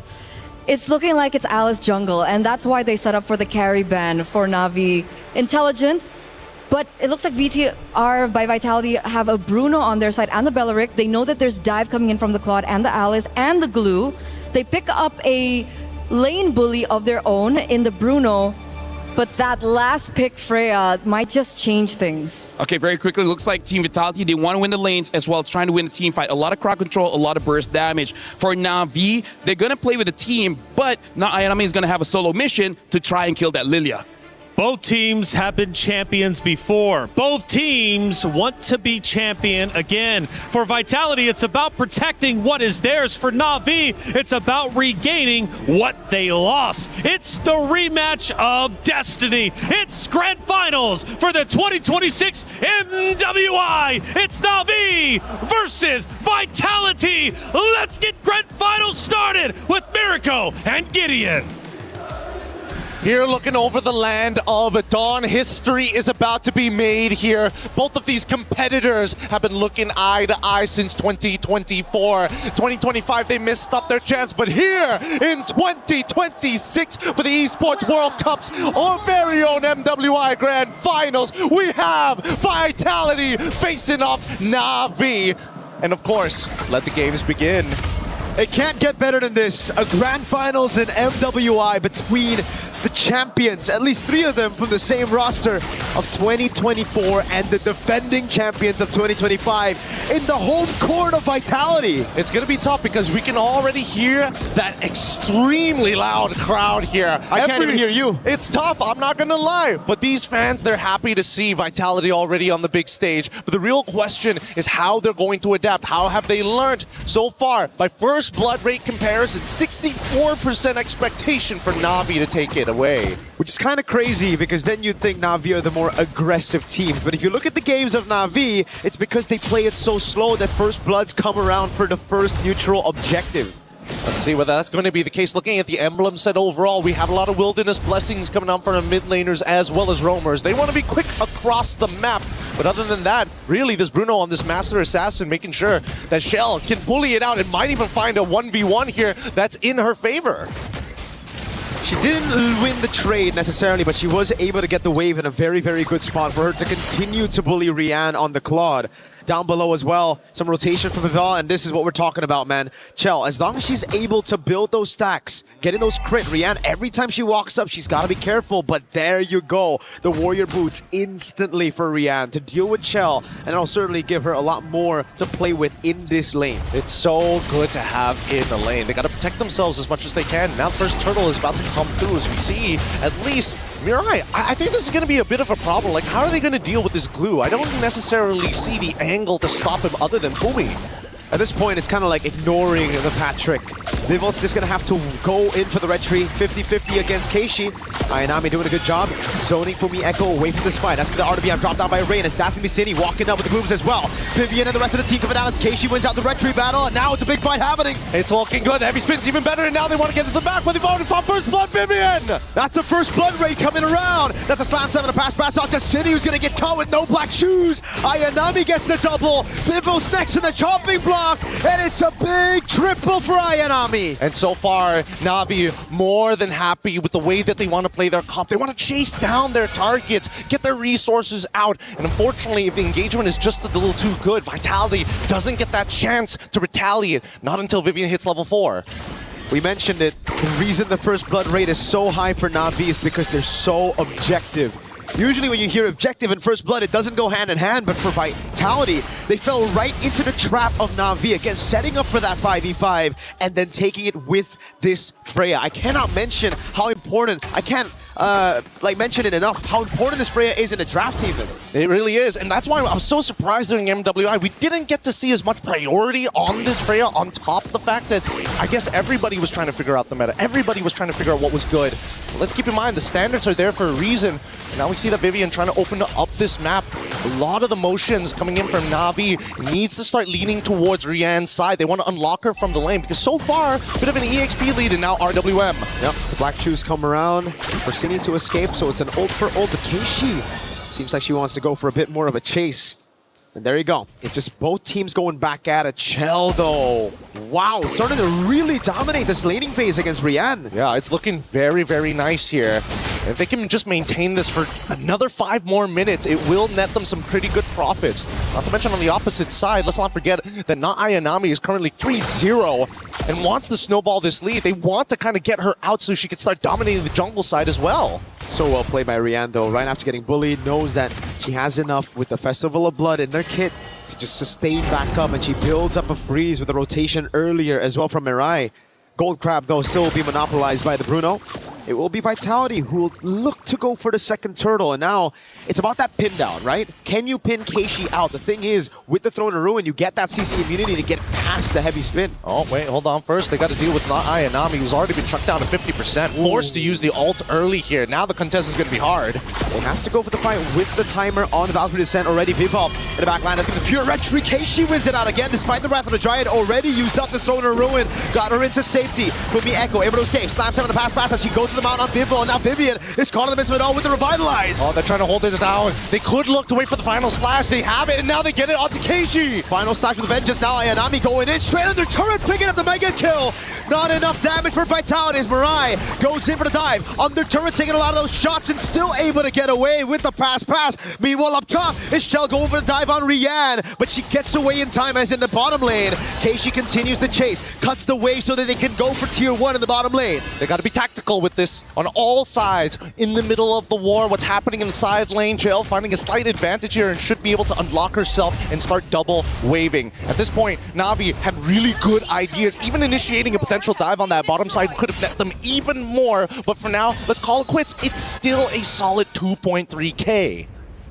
With the heavy spin, you guarantee the red trade. But when Keishi just pops in CC immunity, both Wrath of the Dryad and Heavy Spin, they really got to start staggering it, maybe poking Keishi before the fight, but it's just so difficult because there's so many people to zone. It's not just Keishi, it's also not Ayanami. Yep. I mean, let's not forget about Mirai, right? This glue is going to be frustrating, and they have no dedicated way to kind of melt down the frontline tanks. If they engage, it has to be an all-in type situation, if not a bait for some bigger spells from Navi's side. But as we see the game continue to progress, now that they've unlocked both sides at this stage, and unfortunately for Claude, they still need to get the tier 1 up top side before he's done here. Navi is putting a lot of emphasis towards this top side. 22 more seconds until the next turtle spawns.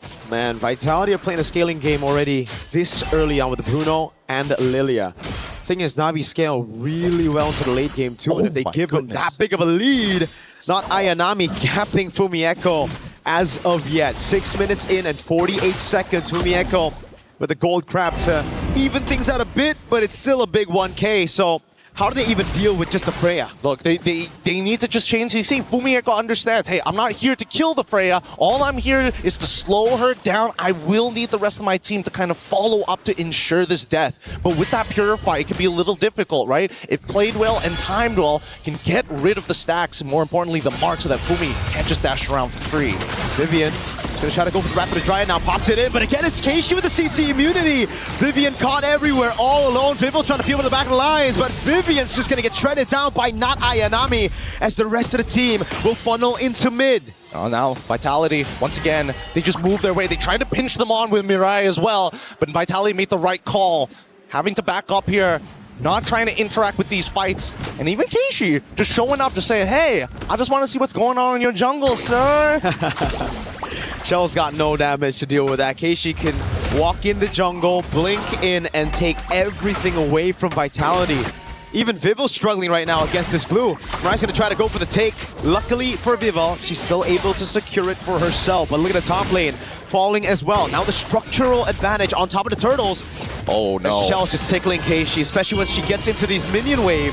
Throwing a Ruin used, trying to bait them into a long fight for the cut for the rest of the team from Na'Vi. Mirai's gonna go in with a dash now. Cyclone Eye, Vivian with the Rapid Dryad onto the back already as Mirai cannot go for the mount, but she actually does on their turret. That's a big mistake as Chelsea able to flicker out the safety, and Mirai's gonna go down. Now it's Cine with the Black Shoes, caught in the RWM, and now the Blazing Duet. It's all good. The backline's under attack with no RWM. They're now attacking the mid-tier 2. Fumi in the back onto Rian. That's Fumi with the flank. Cine able to survive, now very low. Gonna get caught by the Void Blast as Fumieko looks to go for the Vengeance. Is able to go for the resets right now as Keishi tanks up a Storm on their turret. It's Fumieko targeted down by Ayanami, and Fumi will fall. Ayanami's godlike in this game. Shell, don't get too close here, and especially with so many people in front. Belleric is also trying to get into this fight as well to try and clear up these waves. And finally, Na'Vi get to walk away from this fight. 20 more seconds until the first Lord spawn, but that is one hefty lead. And it's because of the 2,000 almost gold lead between the XP. Ayanami 7-0-1.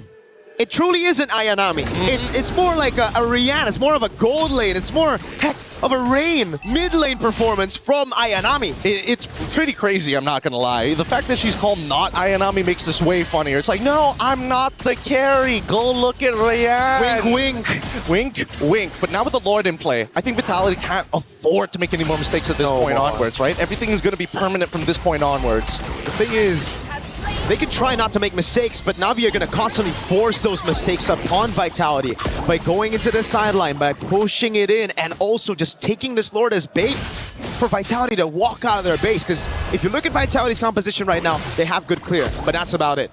Well, even when we're talking about clear, right, it doesn't come at, well, maybe Shell has got probably the easiest way to clear these waves. However, it's not AoE, and it's not exactly the fastest, especially once we get into the 20-minute zone. Ideally, we do get there for the sake of Shell, but at the same time, I don't think Na'Vi is going to allow that to happen. They're going to start sieging, and I have a sneaking suspicion that Mirai might just flicker in underneath inhibitors.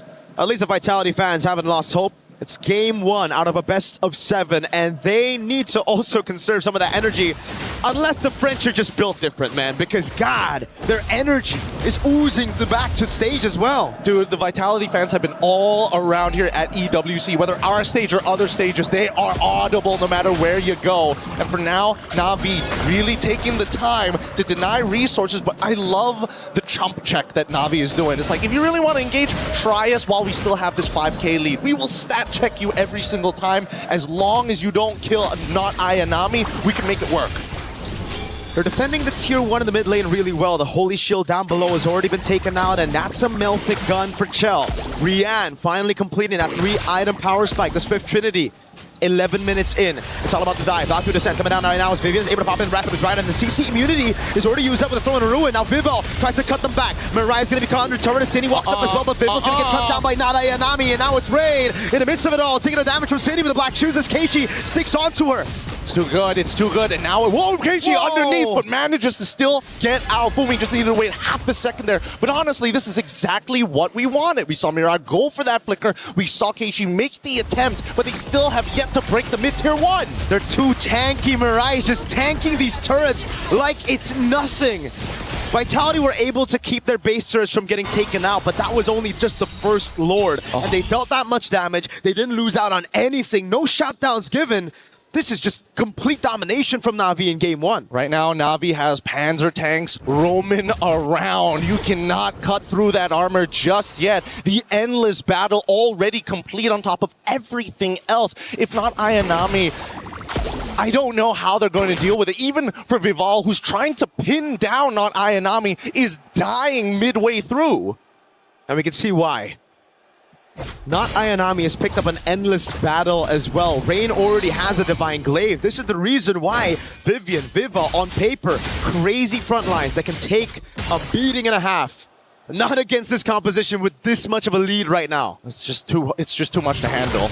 6.1k, but it feels like it's already at that 10k mark, but it's not entirely hopeless for Na'Vi just yet. Chell can still pull through. They just need to max out on their items. However, it will come at a huge investment as both sides contest for no man's land. Again, Na'Vi just doing a brilliant job forcing errors on Vitality. They're also going to try to go for the pin on Mirai, and it will work out. They will get Mirai, but now it's the Lord already taken for Na'Vi at the cost of just their roamer. They don't mind this. Whoa, dangerous stuff from Rian. Able to respond in time with the BMI, but for now, with his 3 and 10 score, Vitality, trying to defend, and Rian making a play. Oh God, right in the RWN, the Blazing Duet. Now it's the kite back for Vitality as Keishi pops in that skill 1, had already used the throw in a ruin. Double 0-9, setting up perfectly for the rest of the damage dealers of Na'Vi. And the worst part is that now that Fumiko is gone, it's only just the Wrath of the Dryads that they have to worry about. The Heavy Spin was also used in the middle of that interaction, so now that Na'Vi sees all of these checkboxes being ticked, outer turrets will be destroyed, a guaranteed inhibitor on bot side.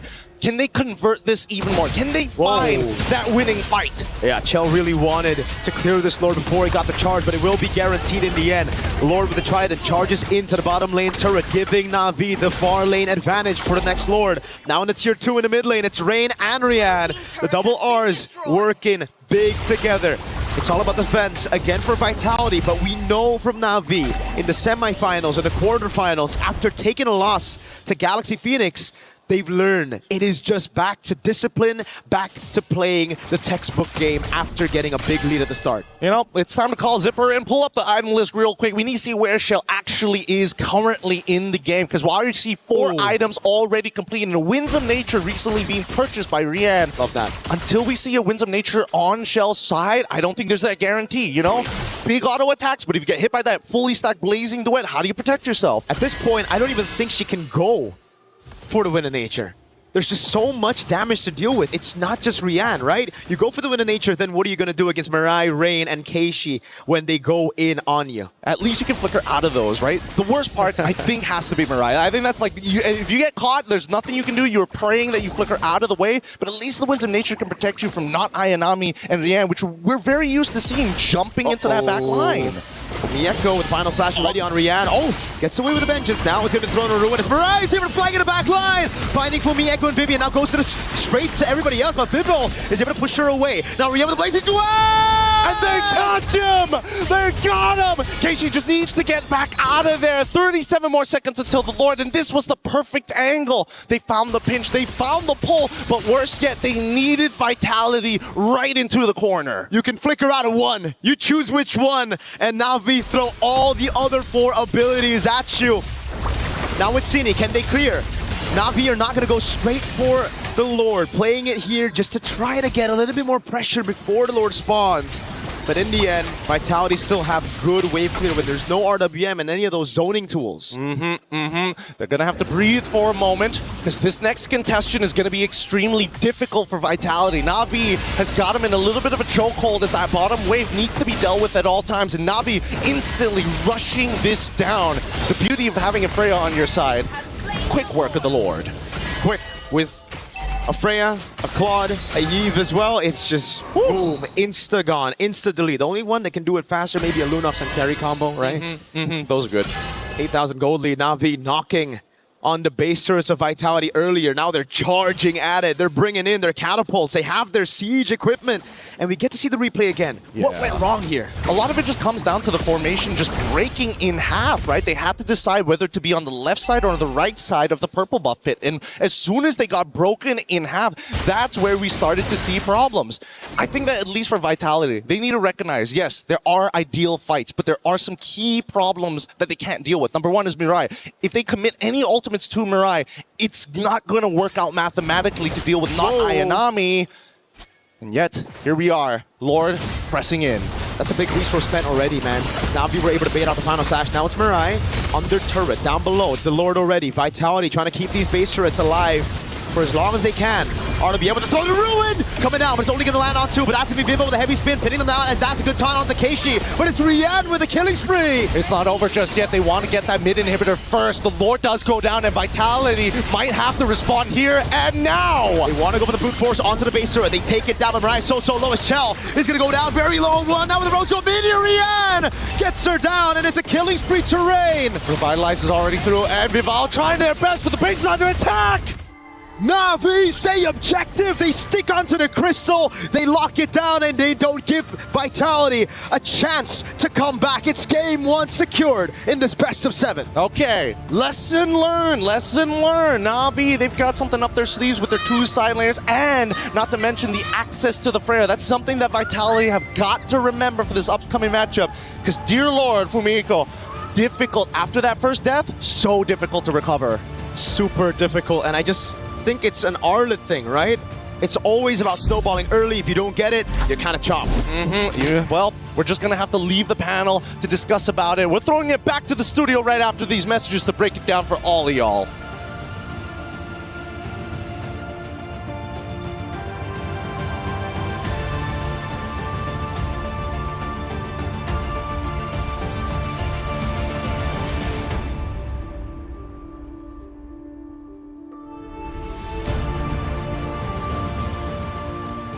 Was built to move. Not trapped at a desk in one singular posture for 12 hours a day. It's time your chair evolved. This is Secret Lab Titan Evo. Ergonomically engineered for you.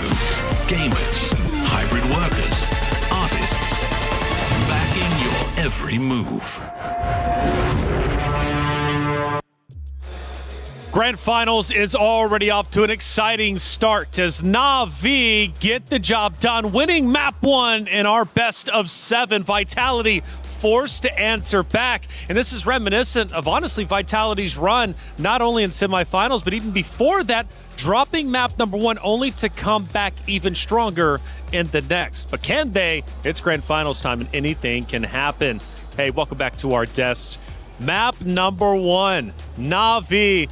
Was it you, Lavelle, that said, look, if it goes 1-0, it's over with, and Na'Vi's dominating 2-0. 2-0. Everyone calm down. Here's the thing. Calm down. I know. Let me just say, not Ayanami, you can't fool us anymore. You are Ayanami. You definitely are. Because let's talk about is winning the lane. All right, that's cool. But then winning the turtle fight, all right, that's cool too. But then you win everything 8-0-1. You didn't die the entire game. What's going on? Which is why in the drafts, when I saw the Freya last pick in for Na'Vi, I was like, this is a game changer. Yeah. This is going to change the course of the game because if the Freya gets rolling early, you better bet that snowball is going to hurt. Well, for our commentators, the first blood was very exciting. We had a chance to see the reaction live.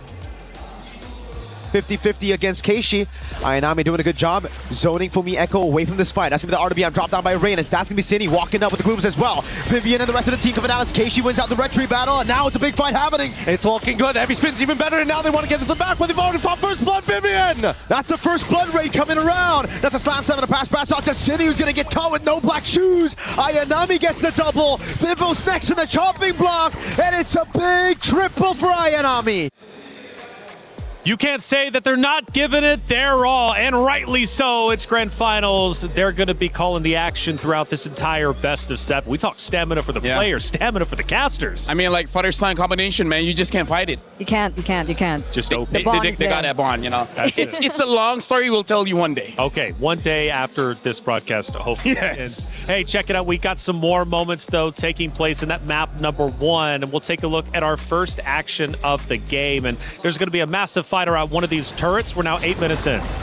At this point, after the initial reaction earlier on, this is what we were talking about, right? The insta snowball coming in from not Ayanami, and not to mention, because of that, she created so much space for the rest of her team, and unfortunately so, Team Vitality have been taking these team fights in the real world manipulation, and you can see, you can feel Rain just really pop off here, not Ayanami even going under turret as well, and we mentioned as well that Fumi Echo is a pivotal person in how these team fights usually go. So if Fumi Echo can't tank the damage, the initial brunt of that damage from the real world manipulation, from everyone else on the team, she doesn't have time to set up. And so the team fights just look so bad.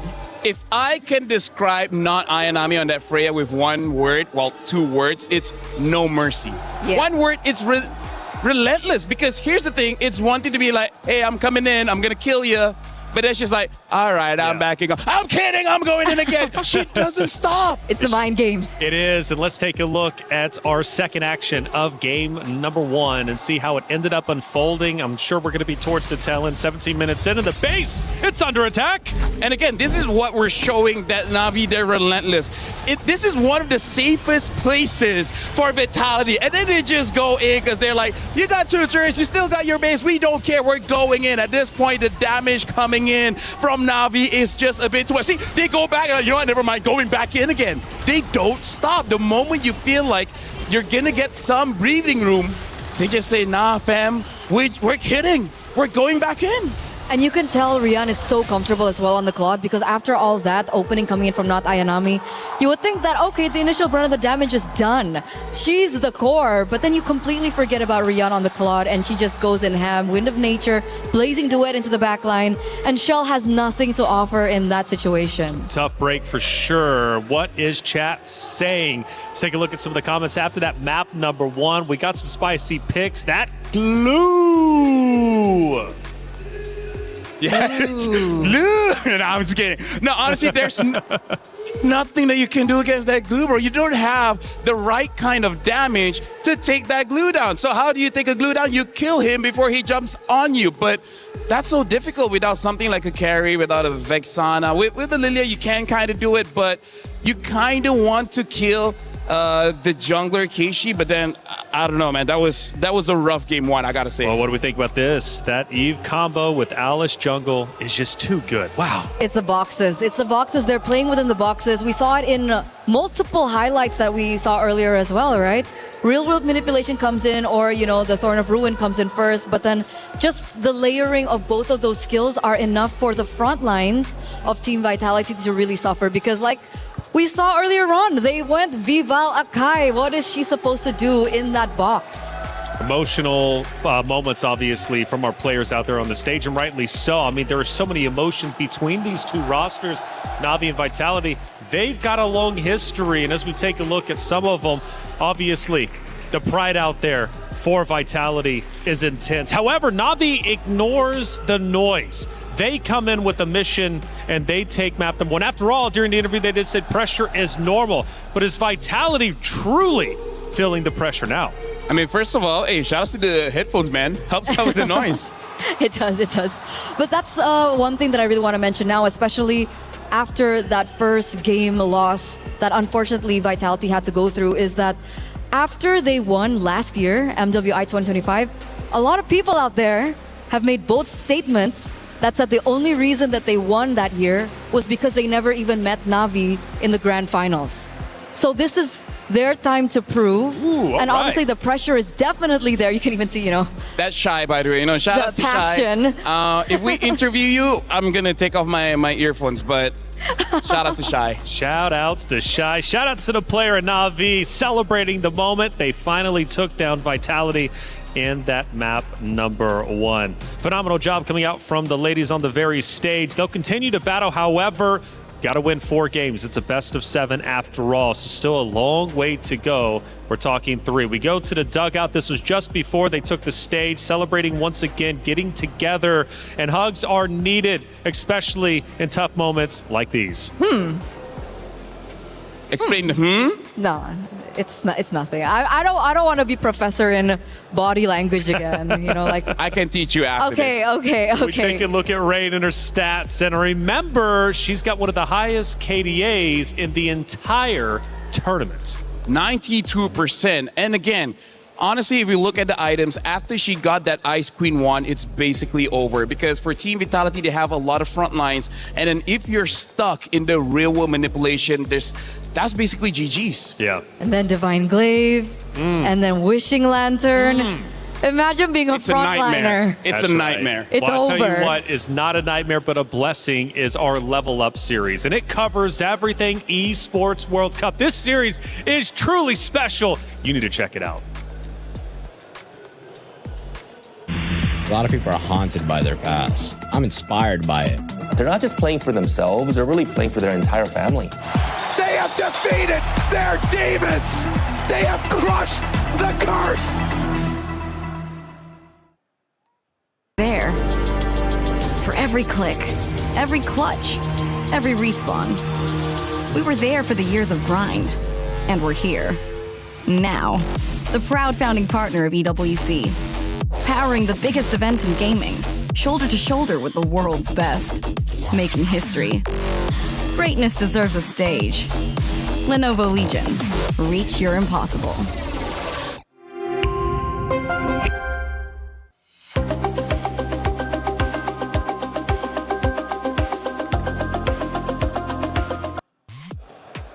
Level Up series, you guys got to check it out. Fun fact, I was in episode 1 of the original Level Up series. Now season 2 coming out. The cool thing about it, it's on Prime, and they go through the entirety of the Esports World Cup, and they tell the story like no other, bringing in players, focusing on interviews, of course, with org owners. They focus on everything EWC related, and it truly is remarkable how much coverage that they get. Esports World Cup, I think we could all agree, revolutionized what esports truly is. And now with this being year 3, they continue to do the same. So Level Up series, check that out. Back on the stage, though, here we are. And you notice top right, the current match, Na'Vi is leading 1-0 over Vitality, forced to come back. So talking about shortcomings, where did Vitality drop the ball, map 1? First of all, Taylor, you're cool too. I love you, man. You've been amazing all throughout MWI. I feel like I'm about to get roasted. Shouts out to you. No, honestly, let's talk about what Na'Vi did that Vitality is not comfortable with. Na'Vi brought fire against fire because Vitality is supposed to be the aggressors, right? But then Na'Vi with the Alice, with the Freya, with the Eve, it's like they're the ones always having forward momentum. And I kind of feel like Vitality is also not being comfortable. It's like, wait, why are you the one rushing against us? The script is supposed to be upside down. So I hope this time Vitality gets a draft where they have forward momentum instead of trying to kite back. Because kiting back doesn't feel super Vitality, you know? I agree for sure. I think the pressure now in game number 2 is more on Coach Casius than anything else, because when it comes down to execution, I feel like 60% of that is signified from the drafts. So Na'Vi now are on blue side, and obviously Na'Vi earlier won on red side. So let's see if Vitality has something to say on red side this time around, their more favorable side of this draft. You can see Akai being banned out very quickly, Atlas and the Hirara. On the other side, the Bakse and the Chip. Last time we saw the early Akai pick for Vival. Can we expect an assassin this time around to help facilitate what you mentioned, which was the early aggressive tempo that we usually see from Team Vitality? Honestly, hopefully, because Akai as well as the Baxia is out right now. the tank junglers that are left is not really great. They are A tier at best. Something that I will keep track of is Vitality banning out this chip. The chip creates a lot of pressure onto the side lane and in the jungle, but I don't know if it's super necessary here going up against Na'Vi. I think this is a bit of a risk, but again, it's only game number 2. We'll see whether this works out or not. Right now, Marcel has been banned out for Na'Vi. Quite a few heroes are still open, notably the Freya, the Esmeralda, as well as the Paquito. So there is a lot of EXP laners open. So I think that's part of the strategy here that both teams are saying, hey, just now the Freya was a little bit too much. We're going to leave some of the counters open just in case. So what would be crazy if Na'Vi go first pick Freya here? Like they just double down on how they found success in game number 1, but they go for Esmeralda actually. So technically it is quite similar. They both are very dominant in that lane. Obviously the Freya has an additional, spice to it because they can still flex her.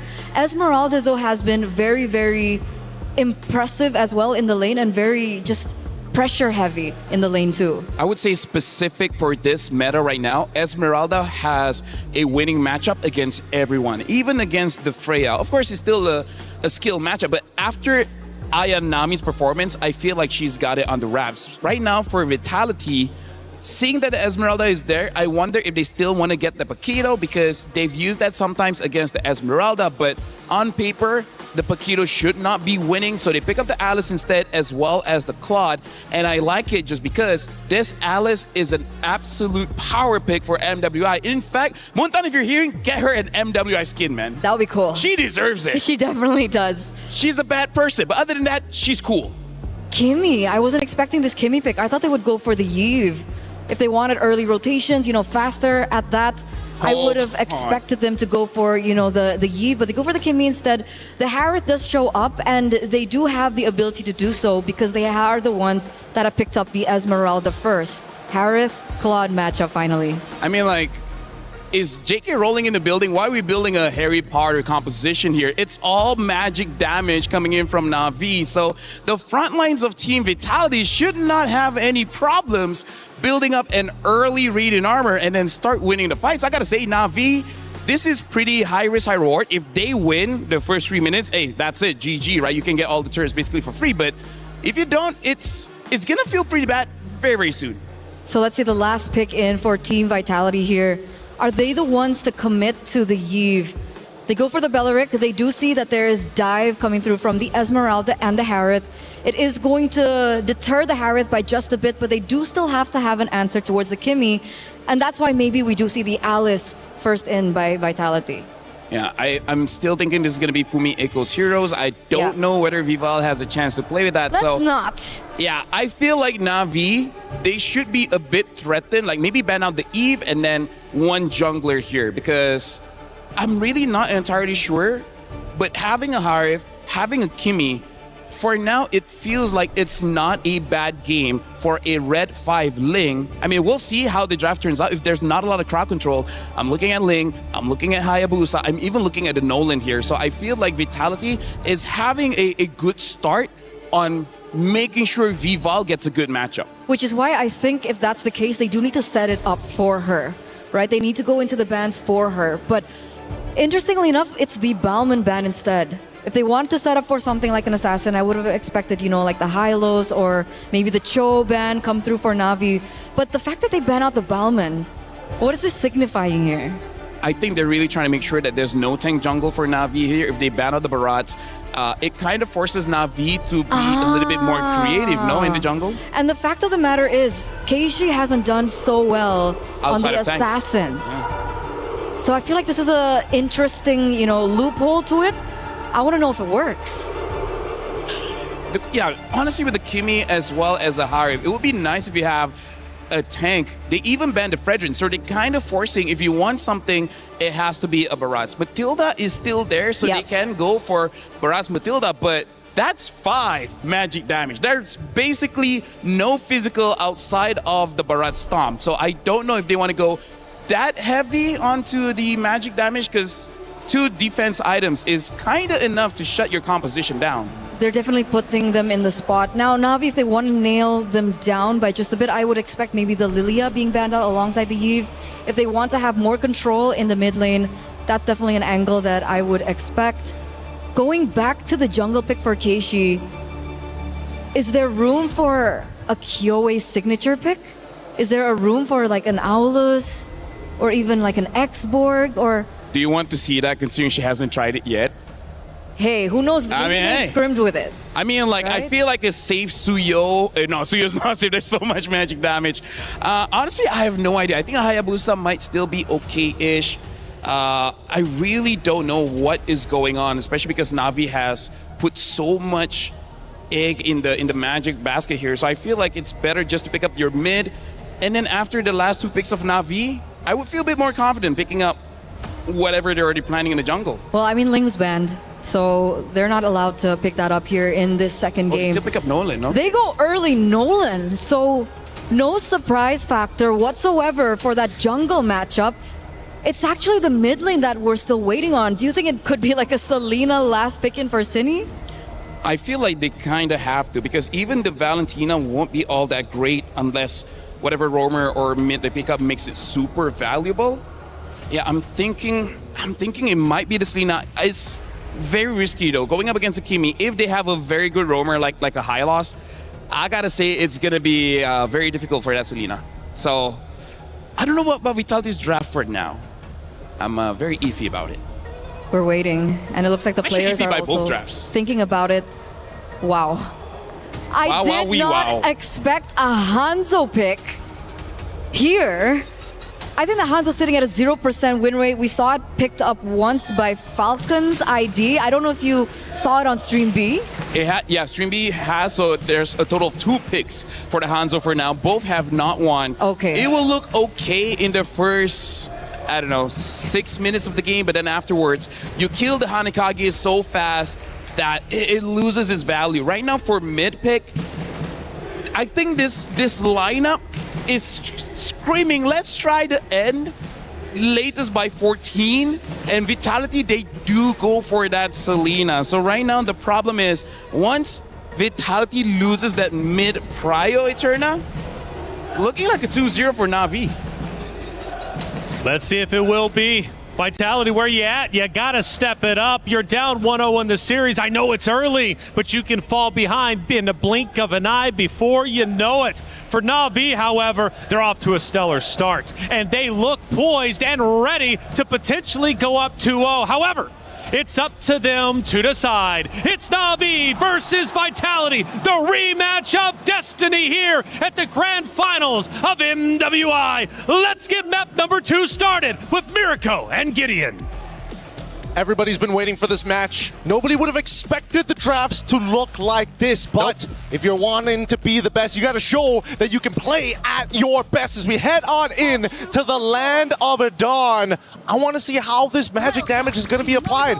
Both sides have interesting ways of applying it, but Vitality, they need to accelerate. They need to close the game off with a snowball. I don't see any other way. And LaFell broke it down real nicely. Their scaling isn't as good, but at the same time, it's all magic from Na'Vi. I agree. I mean, they do have the Hanzo, right? So if they do make it to the late game, yes, scaling is on their side, but also they'll also have much more to play with, not just pure Harry Potter. Is that what he called it? Harry Potter. Harry Potter draft. All right. Bargain Hunter on both mid and gold. Rain and Rian. Again, even though they're scaling, they want to try to make it a bit quicker, you know, trying to get those very pricey items quick.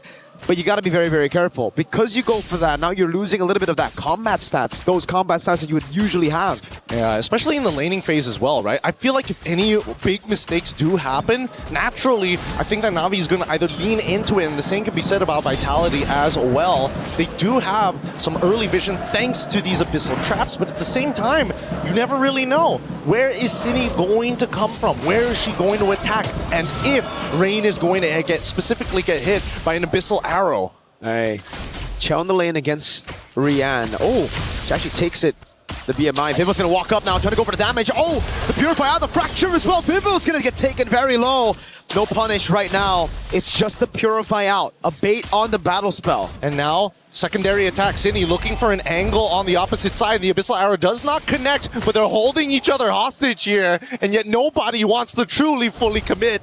Oh, that could have been really good. They already got the Purify out, but Rian's a bit too aware for that, knows that this mid lane's been missing for a bit too long, and that means it's full prio for Na'Vi. Rain and Keishi on the turtle already. Now as Vitality try to look for an entrance into this turtle pit. And look at Mirai, ever vigilant, making sure that this Nolan has to go hard. Fumiko not at level 4 as they're about to begin this fight. Great taunt right now as Keishi jumps in with the Pinnacle Ninja. It's going to be the all-in. Oh! Goes in, but Fumieko's the one to take it as Vivo gets away. AOG already as Vivian is able to escape, but not Ayanami picks up first blood. So it's a turtle traded for a kill, and both XPs are the ones on the board. That's a good taunt right now onto Fumieko and immobilization as well that forces the Throne of Ruin. It's already out now. Ooh, Zinni unfortunately does not connect with the Abyssal Arrow as they go back to neutral states. Really surprised that out of everybody, it was Fumiko who actually gets it, and now a dive on the bottom side. A cancel straight up on the Blazing Duet.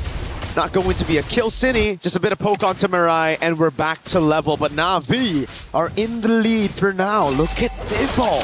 Spawns up, goes straight, booking it into enemy purple buff. That's Grand Theft Purple, Leo. Oh yeah, they've gotten it. They've gotten it successfully. They've got the stars for it. As not to mention, they go back to where they need to be. And I love this from the side of Vitality. They are making sure they are covering and not wasting too much time taking camps that they don't need to. They gotta be proactive because that's what their composition needs to do. So now it's back to the slow game. Keishi just trying to read out Cinny. Has a good read on her. But remember, damage. Oh my god, Cindy gets an Abyssal Arrow on Rain. Forces the flicker.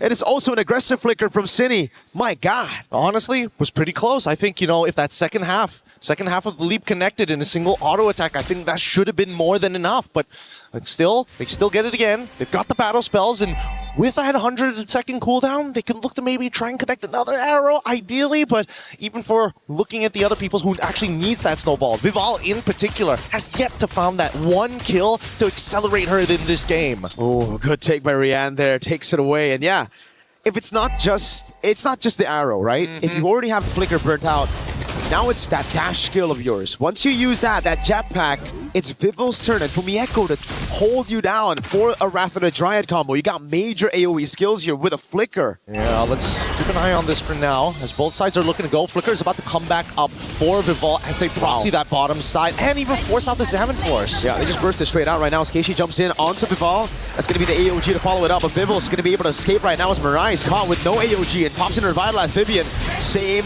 predicament. It's both the roamers just falling here. Vival picks up the kill, and onto the side, I believe it was Rian. This was an interesting sequence because both sides had two separate ideas. The arrow connects to Throne of Ruin. That's what we're talking about. The flicker as well. Not even like close to. Wait a second. Bottom lane. Shell's gonna go for the Blazing West straight up onto Rihanna. Vival's waiting in the bush right now. Rihanna actually reads it with the Synchro Fission. Crazy amounts of awareness now as Cinny is able to bait out Keishi from that spot, but she has to get away now. The falling star move for the chase as Fumi got away earlier. Oh my goodness, when are we going to go back to neutral states? I don't think we're not even done. We'll never do that. We'll never go back to neutral. we're still in the scrimmage here. Keishi. They are still fighting each other. Whoa, Fumieko wants to stick on Keishi with no Pinnacle Ninja. Okay, very bold, but now proxying the wave knowing that Keishi is there. God. Hey, are they not doing anything about this? Okay, I mean, can't. Fumieko is just like, try me, fight me. Both of you at the same time if you have to, ideally. You know what? I think I agree with LaFell, man. I think the Alice needs not just the skin, but needs like one of those MSC Farsa skins. Or sorry, was it Atlas? The Atlas skin that you need to roll for. It has to be exclusive. It's got to be exclusive. Or maybe something even further. But that's only assuming that they win this entire tournament. Let's see, 30 seconds from now, Turtle is going to spawn, and I'm expecting Vitality, now that they've already, may even consider trying to go for a dive on towards bot side, but no. Purify is already up. Vivian still doesn't have her flicker up just yet. 22 more seconds. Rian just jumped in with a Chrono Dash. I believe Mirai spotted Vivo in the bush. Maybe not. It's an all-in with a Fracture as well, Rian. Good reactions, just Chrono Dashes out of it. No battle spell baited just yet, and it's a Fracture down for, I believe, 20 seconds. Cool, calm, and collected. They understand, hey, maybe the first initial attack, I can't really dodge it, but that all, I gotta make sure I'm not getting hit by all three of those points. Now, however, that mid lane, you can see immediately, quick punish on towards Cindy, keep her out of here. But that's the thing, right? I would have expected Beleric to show up in the mid lane more, just to be able to say, you know what? Concussive Blast it, clear that wave, we get first move. And look at how slow both of them are playing. This is what happens when you have two assassins, right? It's all about that fade and switch, but Vitality, they have a Selena together with a Nolan, which means they can blitz this turtle. It's a Selena with a Seasoned Hunter, and that means 3 neutral objectives to Vitality, but only 2 to Vivo. Wait, it's actually only 1, because I believe Cine got the last one, and Fumi got the first. Yep, and now looking towards that bottom side, Mirai, they see what's going on here. Rian, she's already defended herself, and I've got to give it to Na'Vi. Their defense has been impeccable. They've done their due diligence to keep Vitality in check. Yep, we're gonna all in onto Vivian. The traction pulse as well, but Vivian just walks out of it. All right, back to the neutral game. Now it's so much slower. Both XPs have already gone for a cut. Seems like setup for a big fight down below. And, I mean, all because of these scrimmages. Oh wait, the trap, the combo, it's good, but it's not going to kill just yet. I don't think she has enough items to go for the full one-shot, but it will force a recall, which is kind of good. This would mean that, as you can see, Vivian instantly already trying to man mark, looking for Keishi. Where are you? What's your status? And most importantly, where are you going to show up on the map? They got that map pressure. Vidball goes in. First passive strike, that's the second there. That doesn't land on Ayanami. Yeah, Ayanami is just going to be able to tank this up all day. No chance for them to burst her down. Maybe if she waited for that Melfic roar first, she would deal 10 more damage. Just a little bit more. I mean, let's pull up the item list to really see whether or not it would have been the difference maker. Because if there is a lot of armor, oh, actually, right? Honestly, that would have been it. That could have been it. But overall, it's still a dangerous game. Radiant armor already completed by Fumihiko. Every single person who has a radiant armor, it's going to be way harder to deal with. That was crazy. Right there, an attempt. Vivian on it as well, trying to siege this tier 1 down as Fumihiko tries to cut under tier 2. Rain, big pickup, Sky Piercer. We have to look at this fight. If it's an explosive fight where Rain can thrive and get a few of those kills in, that's going to be big coming into the 10th minute of the game. Well, talking about big, they're about to crack open mid-tier 1, which is so good. So good for Vitality. People not too worried about not Ayanami, they're waiting really just to be able to reposition. As the rest of the team looking bot side, they're trying to make this gang happen, and Cine in trouble. Zaman Force already, Cine with the flicker out to the Unbreakable of Mirai. Zaman Force already baited out, but it's for the flicker. Now it's Vitality waiting for Vivo to get onto the purple buff first. Don't have a naturally pushing wave here, and I think Vitality recognizes this too. Purple buff just obtained by Vival. I don't know if this is the position they want to fight in yet, but at the same time, they can't afford Na'Vi to actually hold on to first position. Wave mid is shoved in though, and Vivian wants to take an aggressive route into this Lord Pit. They're going to try to get that advantage on the side lane as well. Yeah. Sending Fumihiko to cut under tier 2 up top. This is beautiful. This is beautiful macro coming up from the side of Vitality. The only way you're going to get Na'Vi to forcefully move is if you start taking some prime positions. Yeah, sure, take the Lord, but if we're shoving out mid, what are you going to do? You can't afford to get flanked, and that's the Falling Star Moon if I saw correctly. It was onto Cine. The rest of the team now coming at Ayanami. Wave up top is going to take the tier 1 down. So Vitality, take any structures, just the macro control as Na'Vi have to just group up. This is the nature of their composition. It's built to team fight, and it is not good at splitting up to deal with these split waves. Oh, it's looking really difficult. As soon as Keishi shows her face, I think that's when Vitality are going to start attempting the Lord. And then it's that consistent back and forth. And I think even for Rain, right, there's just no more camps to actually maintain those stacks overall to get the maximum range from her auto attacks. So at this point, Vitality have all the advantages and really maintains control and tempo over the game. And Fumi is just going to stay up top. No Zaman Force means that Fumihiko can stay here a bit longer. Goes for the cut again, this time with a bit of backup though. So Rian, she decides to walk up. It's going to be very scary. Vidball, what a bush to hold right here. Trying to go for that cut.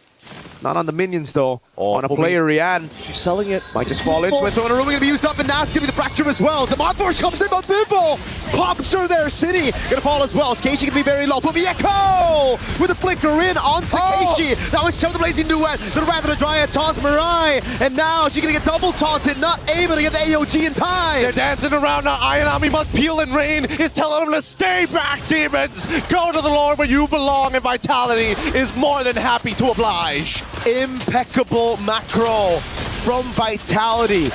They play up top, they push it in, they bait out these resources slowly but surely, and they build upon those small wins. It's so good. And I love the fact that you don't even get to see this very often with some of the professional teams in the regular leagues. Vitality is so good at pushing and pulling, but also taking advantage of the space. You plant people when you take the space. It's just ridiculous how good they are able to execute this very difficult to execute composition. The Abyssal Arrow really lands. We gotta breathe, and even a Zaman Force coming out from Rian here. I don't know if Na'Vi is losing composure, but you can also tell that Vitality, they're not slowing down with a 6K lead. Oh god, good taunt there. I don't think they're gonna lose on composure just yet. They have a very good composition to bring it to the late game, but the Abyssal Arrow lands again, and the Wrath of the Giant is just barely missing out on the front line. Vivian with the Blazing Duet, or sorry, rather, escaping away. The Blazing Duet comes in from Chell, and they burst Rian down through the Zaman Force. Keishi with the jump. Vivel able to escape right now, but Keishi chomps her down and gets a shot. It's Cindy running away as Keishi continues, but she ran out of time as Chell goes into mid, takes the base turret down, and it will be just one base turret with the First Lord. Honestly, all things considered, pretty good from Vitality. They get an inhibitor, they put both of them really, really low. They got a kill onto Rian, which is even more impressive. And not to mention, all they had to sacrifice it was Vivel, who was already doing significantly better than Keishi all throughout this game. I know that Chell was ahead, but I didn't know it was by that much. I know Vivel was ahead, but I didn't know it was by that much as well. It's a 2,000 gold lead for the jungle and gold, and that's why they were able to just pop Rian straight up on the Harith. Well, let's also not forget about the supports here. We got to show some love over to Vivian. She's been playing a really strong game. I mean, so far, the fact that she already has like a 1.5k lead against another support is good enough because the stats that are coming out of her, it's just, what do? Half the time, Vivian can just stand in your face and absorb that damage for free, and it feels like you're hurting yourself more than anything else. They still got a composition to play in the late game. Vivian gonna be caught now. Pops in the Wrath of the Giant, finds everybody, but there's no throw in a ruin. The Alice is in the bottom lane, and it is a punish from Na'Vi over on Vital Chell. Oh, damn. They got to be a little careful here. They can't just take the free shots coming in from Chell. That corrosive side will build up, and eventually you won't be able to escape from this Claude. At this point in time, at least 30 seconds left on the clock before the next Lord actually spawns. And I would say that from Navi's POV, they're a little bit off from getting those full items. Do they notice, though? Uh-oh, City's gonna run. The arrow slows Keishi down enough, but look, yes, it's Vivel. Maybe it's Vivel gonna be caught now. Mirai goes in with the conceal. Too many dashes for the Nolan with the purple buff. She gets away. It was a risky move. She was waiting for the real body of Keishi to come back there. Hey, let's not forget that even Na'Vi had a sneaking suspicion of, hey, we don't see where this Nolan is. Yeah. Now we need to make sure we cover our backs. Look at that burst. My goodness. It's all up to Keishi, though. Whoa. She hasn't entered the AOG as well. Vivel's going to have to go for the steal right now. The 50-50 goes to Vivel. Blazing Duet in the winner crown already as Mariah's already used the AOG, and now it's a throw in of Ruin, only locking down one. It's a blinking forward again as Vivel tries to stop from the side. They're trying to chase them all the way through. Ayanami falling star move. Vivel gets right past them, and we're finally done with the chase. One singular wall keeps them separated. The arrow lands on terrain. There's no one there right now, but Zaman Force has already been baited out as the Lord spawns in mid. And Keishi's back up. She's gonna try to go for a little bit more poke, but she just gets caught. Almost a good read on that body. I don't know, because right now, if Vitality want to take advantage of the fact that Rian doesn't have that Zaman Force, they need to start pushing this wave right now. It's low. It has a low cooldown. It's going to come back in time. It looks like Vitality want this synchronized wave. Zaman Force already out. Fantastic pull by Na'Vi onto the Lord, into the bottom lane, but the Lord will already take down that base turret together with Vivel. Now she goes on to Ayanami with the helmet Chell, tearing through that health bar. It's the Abyssal Arrow again. That doesn't land. Vivel's already down. Throwing a ruin, lands on two right now as Chell pops in the Blazing Wind onto Ayanami, and she's going to get bursted out by Vivel. But the rest of the team now clumping down onto City. Chell will be taken out by Keishi. This is Rian's moment. She can turn this all around. They've cleared the wave. They've cleared the problems. And now they hold strong. A near clean wipeout as Mirai just made sure, you know what? At least we know for a fact that Fumieko, she's out of there. 3 base turrets, but Na'Vi show more than signs of life. They got signs of winning this thing with a comeback. It's the scaling that we were talking about from the start, Gideon, that is now really showing. Rian's doing ridiculous damage. Rain as well, and especially with the helmet of Crystal. Oh, they're bursting through Fumieko! They can do it. Forcing the winner crown. Marai's right there, but Fumieko has to burn the flick, which means she can't use it aggressively for the next 120 seconds. Oh man, the Lord is going to spawn, and Fumieko is still not going to have her flicker back up.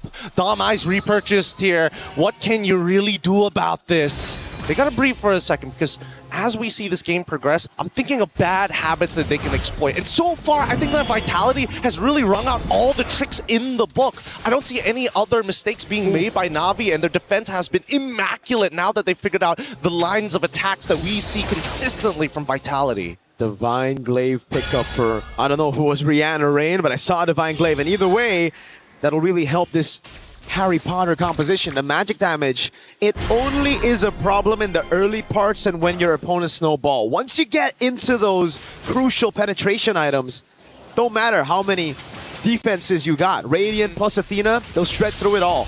Yep, they just gotta make sure that they can survive. Biggest damage so far, and not to mention that at least a quarter of it is gonna be true damage on top of it all, thanks to that Starlium Scythe. It's going to be difficult to play, but at the same time, it's really risky to open up the map, unfortunately, for Na'Vi. They kind of have to wait for Vitality to make that first move, but if they don't probe, nothing happens anyways, and they lose free objectives. Vitality still have the advantage, though, because of that base turret down below, right? It's going to be auto-slow pushing, which means they can continuously just reset the Lord and play it slow. The mid-wave as well is going to be crashing down, and they find the Abyssal Arrow on Mirai. Fumieko doing a good job zoning. Now Keishi pops in Pinnacle Ninjas. Fumieko's going to be caught, but has the blink away from the untargetable. But look at Vival. Already hiding back in the spot. I'm pretty sure they saw at least the dash, and yes, they check it open. Winter Crown's already used, and they go in further. They split them up, and now Mirai with no AOG is going to be caught, but still, oh, with the fracture! They deal with immortality. Fumieko, in the midst of it all right now, has the Throne of Ruin, pops in with a crown. Keishi has to go away, but Vival's going to be going for the chase. City! Finds an Abyssal Arrow, lands it on Rain. Vival's right there to capitalize. The base is exposed, and Nanai and Nami cannot deal with this. They're going to have to leave Kenshi by himself. Start proxying that mid-wave. Kenshi, can they do it? Keishi's going to try to clear out these waves. There's just too many members on her.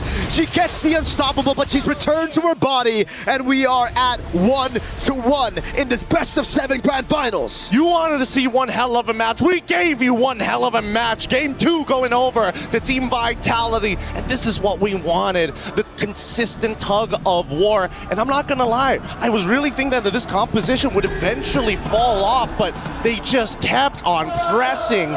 And I think the nail was there once those inhibitors were down. They could not recover from that point onwards on neutral objective takes. At least Team Vitality, they understand how to load the gun. The macro, the forced errors, the split. We get to see it again in that final skirmish. Vival taking a crazy angle back. We get a replay of the final defense, but man, what Vitality did there with this composition was just phenomenal. Really great stuff overall. I really hope we get to see more of this, right? Is Na'Vi going to still play that more scaling, comprehensive, tight style? And now we've seen so many of the bans. I think, you know, our panel is going to give us a better explanation. Let's throw it over them right after these messages.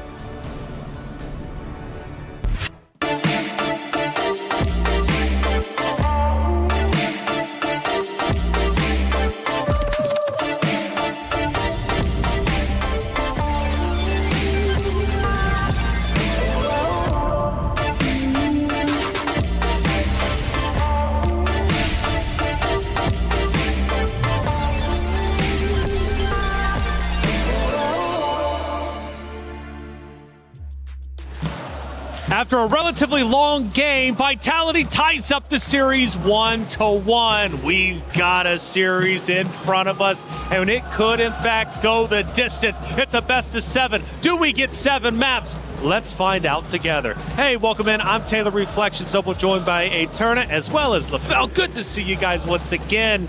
Hey, what was one of the win conditions we talked about? What put Vitality in home court for you, LaFell? It was Vival on Assassin. What does Vival do? Goes from tank to assassin. Hey, they get a win.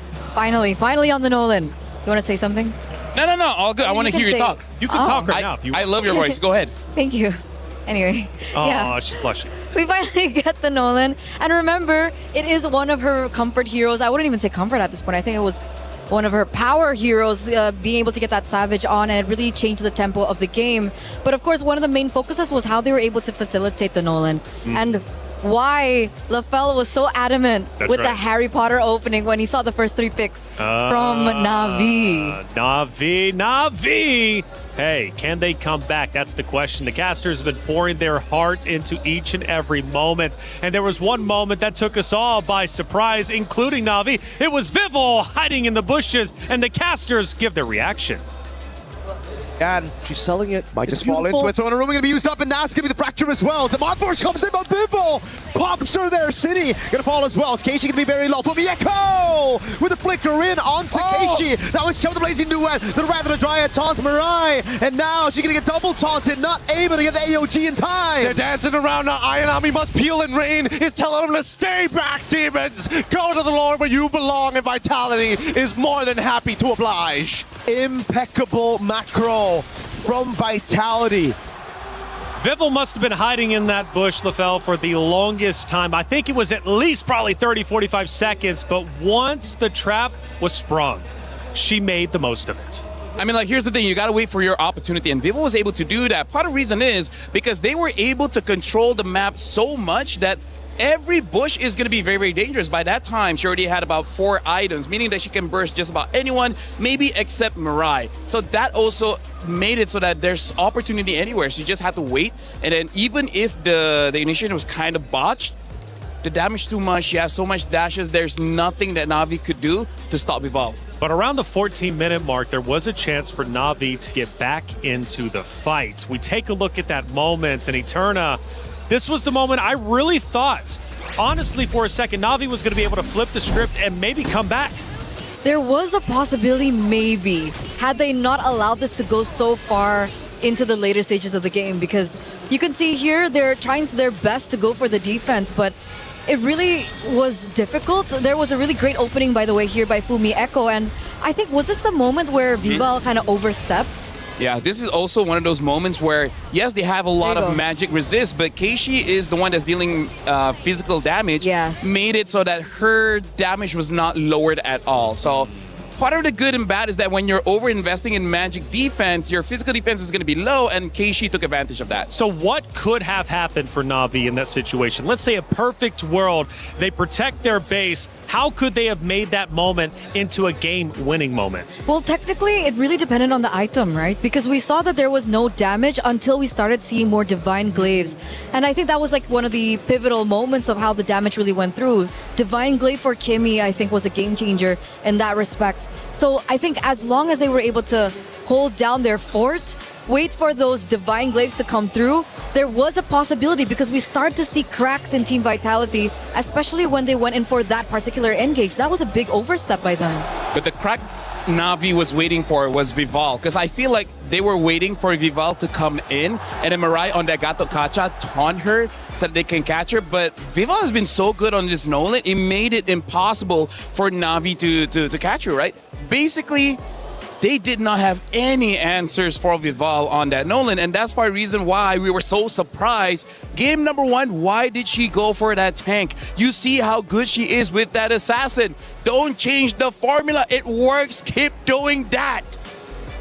I'm upset, Taylor. I'm sorry, man. I'm mad, and I want to I don't know why game 1 Vitality did something wrong, and then now game number 2, Na'Vi, why you... What?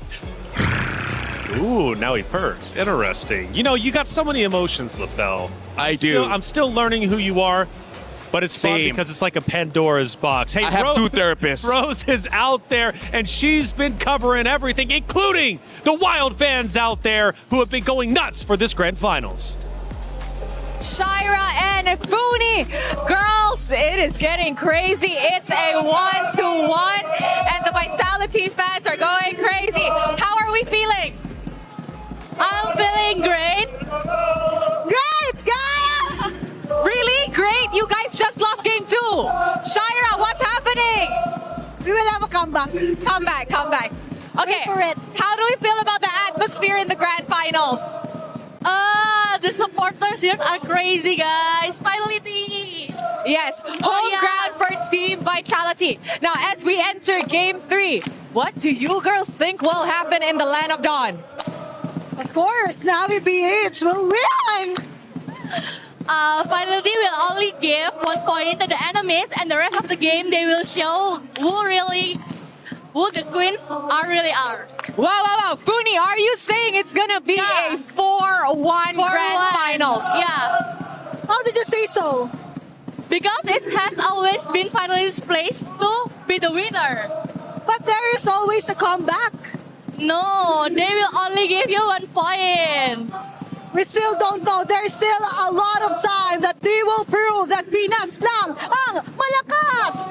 Wow. Shaira, we can feel your passion for the Filipinas on stage. And you know what? It's not just on stage that the fire is fueling, but also between these two girls. So girls, is there any words of encouragement that you'd like to give the girls on stage? Maybe we can start with Funi. Me. Good luck, guys. Just take it easy because finally is the strongest team on the MWI. You just need to play like usual and you will win anyway. Ooh, confident. Shaira, anything you want to say to the Navi girls? Well, she is really confident that they will win this game, but we all know that way back 2024, we got the title, and this is going to be the comeback. So watch and learn and listen, and let's do this, guys! Pinas lang ang malakas! Oh my goodness, Shaira, the energy is through the roof. Thank you very much, girlies. May the best region win. That's it from us. Throwing it back to you guys.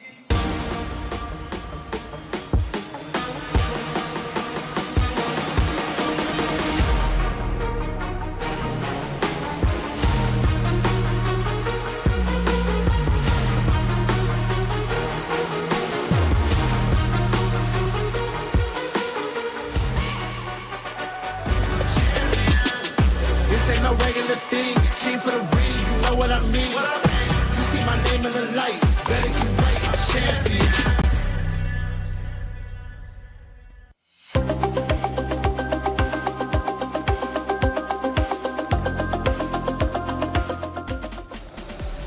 I'm loving the energy. I really am. We need more of those interviews, especially with those two, because you got both orgs representing Navi, Vitality. Rose, you got to get back with them, okay? We need an update a little bit later on. Hey, we also need a club championship update. Trav, what do we got? We're into the grand finals of MWI, and it's looking likely that Navi are going to go back-to-back at the Allianz Vault, but I've slipped away. I've made my way over to the Lenovo Legion Gauntlet, and Chris is here to update us on everything Dota. Yeah, club championship-wise, there's really not a great deal to touch on from what happened yesterday with Falcons, obviously, in that surprise loss, going out in the quarterfinals. That was a real shock to a lot of people's systems, especially considering they could have picked up some valuable points to catch up to some of those squads. There was no other real contender for the club championship sitting in and around Dota. You've got BB team right now who are on stage. They could go, if they can go on to win, they can compete in it, but they're only within like 2 or 3 games, so they're not necessarily going to be over towards the top side. BB, though, are currently, slamming Vici Gaming, who did beat Falcons and upset them yesterday. So kind of showing Falcons may well have struggled even if they got through today, but those extra club championship points would have probably went a really long way. Yeah, well, it sounds like we're going to have a few shake-ups here and there when it comes to the club championship leaderboard at the end of this week, but we'll see how things progress. Back to you guys.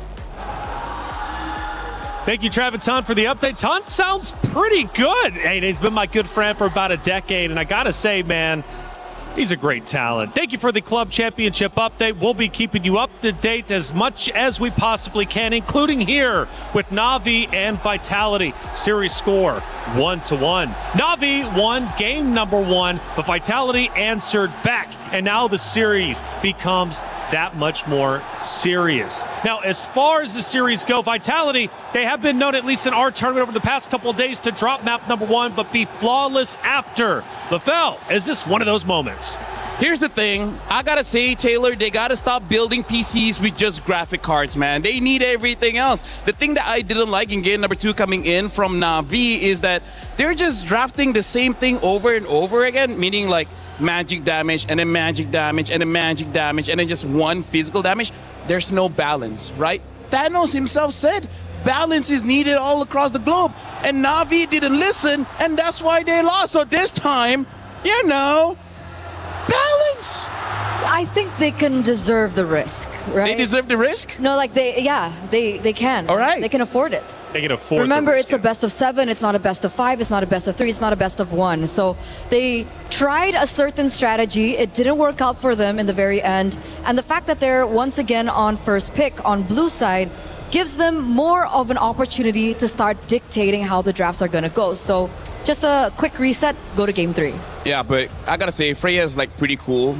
She's a Valkyrie with swords and wings. A lot of lifesteal, a lot of damage, got longer range than usual. So, I don't know, I kind of feel like that worked really well game number 1. I would like to see it in game number 2. Crazy suggestion, I know, but hey, sometimes just hear me out here, because in terms of the bans, it has not changed so far. We still see Akai, the Atlas, as well as the Hirara ban coming in from Na'Vi for Vitality, banning out a chip still, as well as the Baxia. So we saw Na'Vi in game number 2. They picked up the Esmeralda. I still think Esmeralda is pretty strong, but maybe just pick up something in the jungle that can help you out, because I also feel that's something that happened, right? All the junglers were banned, and there's nothing else for Keishi. And by the way, update on Hanzo, now we're up to a 100% loss rate out of the 3 times we've seen it. So avoid Hanzo if you're Na'Vi at all cost. And another one, she has not won with the Assassin. Yeah, still at a 0% win rate with her Assassins. Maybe she can flip the script here.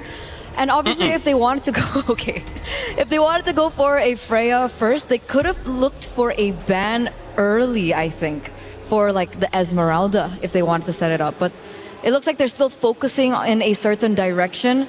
Obviously, now we do see that the Claude gets picked up by Na'Vi. They're indicating that they do want to have a strong gold laner.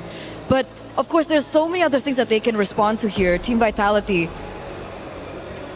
I like his reaction when he saw the Claude. He's like, first picking the Claude. I did not see that one coming. So now, for Vitality, after seeing the Claude, there's still quite a lot of marksmen still open, notably the carry. And knowing that Na'Vi might eventually pick up a tank in the jungle. Let's see here. Akai as well as Baxia is not there anymore. I'm not so sure what they're going to go for.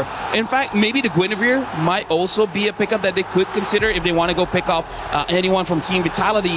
Right now, the Freya is open. I don't know whether they want to pick it or not. They pick up the carry first just to make sure that they have a lot of space to flex the other roles, but they pick up the Eve. I'm liking the opening of Vitality, even though the Claude can counter the Eve. You cross that bridge when you get there. I was just about to say, it's, I think, an act or a statement of confidence. By the way, this POV is pretty cool. Yeah, Coach Cam, right? Super unique. And he's going back and forth. What are we doing? What's the game plan? Coach's perspective, you get a little bit of it. And like I said, I've really never seen this in an esports production. Yeah, it's brand new. I wish we could see their notes. Well, I guess they're not the type of people to bring notes. But if there were notes, that would be kind of interesting. I'd love to see what they have on their notes. But back to this, carry Valentina very early here, as well as the Bellaric. So they already have a strong laner there with the Claude, and obviously they do want to have some more to play with, especially if they want to go strong side Claude. Obviously it's really difficult because you are up against the carry, but the Valentina will be able to utilize her creativity. I think the clear is still lacking as compared to the Eve. And the Bellaric, what do you think about the clear from Bellaric? Honestly, right now, I feel like at least there's balance. You got crowd control coming in from the Bellaric. You have utility bursts as well as some crowd control coming in from the Valentina, and the Claude is just a strong pick and probably a deny just to make sure that Shell doesn't get it. I agree with you. I think that's going to be a big problem right now. They don't have a lot of clear. And if they're going to go for a tank jungler, I think the clear there is not going to be good. So we really got to see what does Na'Vi get for not Ayanami. I'm thinking sometimes in this kind of situation, they will default to something like a Benedetta, which I think might be able to work, but only when we see the roamer. Benedetta for? Not Ayanami. Okay. Yeah, so for now, looks like the Paquito has been locked by Vitality. So mid, gold, as well as EXP has been showed by Vitality, so not a lot of flex anymore for their lineup. Pretty honest, but I think it's still very, very strong. For Na'Vi, their options are still open, which is good and bad, because the bad, they don't really have an identity just yet. I'd love to say, going back to your point about the Benedetta, that it shows for Na'Vi. But against the Paquito, I don't think it's the best of ideas. I think now, with the Paquito shown so early, they go for a Freya ban, which is exactly what they do. And perhaps they want to eliminate the Esmeralda here. Because if they want the Paquito to be strong side for Fumi Echo, which we have seen them set up for, this hero really needs a little bit of help with the drafts. Well, if they want to default to something like an Alice, they still can, but that does mean there's a high likelihood that Keishi will be using some damage dealer inside of the jungle. The good thing is, looking at both draft here, I feel like a Ling is definitely possible for either side of the drafts here, so, you know, it could be something that they want to consider. Okay. Ling, an option on the table for both teams.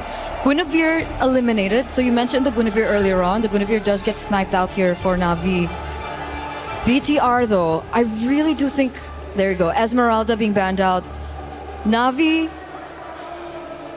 so Alice? Is Alice what we're thinking about for the EXP laner? Do they go Arlet here? Part of the reason why I'm thinking of the Alice because we're playing Expanding Rivers. Expanding Rivers, just make it say that there's going to be a lot of fight around the turtle. So whoever has more AoE, CC, as well as damage, they're going to be looking pretty good in this lineup, which, by the way, Vitality with that Eve, personally for me, automatically wins the first two turtles. Having the Paquito really helps out because they're able to deal a lot of damage onto the jungler, making it non-contest. So that's part of the reason why I'm liking Vitality's draft. In Expanding Rivers, when you have a draft like this, gives you good control over the first two turtles, and that's going to help you quite a lot to set your tempo all throughout the game.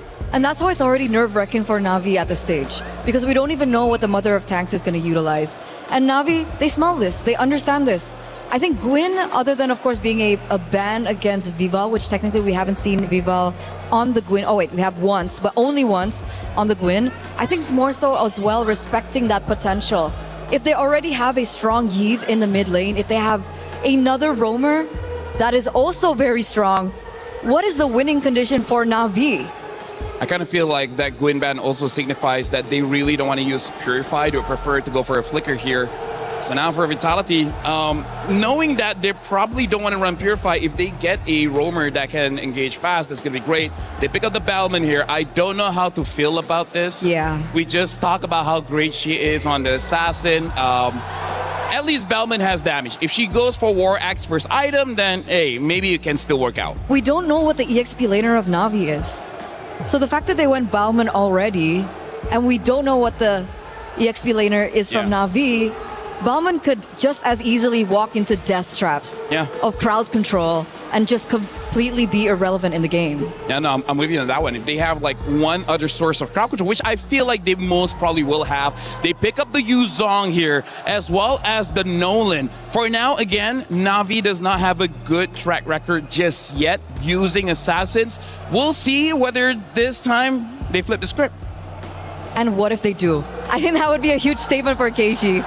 I'd love that. I'd love that storyline. Vitality last pick. We get the show of the Mother of Tanks. Hey. This is oppressive. Here's the thing. You ban out the Gwyn. It shows that you don't want to use Purify, and that's why the show is valuable here. At first, it was Na'Vi who struck and said, "This is our series." But then Vitality answered back, tying the series up 1-1. And now we go into Game 3. Who will once again take the lead? Will it be Vitality for the first time, or will Na'Vi take it back for themselves? It's time for Game number 3 of the MWI 2026 Finals. Mirko, get in, take it away. Thanks, Reflections. We're already here to cover game number 3, and we're already excited to see how this is going to start playing out, because when you look at compositions of this caliber, the question is who can perform better in lane? Mid trios, so important this time around, but with a Bauman, there's just so much more you can do. How long you could stay on the map, so much sustain. We gotta figure it out, man. It's not just the sustain, it's also the classic Leo. Shove it!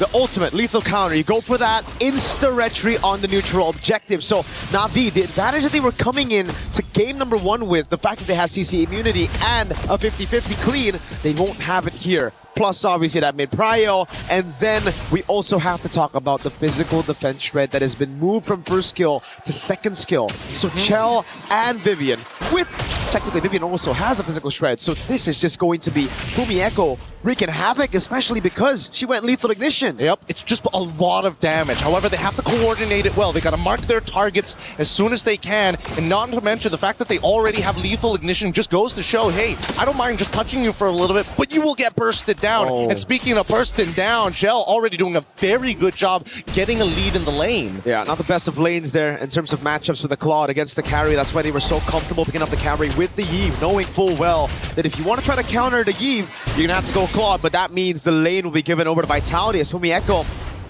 tries to bait not Ayanami in. Vivian with a walk-up as well. Concussive blast onto Ayanami, putting a lot of damage on her, but Fumi Echo's going to get caught. Mirai, great backup, Vivian. Escaping with the Shunpu, and it's Na'Vi who strike first. Beautifully played, and this is right after Ayanami actively took a trade against Fumi Echo. So again, just trying to drag out and wait for those cooldowns to come back. Rian, unfortunately, taking so much damage. All of this just to try and get somewhere close to the wave. And that's a big one for not Ayanami.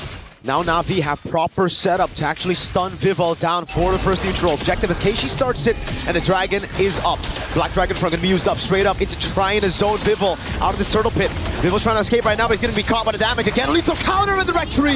Vivol still gets it despite it all, and the jungle falls as well. Now it's Mirai caught under the RWM as Vivian walks up, but now she's caught in the RWM.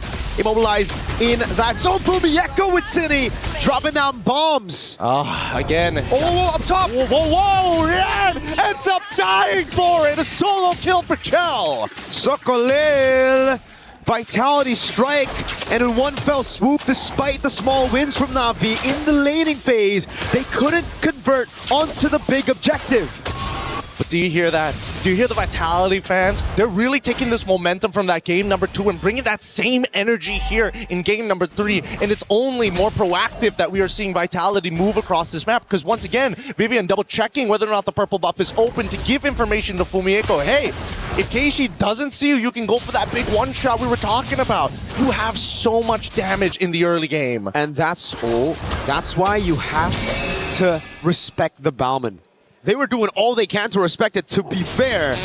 But once she got into the vicinity of the turtle, lethal counter retry is guaranteed. There's no way for a Nolan to out retry that unless it's just miscalculated by Vivol. Yep, it's unlosable in a lot of scenarios, like the old Suyo, but still relevant as Ayanami taking his full fire. Fumi Echo tries, Black Dragon form getting called here. Vivol has the lethal counter. If she drops down just a bit, oh my god, she might be taken out from the skies. Gets away just in time, but she stays. No. Ayanami with a Venture Furious dive. They're going to go in on top of Mieko. The way the Dragon comes around with a lethal counter. Shove it. Vivol picks up the kill up top. It's Cine. Caught in the 1v3. Can she escape? She flickers out to safety past the RWM. Oh man, that was a game of Dance Dance Revolution for sure. He able to sidestep basically everything and still maintaining a good amount of health. However, Shell needs to get back into this lane, and Na'Vi is denying them that space. Vitality need to make some choices. They still have to deal with the turtle down on bot side, so they cannot commit everything to alleviate space on top. It's free. Maybe Rain can deal with it with a splash of damage. Vivol with the retry. Vivian still trying to buy as much time as possible, just being an absolute nuisance to Keishi in the jungle. Just gotta show that. Just gotta show that presence, and I think that's the beautiful thing here, right? Khalid, show all of the... My God, Vivian! Wait, potential dive here. Vinay, gotta hold on to that BMI. You can't show exactly where it is. As long as you don't show it, Vivian ain't gonna engage on you for free. Oh, Fumi. Oh, what is that damage, my guy? Right through the XP crab as she gets it, and she bursts Ayanami down. Hey, gotta be careful. Gotta be careful. They've got a pretty hey, a 1-level lead in EXP is a lot for a lot of these laners. And not to mention, with that lethal ignition, it's a lot harder for not Ayanami to win this out. Uh-oh.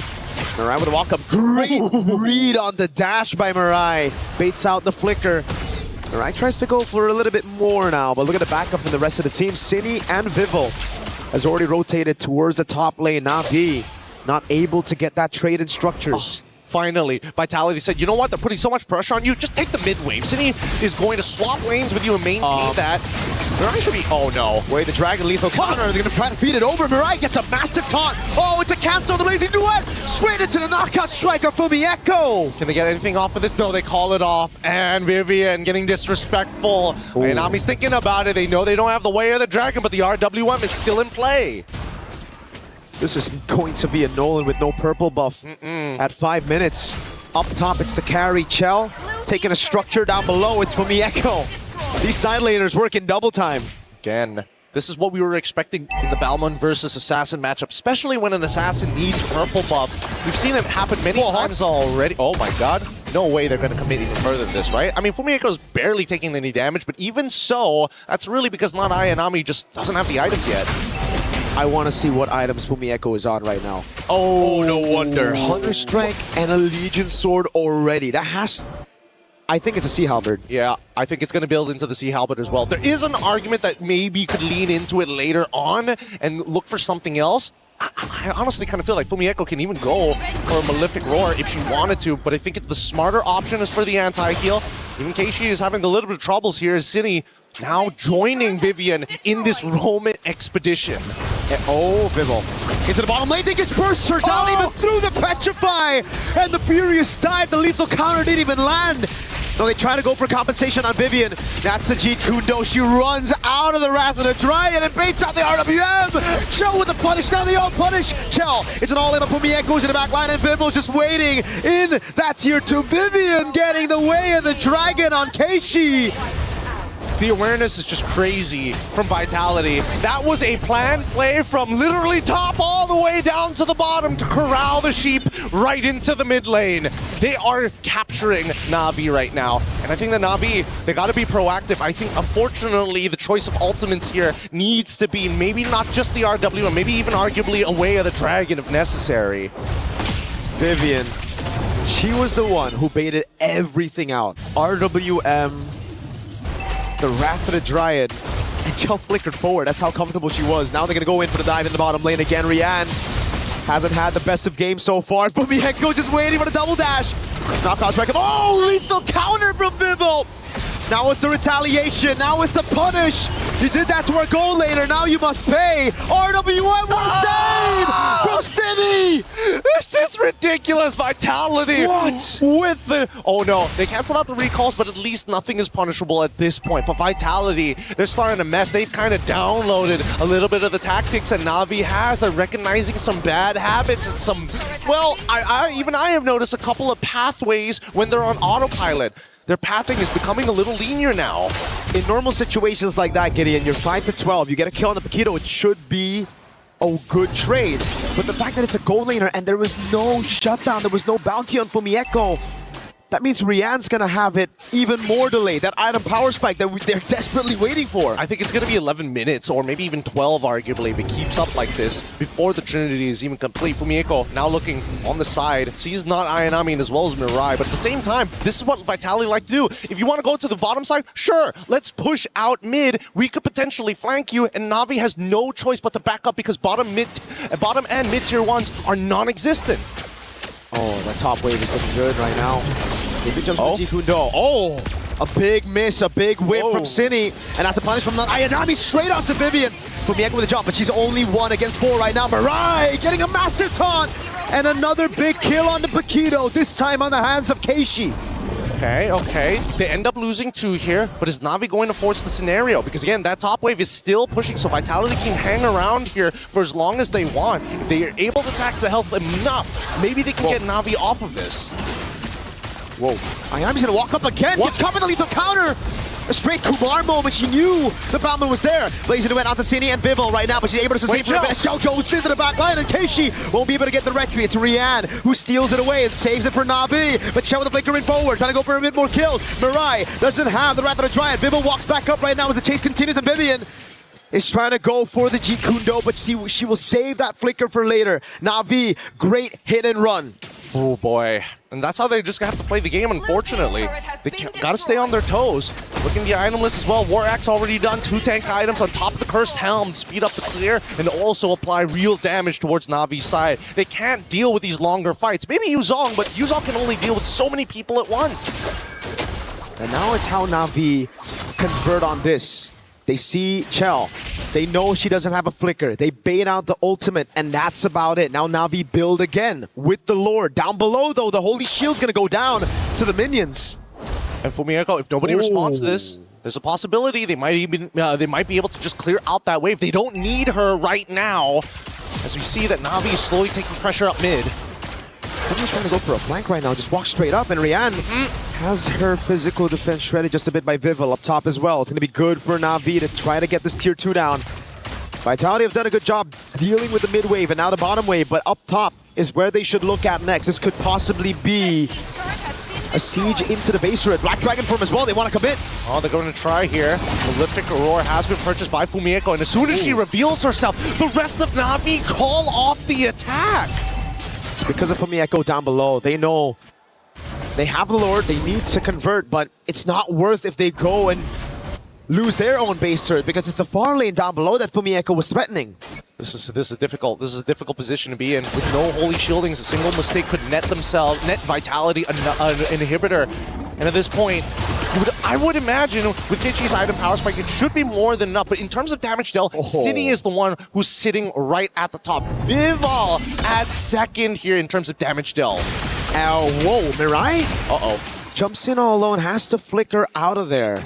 And that's why once Cine used the RWM, once she whips it, Na'Vi pounced on Vitality. And also, it should be a lesson for Vitality, learning after that big mistake. If Cine whiffs or if their backliners can't reach them, they have to just call it off. That's the important thing. But hey, they have a lot of faith in each other, right? They will learn from this mistake. And I think from Navi's side, the question is how good of a play does it need to be to ensure themselves a victory? Or at least a 3 for 4, 2 for 3, as long as they're positive. This is the problem, though. Na'Vi, with this kind of composition, you would usually think they can play in the side lane. Hold on. They're trying to catch Fumieko down below. Won't be able to find it, but the Claude cannot match the Paquito right now. Rian cannot deal with Fumieko, and that's why they're going to have to stick together. I wonder if Rian's already hit those item power spikes, though. I think that's a big one. Try to have a look at the items to see if Rian has it. Zipper, let's pull up the item list right here, right now. Thank you so much, Zipper. Big ups. 3 items already complete. Looking to get a Winds of Nature as well. In comparison to the opposite side. Fumieko. Oh, can they do this? No, they've already triggered it. Yeah. Vitality, they set up the chokehold once again. No choice. They were going to lose an inhibitor for it. And they have to make a decision whether to back off or to go for the fight. They go for the fight, but it's only 4v4 right now. Bounty in at the bottom lane. They're going to go for the commitment right now as Vivian jumps in. The Wrath of the Dragon is able to connect the back line, but Vivian's going to go for the chase on Keishi. Finds the way of the Dragon. They got the kick. Lethal counter takes it. They got the Lord of Chell. Deals Ayanami. Who's here is Fumieko. Punishing with the help of the RWM. Look at Keishi running through the hills, but it is onto the bush, and Chell's going to try to go for the read, and she cancels the recall. Keishi jumps in, but Chell has the win of nature. Fumieko will be sacrificed for it. At least they got the RWM out of Rain, and at this point with the Lord coming in, as long as Cine maintains her distance, Rain will not be able to steal back a real war manipulation from her. Chell, finally, full item built. The Malefic Gun, we've been waiting for so long for it. With the Malefic Gun, she'll be able to maintain her distance against the majority of the heroes, as Vitality could be looking for the end, but Mirai's coming back up. I think a safe place to go for the guaranteed base turrets right now. Wave bot will guarantee the base turret bot. There's no wave up top. Na'Vi have done a good job. Now it's up to Vitality to try to play with this Lord. Keishi's up in 1. No chance. They're going to back away. They're going to breathe. They're going to say, you know what? There's just too much risk. Not enough reward. We want to close out this game, but we want to guarantee. And we've seen Vitality do this. They like ending their games closer to the 17th minute if necessary, because mistakes are costly at this stage of the tournament. And that's why Rain is crucial in these skirmishes. For the Lord, if they wanted to go for the gamble on the Lord, they need some more CC, some peel. Not for their backliner, for Keishi on the red tree.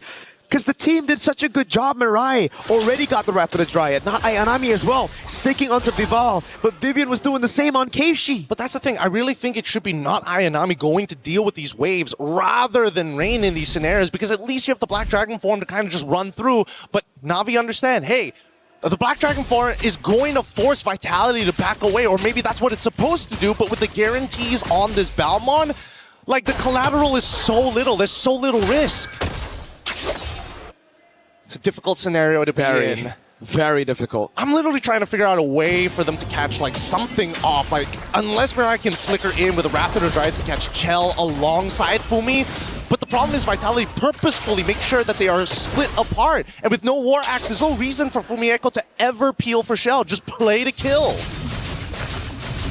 There's too much they have in their arsenal right now, especially with the 5,000 gold lead. And the Lord is spawning up top again, so that wave in the bottom lane, it will already be a threat just having a Paquito on the other side. Now that it's a baser taken out, that's free push onto bot. Fumi Echo could just wait in bush, and it will already be a mind game for Na'Vi. They're constantly going to be thinking, is the Paquito gonna punish us bot if we move towards Lord? Or is the Paquito sticking and using that? I mean, they got to start doing their protocols right now. It takes about roughly 12 to 13 seconds to get right from your spawn point all the way down to the end of the lane. So they need to start clearing out these bushes down bot side around that timer just to make sure that Fumi Echo moves away. And once she's done, then slowly start clearing up to the Lord side. Because of the expanding rivers as well, it just gives Fumi Echo so much to play with. He's a race car, bro. Just flying through, flying through. The queen is here. And now we wait. Wait, do they know? Oh my god. Whoa, whoa, whoa. Oh, right through it, lethal counter! No way, she tried to be at my forward to go for the poke on City as she overextended, but it was just a bait. Now it's a free Lord. And with Rian down, I believe Vitality are just gonna go for the straight push. Lord's gonna be up in 4 seconds. That has got to hurt. That's got to hurt. It's not just hurt, it's a tilter, Gideon. I mean, yes, it is a tilter, but at the same time, what can you really do? Oh! Another attempt here. Rapid Dryad, though, locks him down. The RWM is melting Mirai. Thank God for that flicker, because the lethal counter would have found another victim. It's not over just yet here. No big ultimate from Cine at least. Can Rain steal it? And yes, they got the RWM back. But she's getting poked down now. It's giving the RWM to lock Cine down. Has the flicker out. Not enemy with the Petrified Fierce side, but it's her that gets deleted by Chell.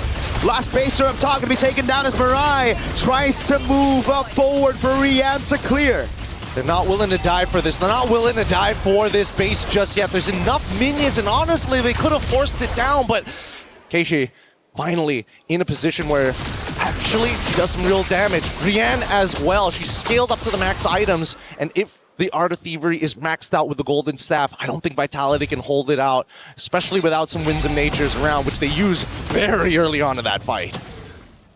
I'm just scratching my head right now, trying to think of a way for Na'Vi to come back against Vitality, who've scaled up. Because even if we talk about scaling, this is a carry and a Yve. Exactly. And I think the worst part about it is that the fact that they have guarantees on this Lord, I think they need to kill Vival at some point. The question is what timer is good. I would say around 30 seconds is pretty good, arguably even 20, but Vival just refuses to die and is always so close to her team. The only time she died was when she brute forced Turtle 1, and even then she died with the Turtle after securing a big objective for the team.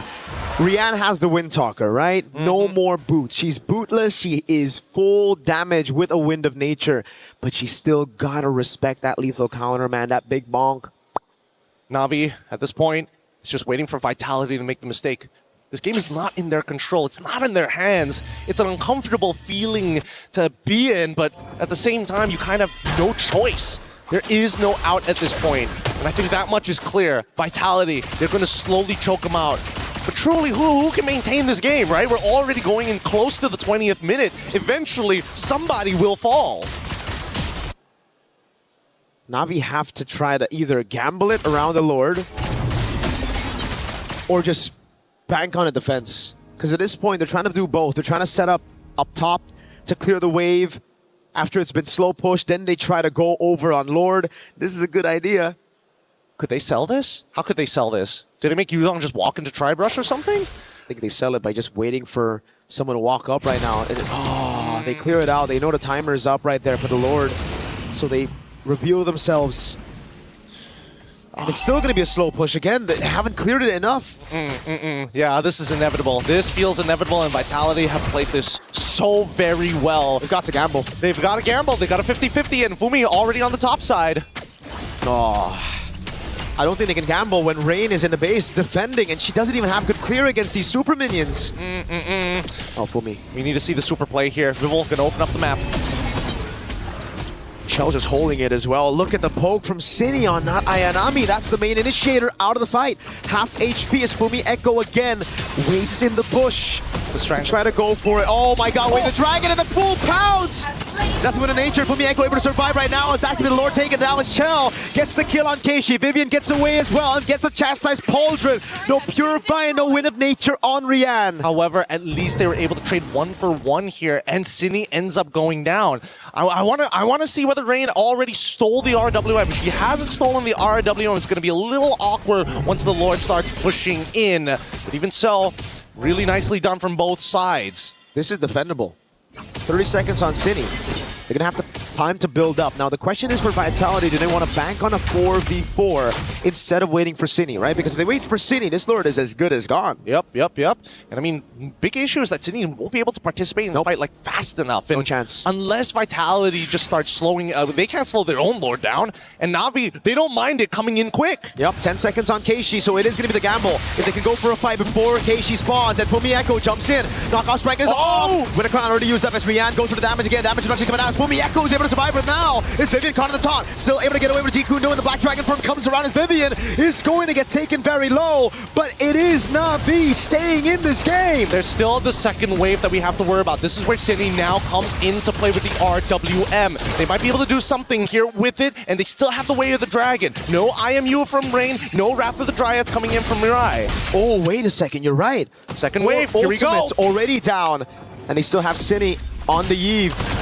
With the damage, with the poke, coming down with the Wishing Lantern. Oh, Ayanami finds Beerus down to Petrify, but she gets baited in, and now it's an RWM to take Ayanami down.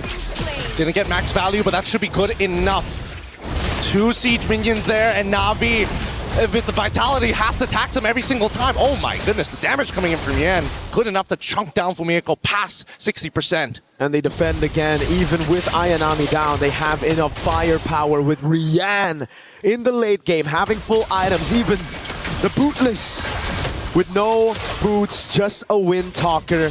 That's why she's dealing 1 billion damage. Oh, this is a really tough game. It's clear that both our ladies here up on stage, they don't want to drop this game. And Vitality, what looked to be some huge momentum, has kind of halted. It's starting to stall out. And Na'Vi, they feel it, but at the same time, it's still not in their control because they're missing all the inhibitors. I've seen these games before, you know, Gideon.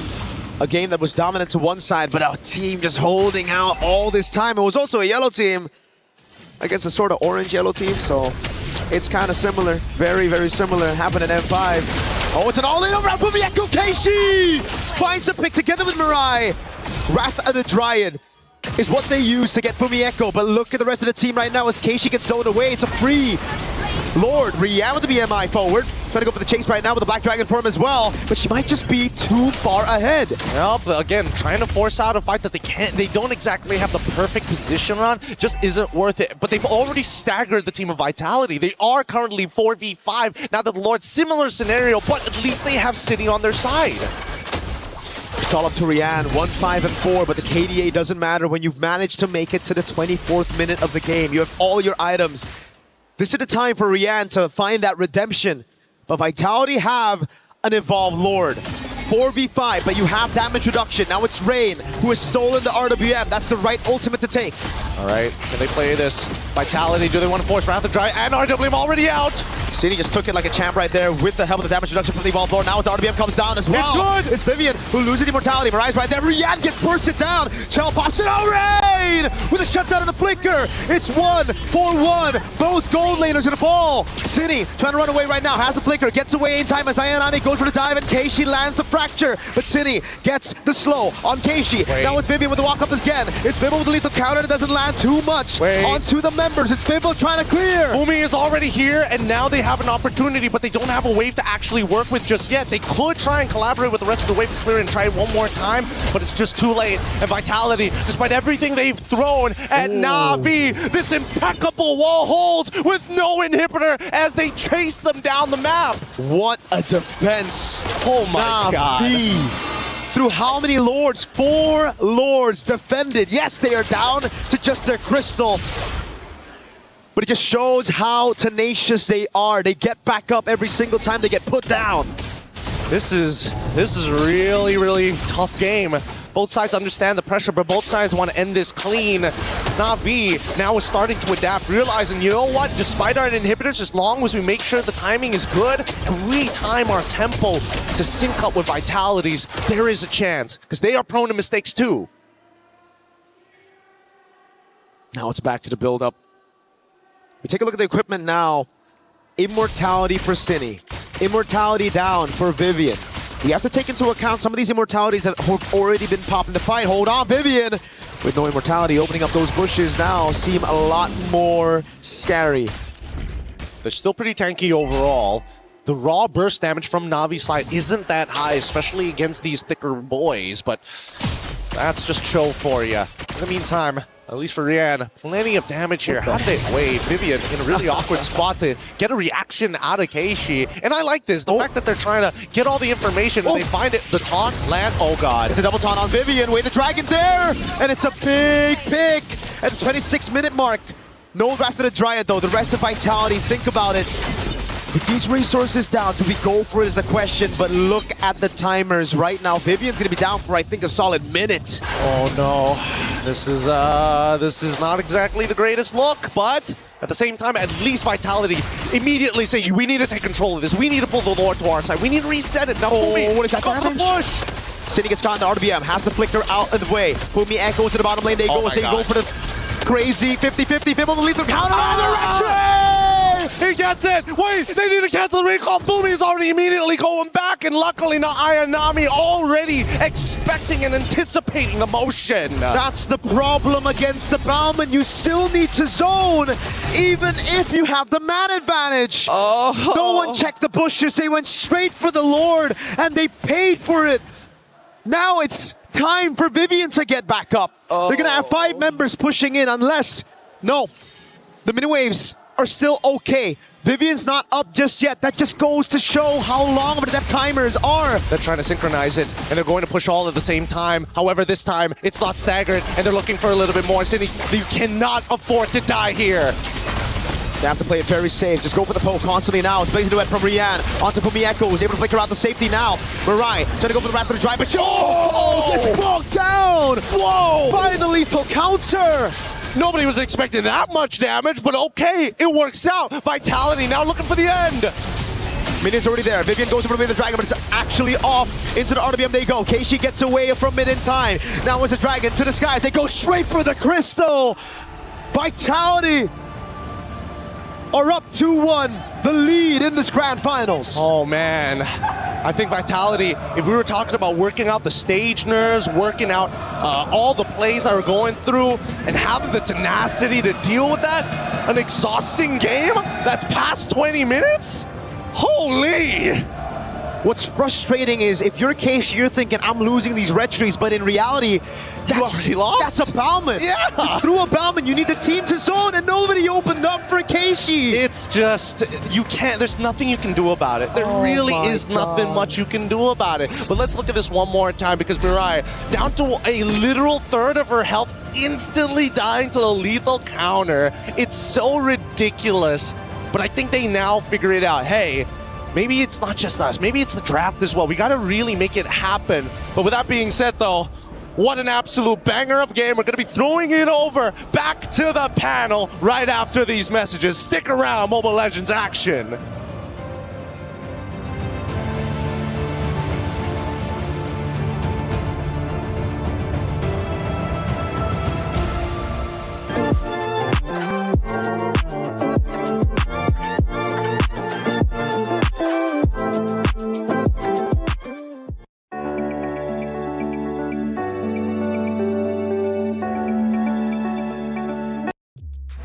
If you weren't entertained before then, you should be at least entertained now. An unbelievable round, the longest round we have had yet for the MWI in 2026, going nearly 30 minutes.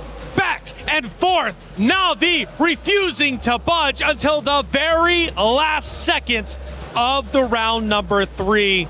I am blown away. MLBB has been incredible, and I have loved watching it over the past 5 days, but that has to be the best map we have seen yet. It turned out so close. Oh, do you have no idea what we're talking about? Absolutely none. What? Absolutely we were none. talking about how Vitality wanted to go fast, and now they're the one scaling. And then like we said that, Na'Vi wanted to scale, not go fast, but then they had very fast game one. What's going on? Absolutely no idea. I thought the game was going in a certain direction, Right. and then it went another way as well.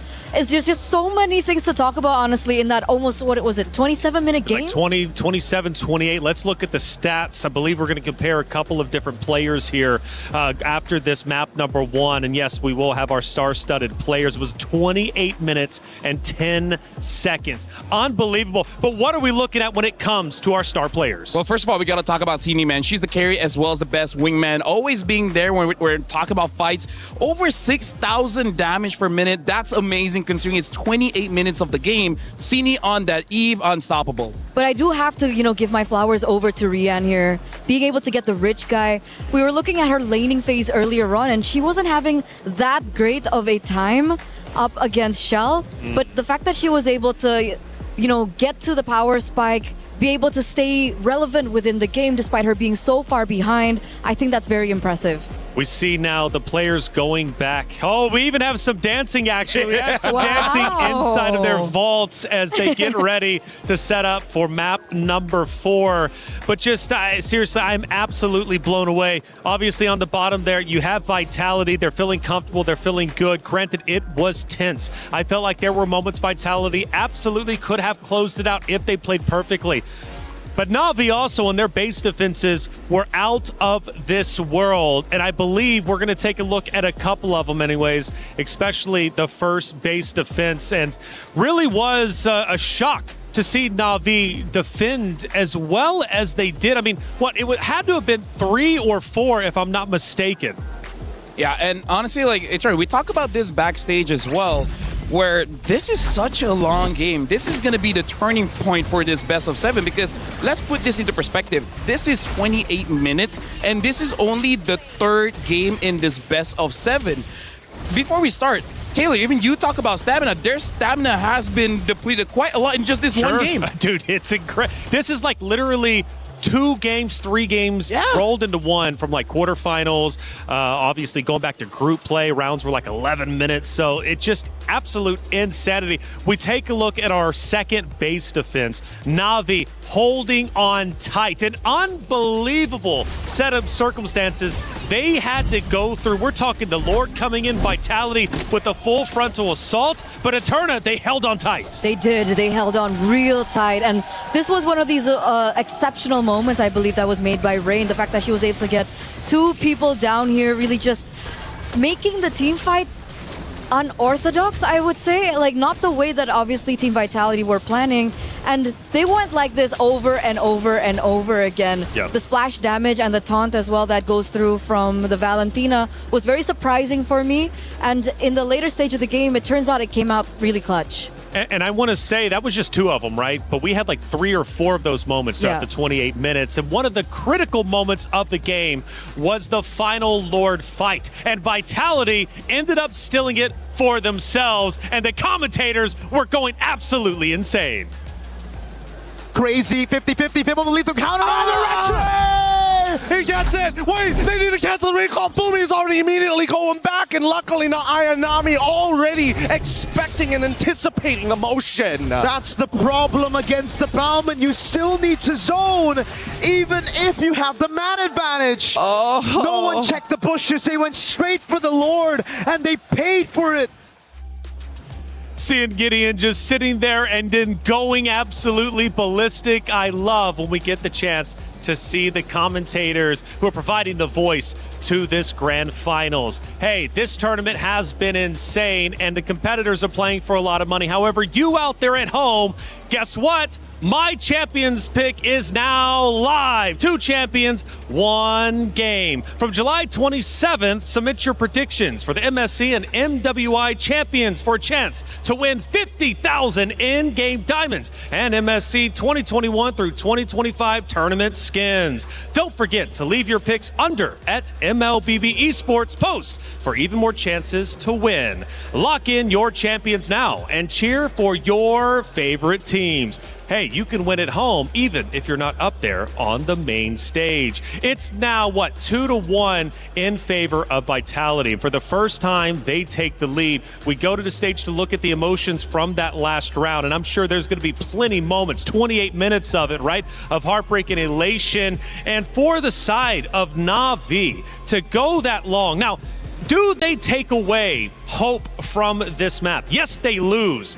But LaFell, they were losing for a large majority of that map, but they held on tight. I think there's a lot of positives to take away. Yeah, here's the thing. I feel like looking at how the pick and bans have been going through, I feel like they need to risk it by not banning the Akai.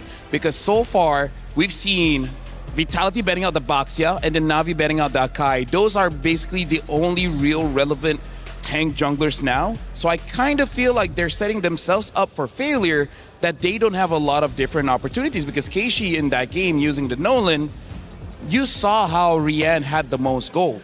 And that kind of just shows me as well that unfortunately Keishi was not able to farm that much. So I feel for game number 2, you don't want to give match point, try to get a tank. I agree. I think the tanks have been working so much better for Na'Vi, and surprisingly so. If they do still want to go for Assassin jungle, if they still want to play with that flare, at least help the Nolan out. Because if you give a pick over to this person that you're looking at right now, again, that's right, the mother of tanks, something like the Cho, despite her kind of, falling behind in that 2v2 in the mid lane in the early game, she did still have the opportunity to dive into the enemy jungle, pressure the Nolan so much in the early game that Keishi really didn't have a chance to look for her star openings, to farm the way that she would want to farm and eventually get, the power spike that she wanted. So yeah, do they just resort back to jungle? I don't know. That's a good question. I mean, Vival, there's been a lot of questions about whether or not Vival should run Assassin. Should she go tank? Well, she went the opposite direction this time. It ended up working out. Now check this out. The dynasty of Team Vitality. Next target, MWI at EWC26. LaFell, all those trophies lined up, but there's one spot missing, and it's MWI 2026, and now they officially have the lead. I gotta say, Vitality made our designer's job a bit difficult because they could only fit 20 there. They could only fit 20. They wanted to put 30, 40, but it's like, okay, we gotta put this out, this out, this out. We're just gonna put, like what? That's like 3 to 4 years worth of trophies. Right. And yeah, honestly, at this point, they don't need any more, but hey, that'd be nice. We're back to the stage where we just left off, a 28-minute game. So much back and forth. Great base defenses from Na'Vi, but the relentlessness of Vitality ended up paying off in the end. They now lead 2-1. Now, LaFell, I'm going to go to you real quick, and the reason why, because you were making some spicy predictions before the series started. Now, you said if it was 0-2 in favor of the side of Na'Vi, series was done with. Now it's 2-1. What do you have to say? Honestly, with this kind of momentum, Vitality could take it, because Na'Vi, for some reason, game number 2, game number 3, they look a little bit lost. It looked like they're not entirely sure on what they're supposed to do, and maybe that's why, again, we don't really like them using the Assassins. It's not an individual thing, it's a team thing. Speaking of team, shout outs to Gideon as well as Mirko, doing a great job so far in the 3rd place and now grand finals. Looks like it's going to be a long one. Hopefully it's a long one. Hopefully. But I have to agree with LaFell, more so than just the gameplay alone. I think going so close to winning that previous game and falling short, I feel like the mental blow is definitely for Na'Vi this time around. And remember, they're fielding in some new players as well. The experience that Team Vitality have definitely will bring them even further come this next game. Now, a lot of attention has been put on Vival, and she's kind of flip-flopped back and forth over the 3 games that we've seen. But she's shown versatility, and now she's had success on 2 different hero picks. What do we expect going in to match number 4? By the way, just before we begin this, I just want to say that the person or the team that has gotten red side has won.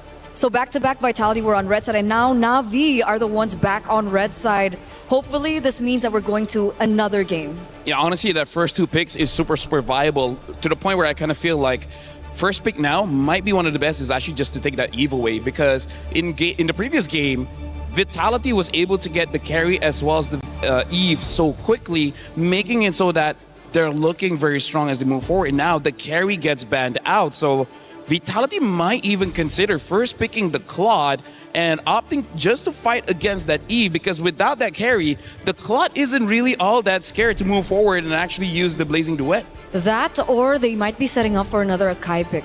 Like something of that sort, you know, like a tank jungle, because Baxia's open, Akai's open as well.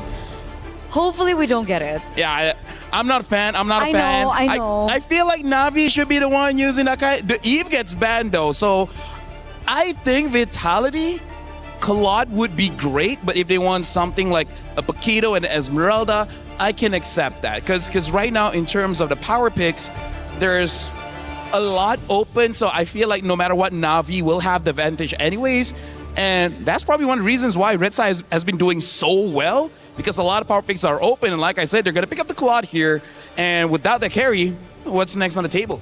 Maybe the Esmeralda would be okay. I think Paquito's a little bit too risky here, come first phase, unless they save that for second phase. Freya, I mean, like, you won game number 1. It was an MVP performance and never again? Nani? I like the Freya. I like the Freya. You know, going so far into the series in this best of 7, I think going back to what works is definitely a possibility. Freya Akai? Kind of sounds good. You want to go Akai here? Okay. Oh, Alice. So this might be an Alice jungle, and they pick up the Lilia. Well, since the Eve is banned out, second best, I think, in terms of wave clear would be the Lilia. I think the Lilia still does trump the Valentina if they are relying on mid-rotation, which they did rely on mid-rotation, but in reflection to the earlier game that we saw, I really do want to think about the side lanes. Oh. Like side lane match priority. Yeah, so for now, we've seen in game number 1, in terms of the side lanes, was 100% won by not Ayanami. I would say the previous one, the Paquito coming in from Fumeko, did die early on, but then redeemed herself, come to the Turtle. So I agree with you, the side lane is going to be pretty important, but I do have to say, for all 3 games, the gold laners, they haven't been super pivotal in the match. For now, Esmeralda as well as Atlas has been picked up. So now both side laners for Vitality has been shown alongside with the Atlas. Na'Vi might be able to ban out a few mid laners just to make sure that his Lilia has an amazing time. Now I kind of feel like picking up a roam early would be good, because the Belleric is still open, and I think it's not bad going up against what Vitality has already shown. Yeah, Esmeralda, it's great against the Claude as well. There's an argument to be made there. But they go for a Moskov here. So we don't get the Harith matchup here against the Claude. We get the Moskov instead. And just in case, let's say, Team Vitality want to pivot into a assassin jungler for Vival, they do have some answers towards it, considering they also still have yet to pick up the roamer. So there's more layers of defense for Na'Vi here in this game against that. Yeah, right now we got to consider that this Alice is most probably going inside the jungle here. So I think for Team Vitality, maybe ban out some of those strong EXP laners. Again, like the Freya, maybe even respect a Paquito. And then honestly, I feel like Vitality already has won the draft. Like, as long as this Esmeralda is not disrupted, this is looking good for Vitality. Could be. I think it depends again on Cini's pick. And Na'Vi understand this. The Kimi does get banned away. When I had a look at the Atlas pick, third in for Team Vitality, I expected that they would go for something of burst. See, I don't know what Cini would like to play. Does she want to go for something real heavy into burst? Like the Kagura? Farsa does work, but the Kagura was the hero that we did see her really play on in this MWI. Another hero, if she's feeling frisky, she could actually pick up the Gourd. The Gourd might be able to do quite well against this lineup coming in from Na'Vi. The burst coming in from the Farsa could honestly win you so hard for the first 2 turtles, because you can deal with Lilia to the point where she might not even have time to use her black shoes, and then she's out of the way. Kimi as well as Valentina has been banned out here. The Belleric has been banned, so it looks like Vitality, they're trying to make sure that Mirai doesn't have any heroes. But in this situation, I can see a world where she might pick up the glue. Glue is an option. If Vitality seem to be leaning more towards Assassin, we might see a Kaja pick. That is something that she has picked up as well for MWI. Another is Gatot Kacha if they want to play a little bit more what do you call it? Counter engage against the Atlas. The Revitalize is good as well, making sure you stay in the fight for a very, very long time. So yeah, 20 seconds in, I kind of feel like between Gatot as well as Glue would be a pretty good ban here, just to make sure that they don't have that in the bag. And in terms of the EXP, okay, it looks like they're banning out the Gatot. Yeah. Na'Vi, I think if they want to set up for Glue, just pick up a very strong EXP and then see if it's glueable, and then it should be good. So we're still sure that this Alice is going jungle. Well, game number 1, they did win with that. Okay, they show up the Glue now. It still could be a roamer. What, the Glue? The Glue. I think it's 100% a roamer. I think this is Mirai Zero. Alice jungle. Yes, I think Alice jungle and Glue is going to the roam. So Pattern-wise, I agree. But there is still a possibility. Okay. Let's see here. For Vitality, I'm looking at the jungle here. The Nolan is still open if they want to try for that again. And honestly, Ling is not bad because there's a lot of squishies here that she should be able to kill off very, very fast. Especially when you have the Esmeralda and the Claude. It does make it so that you don't have to worry about your siding, and that's why they have the Ling. So now Na'Vi, in terms of the EXP, I think they need just a bit of crowd control so the Paquito wouldn't be bad. Just try to avoid the Esmeralda and you're good. The other option would be an Arlet, but the problem is Arlet loses so hard against Esmeralda. I like the Paquito. Like, just in case this goes to, the later stage of the game like we saw in the previous game, the Paquito is still the king of the far lane, especially if the Paquito is not falling too far behind of the Ling. The Paquito should be able to control the far lane. Yeah, I'm looking at Paquito or Freya. Both should be serviceable here because Na'Vi looks like they're going back to something that's comfortable for them. And now Vitality, they're just drafting for any kind of weaknesses that Na'Vi has showed. So I'm liking Vitality's draft. It looks sound and it looks like they should be able to do it quite well. Instead, they go for the Balman, which I think is good because going back to the tanks might be the way to get the win. That's the flex. That's the flex. The teams have gone back and forth. It's Na'Vi and Vitality both going for a championship.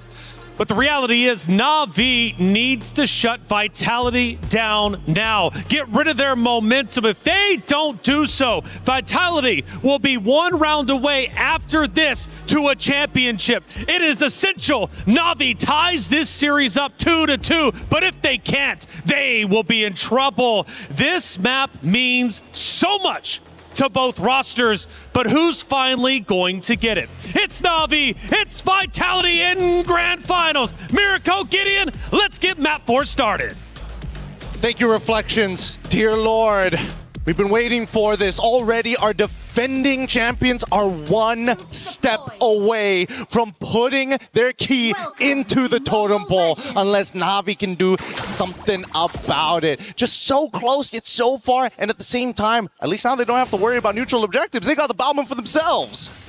Unless she gets CC chain, right? That's the thing. The Bauman will win out in 50-50s, and I think Na'Vi, they just always went for 50-50s instead of trying to zone the Bauman to make it a little bit more equal. I think right now Vitality have enough damage, they have enough burst as well to blitz it, plus they got the CC from the Atlas. Again, last game Atlas was banned by Na'Vi, so they couldn't take it to counter the Bauman. This time around, it's on the hands of Vivian, who already had a fantastic game on Cho. And they want to do even better this time around. Not to mention that at least looking from Rain, looks like they pull yourself together and make sure that the Purify comes up a little more often. Little Wander will fall into Keishi's hands, and at this point, you're thinking, hey, with the upcoming turtle, what would be the worst possible outcome? I think it's really if Vivian ends up dying early, or maybe they catch out Cine. It shouldn't be ideal, but at the same time, I would imagine that, like, hey, if they are able to contest or break apart that mid trio, they've got some work cut out for them. You have to look at the pattern, though, Mr. Gideon. So far in the knockout stage, Vitality have always dropped a map, a game. Against Falcons ID, they dropped the game. They were able to take the entire series 2-1. Then we continued on to just yesterday in the semifinals where they dropped the game again against Geltech Cyber Team. But overall, we're able to take the series, and every game got more dominant than the previous ones. Well, I mean, yes, that is true. But what happens? What if we're looking at this narrative wrong? What if they take this game away and Na'Vi turns it 2-2? Does that still apply, or does this only apply to best of 5s? What about best of 7s here? Ooh. Does Vitality have what it takes, especially when it comes down to these marathon runs. That's a good one. That's a good one. It's been best of threes. That was the first one. By the way, shout out to B right there. Smug little B. I love that guy. Smug little B. Smug little B. Best of fives, it also was 3-1. So we'll see. Again, after getting this game, though, if they get this game, just as Reflection says, it's momentum. It's ridiculous momentum. Home turf as well. We just saw, in other titles, how home turf really plays a big role. Yeah, it definitely helps when you got your fans literally shaking the stage with their chants. Through the other stages as well, by the way. We hear the echoes and the shockwaves of these other titles. It's vicious. It's really, really vicious. But at the same time, does that mean that if Vitality end up, completing history, getting that title run, that next year we're going to get best of 10s at that point? It's like, at some point, they can't just keep on winning.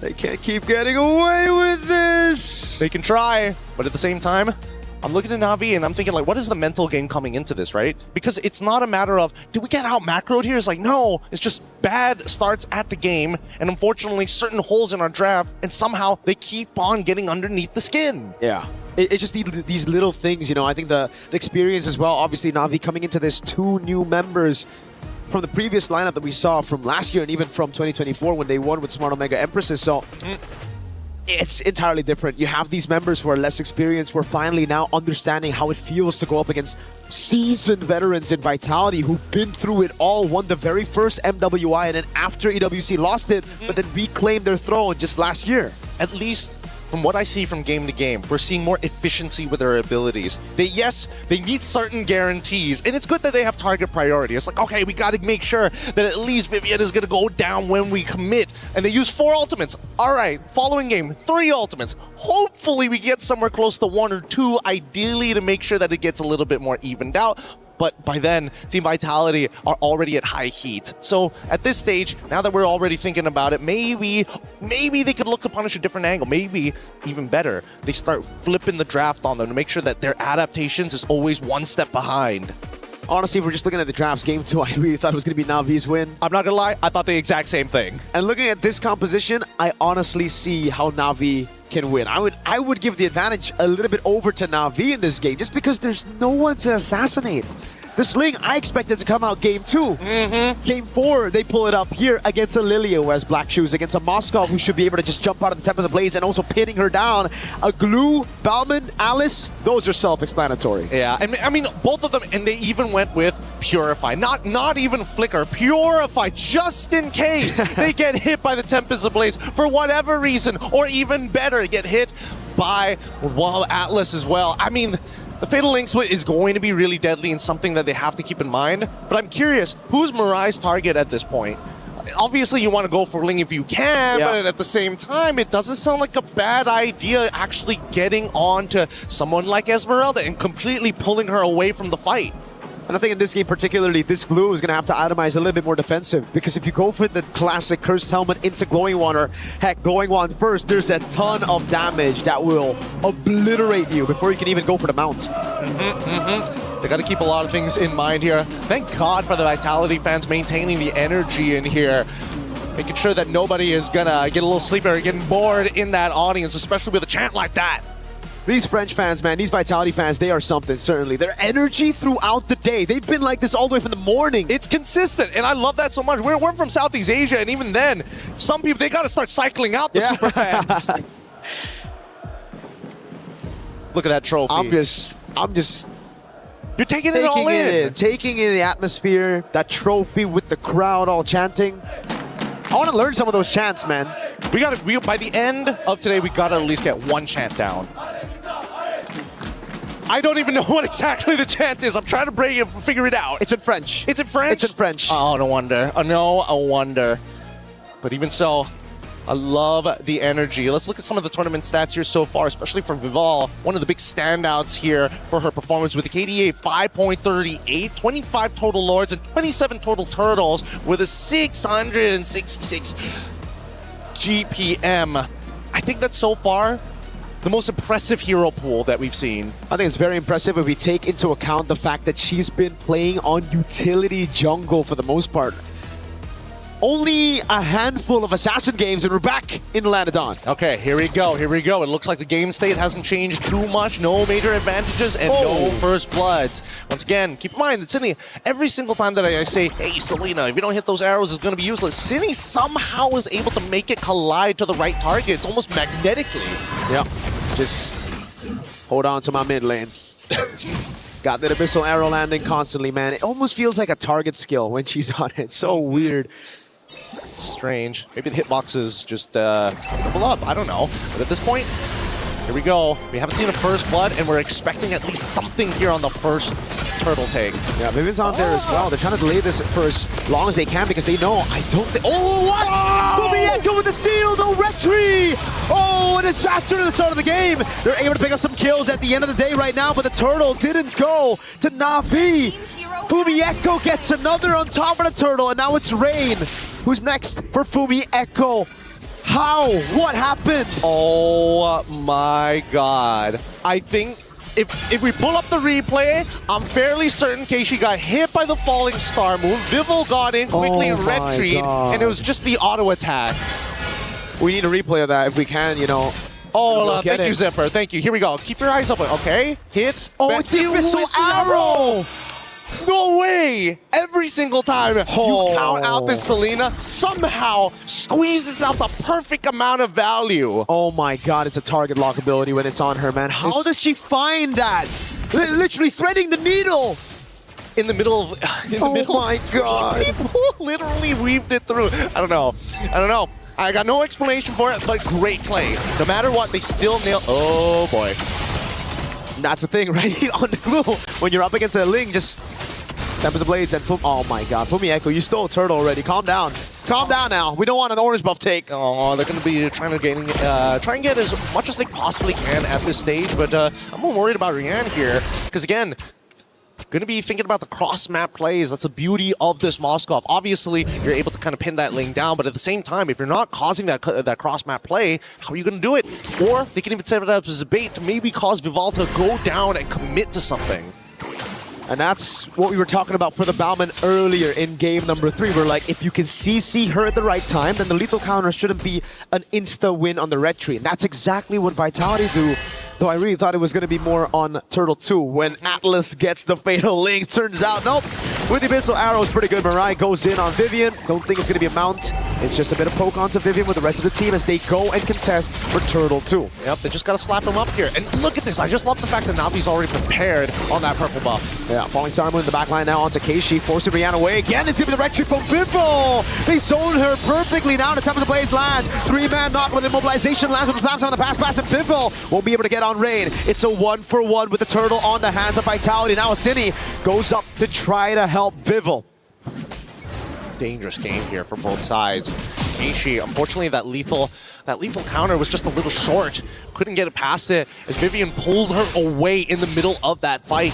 Vitality's already looking in pretty good shape here, but now this 1.3k lead, we should know what to expect at this point. We've already seen it happen 2 games in a row now. And you can't even blame Keishi. You got a Falling Star Moon that you got to dodge. You got Vivian who's constantly on you, and the rest of the team, they were trying to peel too. It's just they don't have the resources to peel. This is kind of a composition made to dive, made to look for damage, especially Ayanami. It's just tough because Vivo can just pop in Tempest of Blades, orange buff, there you go. It's a take with a lethal counter. That's what you want to see. But unfortunately for Bauman into the Ling matchup, it starts to become a lot harder once Vival is in a position where she's 2 levels ahead of Keishi. Every single time you want to take a buff, as long as I can force you to use your ult on your buff, you ain't touching mine. And look at the shove from Chell. Double lane for Rian, trying to get closer. Finding a way to close the gap on goal. Chell, though. Oh, this is a greedy move. She gets it, and the VMI back, despite the Spear of Misery. Nicely done, nicely done. It's all these small little wins that are just going to start stacking up. Hopefully, it's not going to cause that mental damage again, which Vitality, they know how to apply, especially with the way that they play the game in the late stages, how they chokehold their enemies. But now, I would imagine that Vitality, ideally, they need to start getting this lead back. And so far, we do see that Rain getting zoned out by Fumieko pretty early on into this bout, as there's only 10 seconds left until the next turtle. Ayanami, oh man, Cini's just so aware. Spots her instantly with a trap. Ayanami forced out of the bush. Lethal take already earlier for Vitality. That gives a little bit more vision to the rest of the team. Navi got tempo in the mid lane. They're going to have to dance around for a little bit.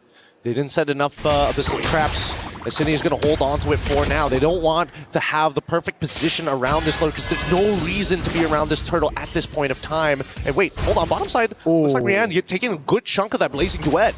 Cine, it's going to be dirty if you land it. The SOD lands, but whoa, Rian goes for a Vival. Sees the angle. Oh no, Rian in the bottom lane. 3 members coming around, and it's Cine who picks up the kill.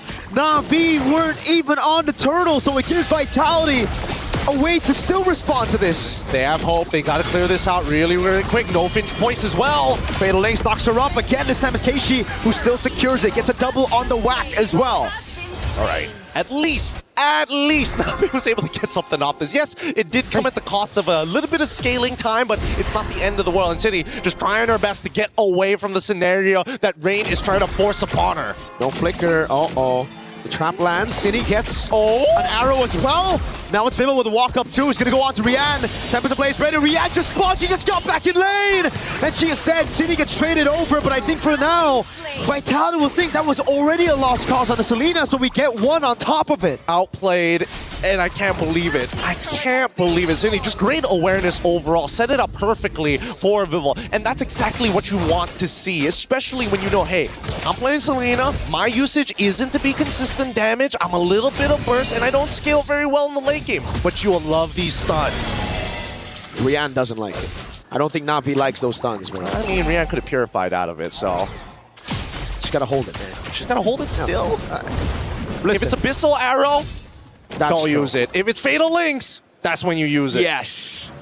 Because if it's Falling Star Moon, there's just too many layers. There's too much. Ideally, it all comes down at once, and hopefully you don't die, but like, you're praying at that point. Oh, God. I mean, at this point, even attempts to blaze, you're gonna have to purify out of, right? Like, the knockup itself might kill you if the arrow doesn't land, but it's zone Ayanami away, just enough for Chell to pick up a turret up top. And you have to take a look at this. Rian, the 2 deaths have set her behind so much. 2-level lead earlier. Rian finally gets to level 10, but that means, oh my God, these arrows are point click. Yeah, they are point and click. Let's pull up the eye. Whoa, hold up. What is going on here? Vivian's just having a bit of fun on the Atlas, you know? You're trying to open up the map through the mid too? I mean, like, you're trying for a lot here. Navi has seen that 3 games in a row. I don't think they're going to let it happen 4 times.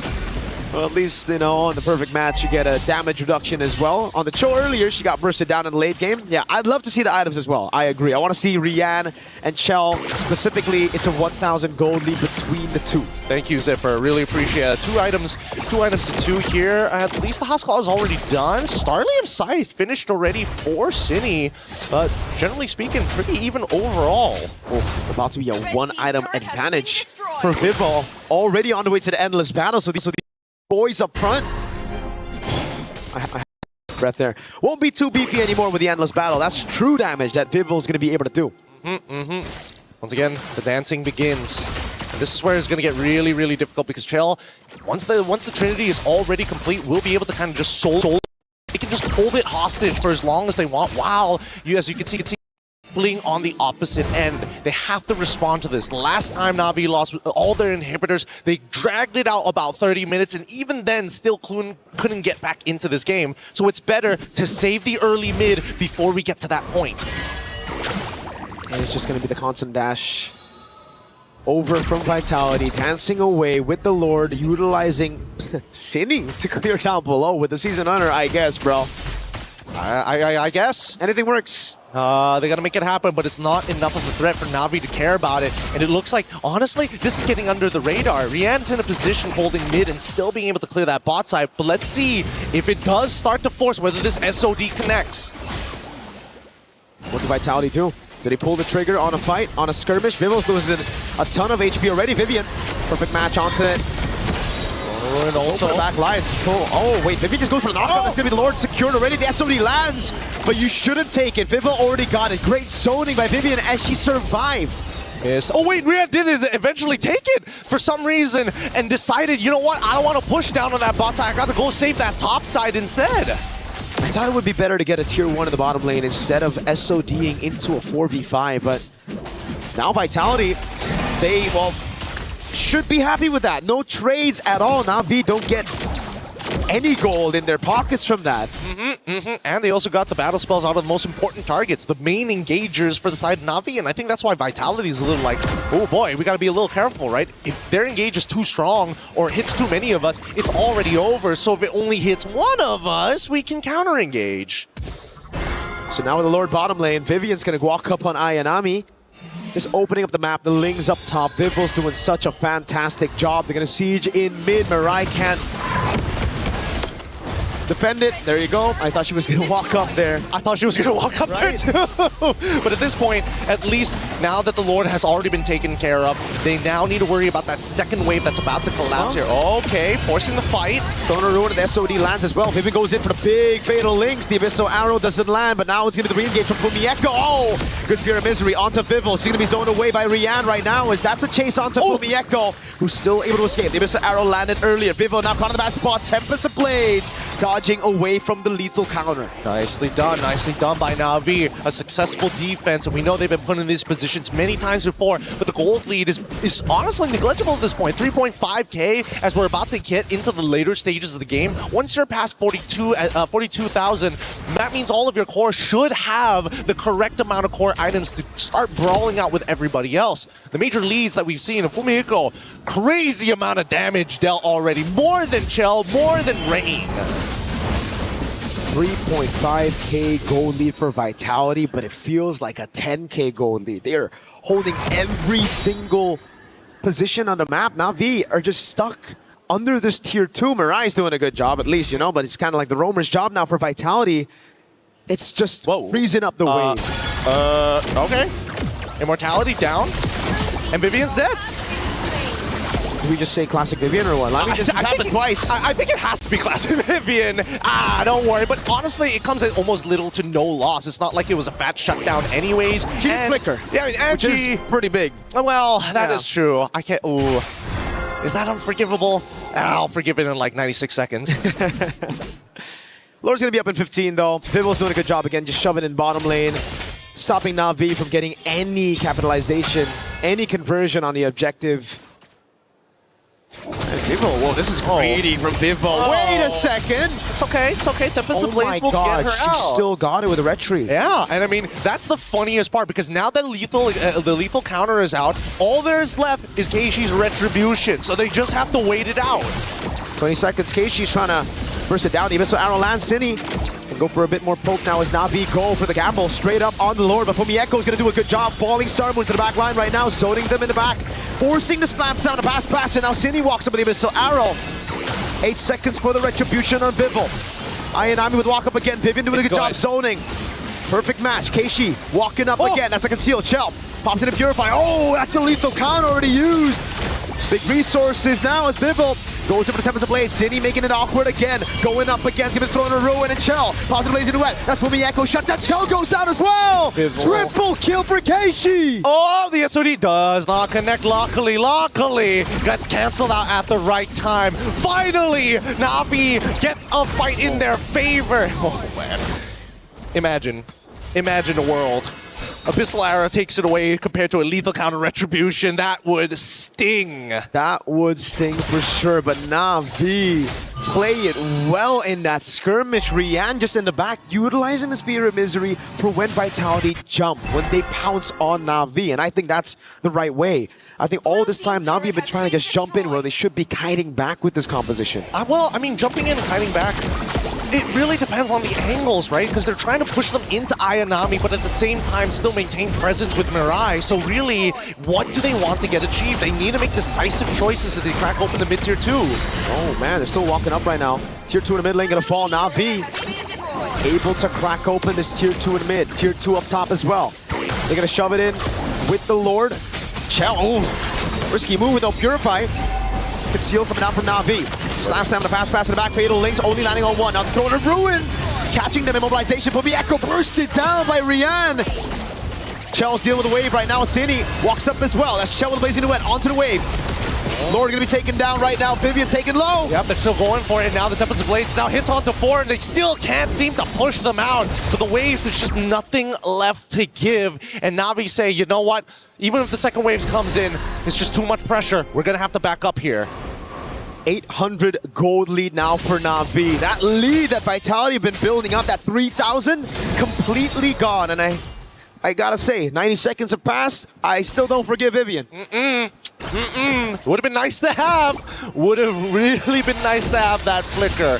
No matter what, it just goes to show that every little resource makes the difference. No flicker on Vivian, but not Ayanami able to flicker to close and get right on top of Shell after a Purify. There's just so many different layers that we have to keep account for. And I think even for Na'Vi and as well as Vitality, it's basically an info dump on all sides. I think one of the biggest wins though for Na'Vi wasn't just cracking open a base turret up top, but it was the purple buff mainly, taking it away from Vivo. Now takes her out of the equation, at least with dealing with the waves and the sides. Now it's Rian free on the sides, piercing through that turret onto City, throwing a Bruin onto Vivian. CC me with perfect match now, Fatal Links, oh my god! With all the plays in the Wind of Nature as well. That's the all-in right now, as Fumieko walks up, Rian with a dash and forward, but gets caught by Shell a bit. Fumieko still there, and now she gets hurt. Okay. Vivo, oh, they want more player, the Tempest coming down!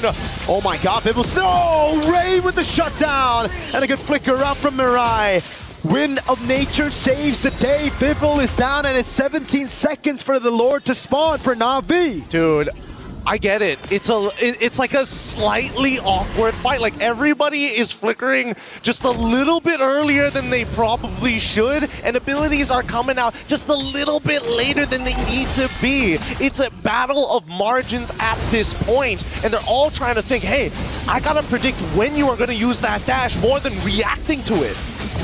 Vitality is still trying to go for it. Vivian walks up. They've dealt with the wave in the bottom lane. Vivian's gonna go for the lockdown on Keishi. It's the Frozen, but no Fatal Links. Now they go on Ayanami. Lethal counter on the entry. SOD lands, throwing a Ruin. Locks Vivian down, and now it's a flicker out again. A conceal now. Ayanami doesn't want to give up on the chase. The Abyssal Arrow doesn't land. Oh my god, Vivian gets away with a sliver of health. Literally 1 HP, and Vitality in a position that's not exactly in their favor anymore. Na'Vi, in a while we've seen in these past couple of games, after taking so much punishment, this is the closest they're going to go to try and get a second game to equalize it against Vitality, and that should stop the momentum. And they got the evolved Lord. Vitality already struggled clearing out the Lord earlier, and it was with this kind of composition. Again, the Selena not great at clear, the Ling as well. Throwing a Ruin, only landing into the front, but now, oh my god, the lethal counter spear! It connects, and now they're gonna go for the end game! Big CC! Abyssal Arrow landing in the back line, now Chell popping the blazing win, and Wind of Nature. Wind of Nature responded over by Rihanna as well. The Black Shoes gets chosen up by Ray, but Cine is able to crack open Immortality. Now the Abyssal Arrow again. Chell jumps back to the BMI as the Lord is gonna still be on the base. It is Na'Vi that equalized the lead. Wow, the patience, the amount of damage that these ladies can take, the continuous momentum on top of that crowd from Vitality. Despite all of that, Na'Vi take this next game. We got a real series here. Maybe, I don't know about you, maybe we need round robins and continuous best of sevens. It's the only way to bring out the peak of their mechanics. Add in a double elimination for that one, brother. Oh! A lower bracket and we are set. So good, so very, very good. There's a lot to talk about in these games, but again, I feel like both teams are falling back into uncomfortable zones, and I think starting to get comfortable with how much pressure each other are applying. Like some threats, just once you recognize it's not a habit, it's not a problem. But we're going to be throwing it over the panel to double confirm these suspicions with the help of Reflections, Eterna, and as well as LaFell right after these messages.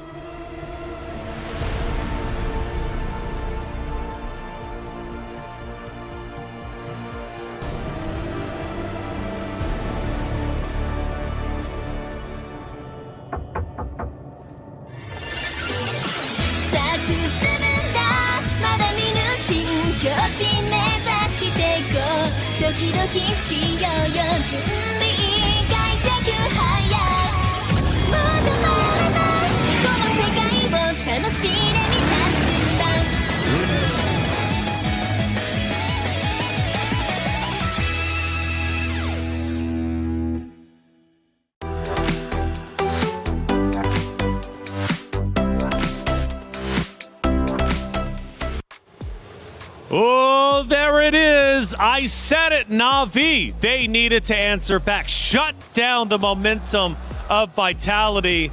And well, they just did it. It's now tied up 2-2. Mistakes on mistakes, but you know what? For Na'Vi, they'll take it.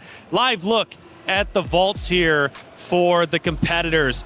We do see a couple of members from Na'Vi, but for the Vitality roster, they're now there, and they've got a lot to talk about. I gotta tell you, Taylor, this grand finals is definitely something special because this is a different level of MLBB that I'm not used to.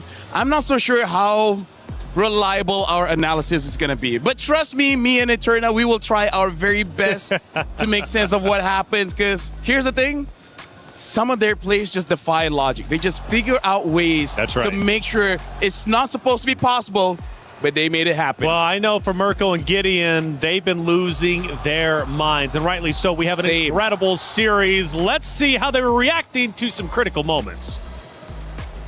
Double up, I don't know. But at this point, here we go. We haven't seen a first blood, and we're expecting at least something here on the first turtle take. Yeah, Vivian's on there as well. They're trying to delay this for as long as they can because they know, I don't think... Oh, what?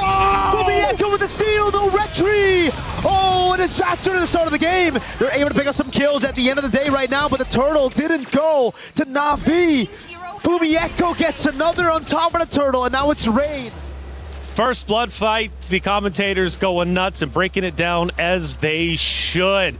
That's where it started. First blood, Na'Vi already looking good. That was great, but they didn't get the turtle. Right? That was kind of shocking because they are playing with Keishi on the Balman. So I would have expected that, you know, Turtle 1, Turtle 2, Turtle 3 even would have been more in favor of Keishi with the lethal counter. Now, the unique thing about Turtle 1 was the fact that Cine was there, and luckily we had that replay, and even the casters were like really shocked because it was actually the trap, the abyssal arrow that hit onto Keishi that disallowed that first turtle take, and at the very end of it, it was actually Fumi who got that first turtle. So initially it looked really good for Vitality. It looked like Na'Vi were making more mistakes, but as the game went on, it felt like it was swapped. It felt like Na'Vi understood the mistakes that they were making, they adapted, and then it was Team Vitality that were faltering. So that was very interesting to see. You mentioned later on big adjustments. Turner, let's go a little bit deeper with our next action clip of game number 4. We're now at the 14-minute mark. This is going to be the fight for the Lord, LaFell.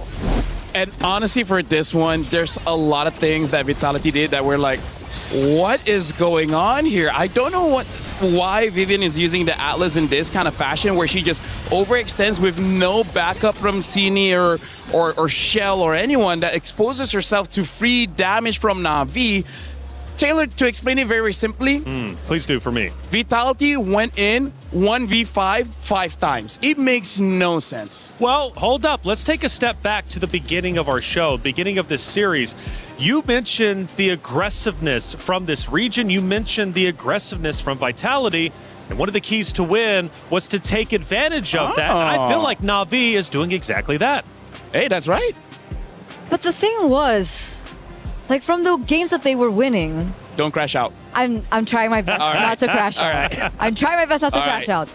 But it's usually calculated aggression. It's usually still aggression with a certain motive in mind. Either they want to, you know, trade for objective or trade for just something else on the map, structure, anything. But here was so weird. Like Vivian got caught out so many times. I even heard Gideon mentioning Vivian just doing Vivian things, and that's not a good thing. Very interesting stuff happening here on the main stage.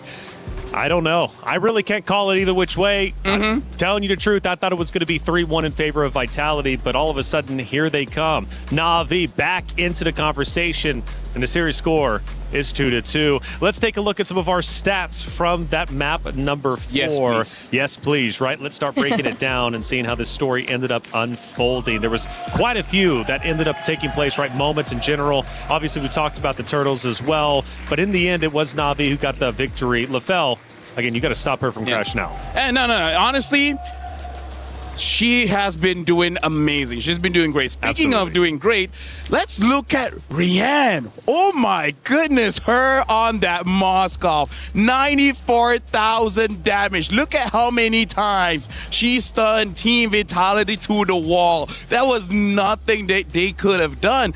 And unfortunately, Vival only 44,000 damage dealt. We didn't see the items, but she did not have a Malefic Roar. I don't know why she opted with no penetration in her build. I think she underestimated. I think so too. She started to underestimate Na'Vi, and it really hurt her at the very end. And going back to the Rian point, oh my goodness, she learned resource usage and when to use it. Right? There were times in the early game where she was very pressured, but she finally realized that she has Purify.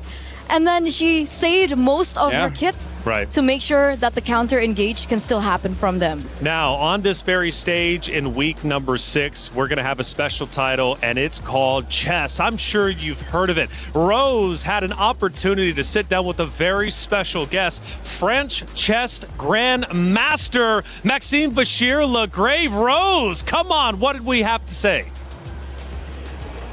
Hey guys, we have a special guest here at MWI. This is MVL. He is a chess grandmaster for Team Vitality. How are you? I'm good. I'm having a blast here. You're having a blast. How do you feel watching MWI so far? Yes, I watched the semifinals yesterday. Oh. And I'm watching today, and also, with the team as well. So it's really nice to see the BTS of what's happening, and it's a big fight, so I hope we prevail. Yes, now, MVL, I gotta ask you, do you play any other games aside from chess? A few, like I played a bit of FIFA mostly. I tried Rocket League, but not so too difficult. It's not for everyone, I understand. So, you know what, I gotta ask you, what do you think about, MWI and all women's league? How do you feel about it? I think it's great. In chess we have a lot of tournaments also only reserved for women. So, but hopefully it happens at the EWC in the next few years, but it's not up to me. Okay, that's interesting. I never knew that there was a lot of female-only tournament for chess. Yeah. You know what? I love the women empowerment. So I want to ask you, is there anything you want to say to the girls from Team Vitality who are playing in this grand final stage? Oh, I mean, I believe in them for sure. I see they win almost every match. They're big favorites, and I can see they play well, and it's a big fight. And I think we will prevail. Oh, wow. Thank you very much, MVL, for dropping by our stadium. Thank you. Good luck on your match when it comes. I wish you the very best of luck. That's it from us, guys. Throwing it back to you guys.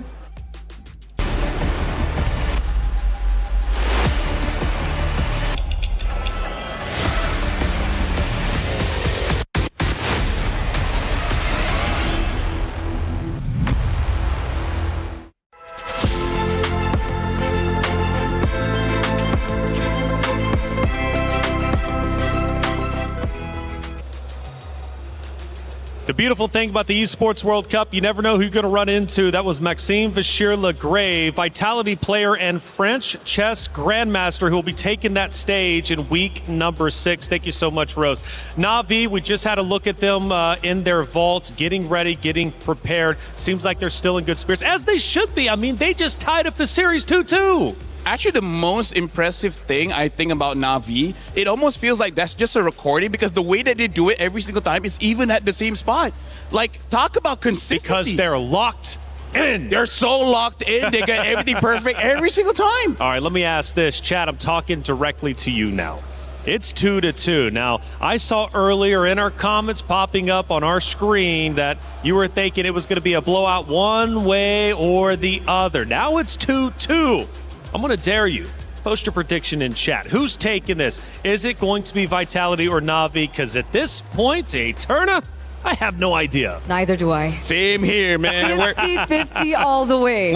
We're here for the ride. We're just going to enjoy ourselves as fans. That's right. Because here's the thing, I really feel like we got to expect the unexpected. We cannot count the chickens before they hatch. Exactly. And what I do want to say here right now is I think this has got to be the closest grand finals that we've had in a while, especially for MWI. So 100%. Everyone else is getting to the same level. Yeah, and I love it. Because last year was a 3-0. The year before that was also a 3-0. Yeah. So, yeah, we haven't had a 2-2 or even a map 1 from one of the other rosters. It's always been a complete blowout. So this is the most competitive year, which, again, goes back to the communities getting involved, this scene getting better. The ladies are improving each and every year, and I'm here for it. As we go into the pick and bans, this is a serious map. And the reason why, we're tied up 2-2. This is a best of 7. You need to win 4 out of the 7 to be a champion. Whoever wins this next map is going to be on match point, series point, championship point, LaFell. I mean, like, it's insane, Taylor. I gotta say, you gotta get me a longer chair because I'm already at the edge of my seat.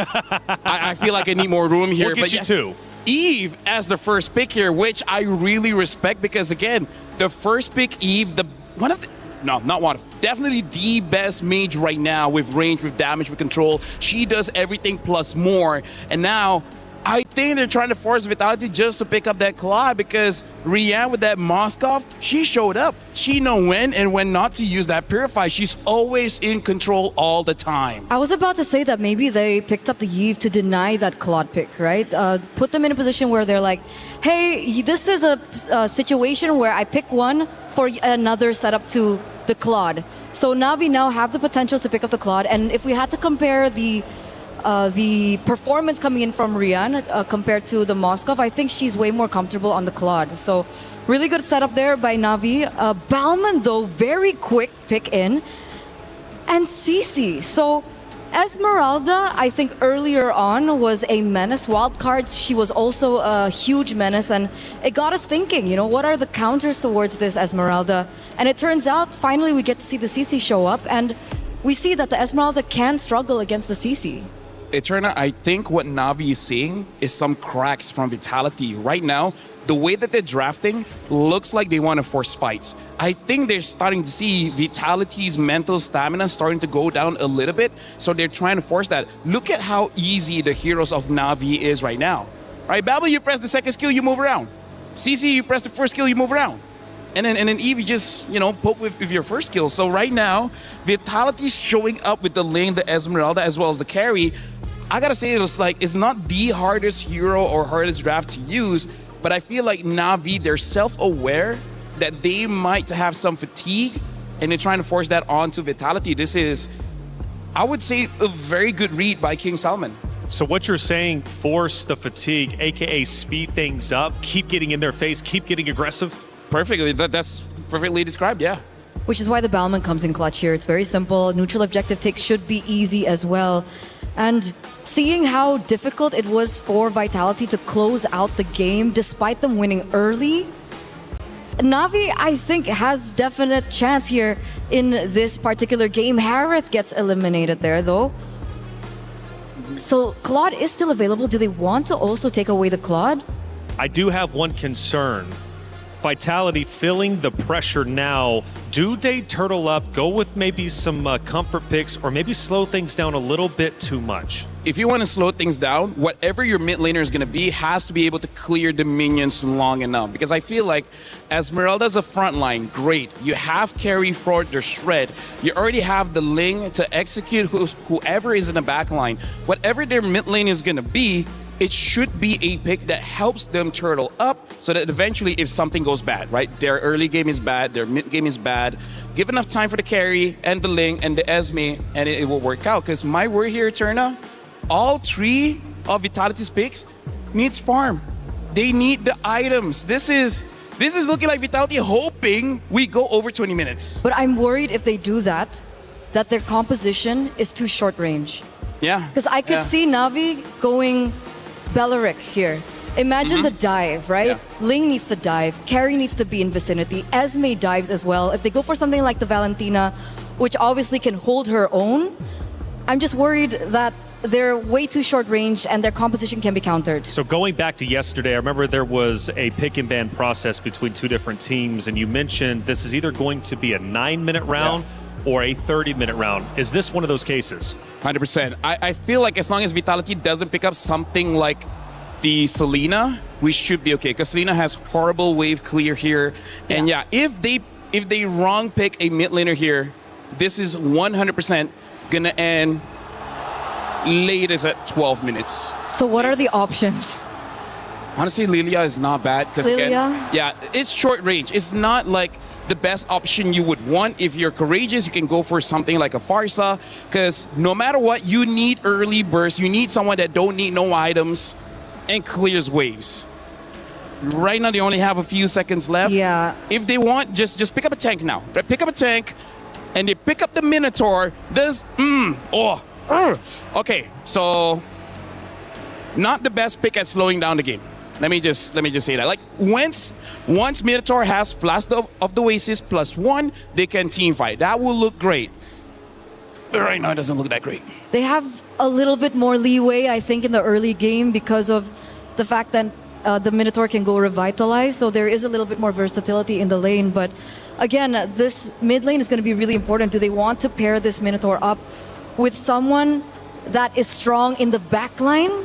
Like, do they want to go burst, like something like Gord and so on and so forth?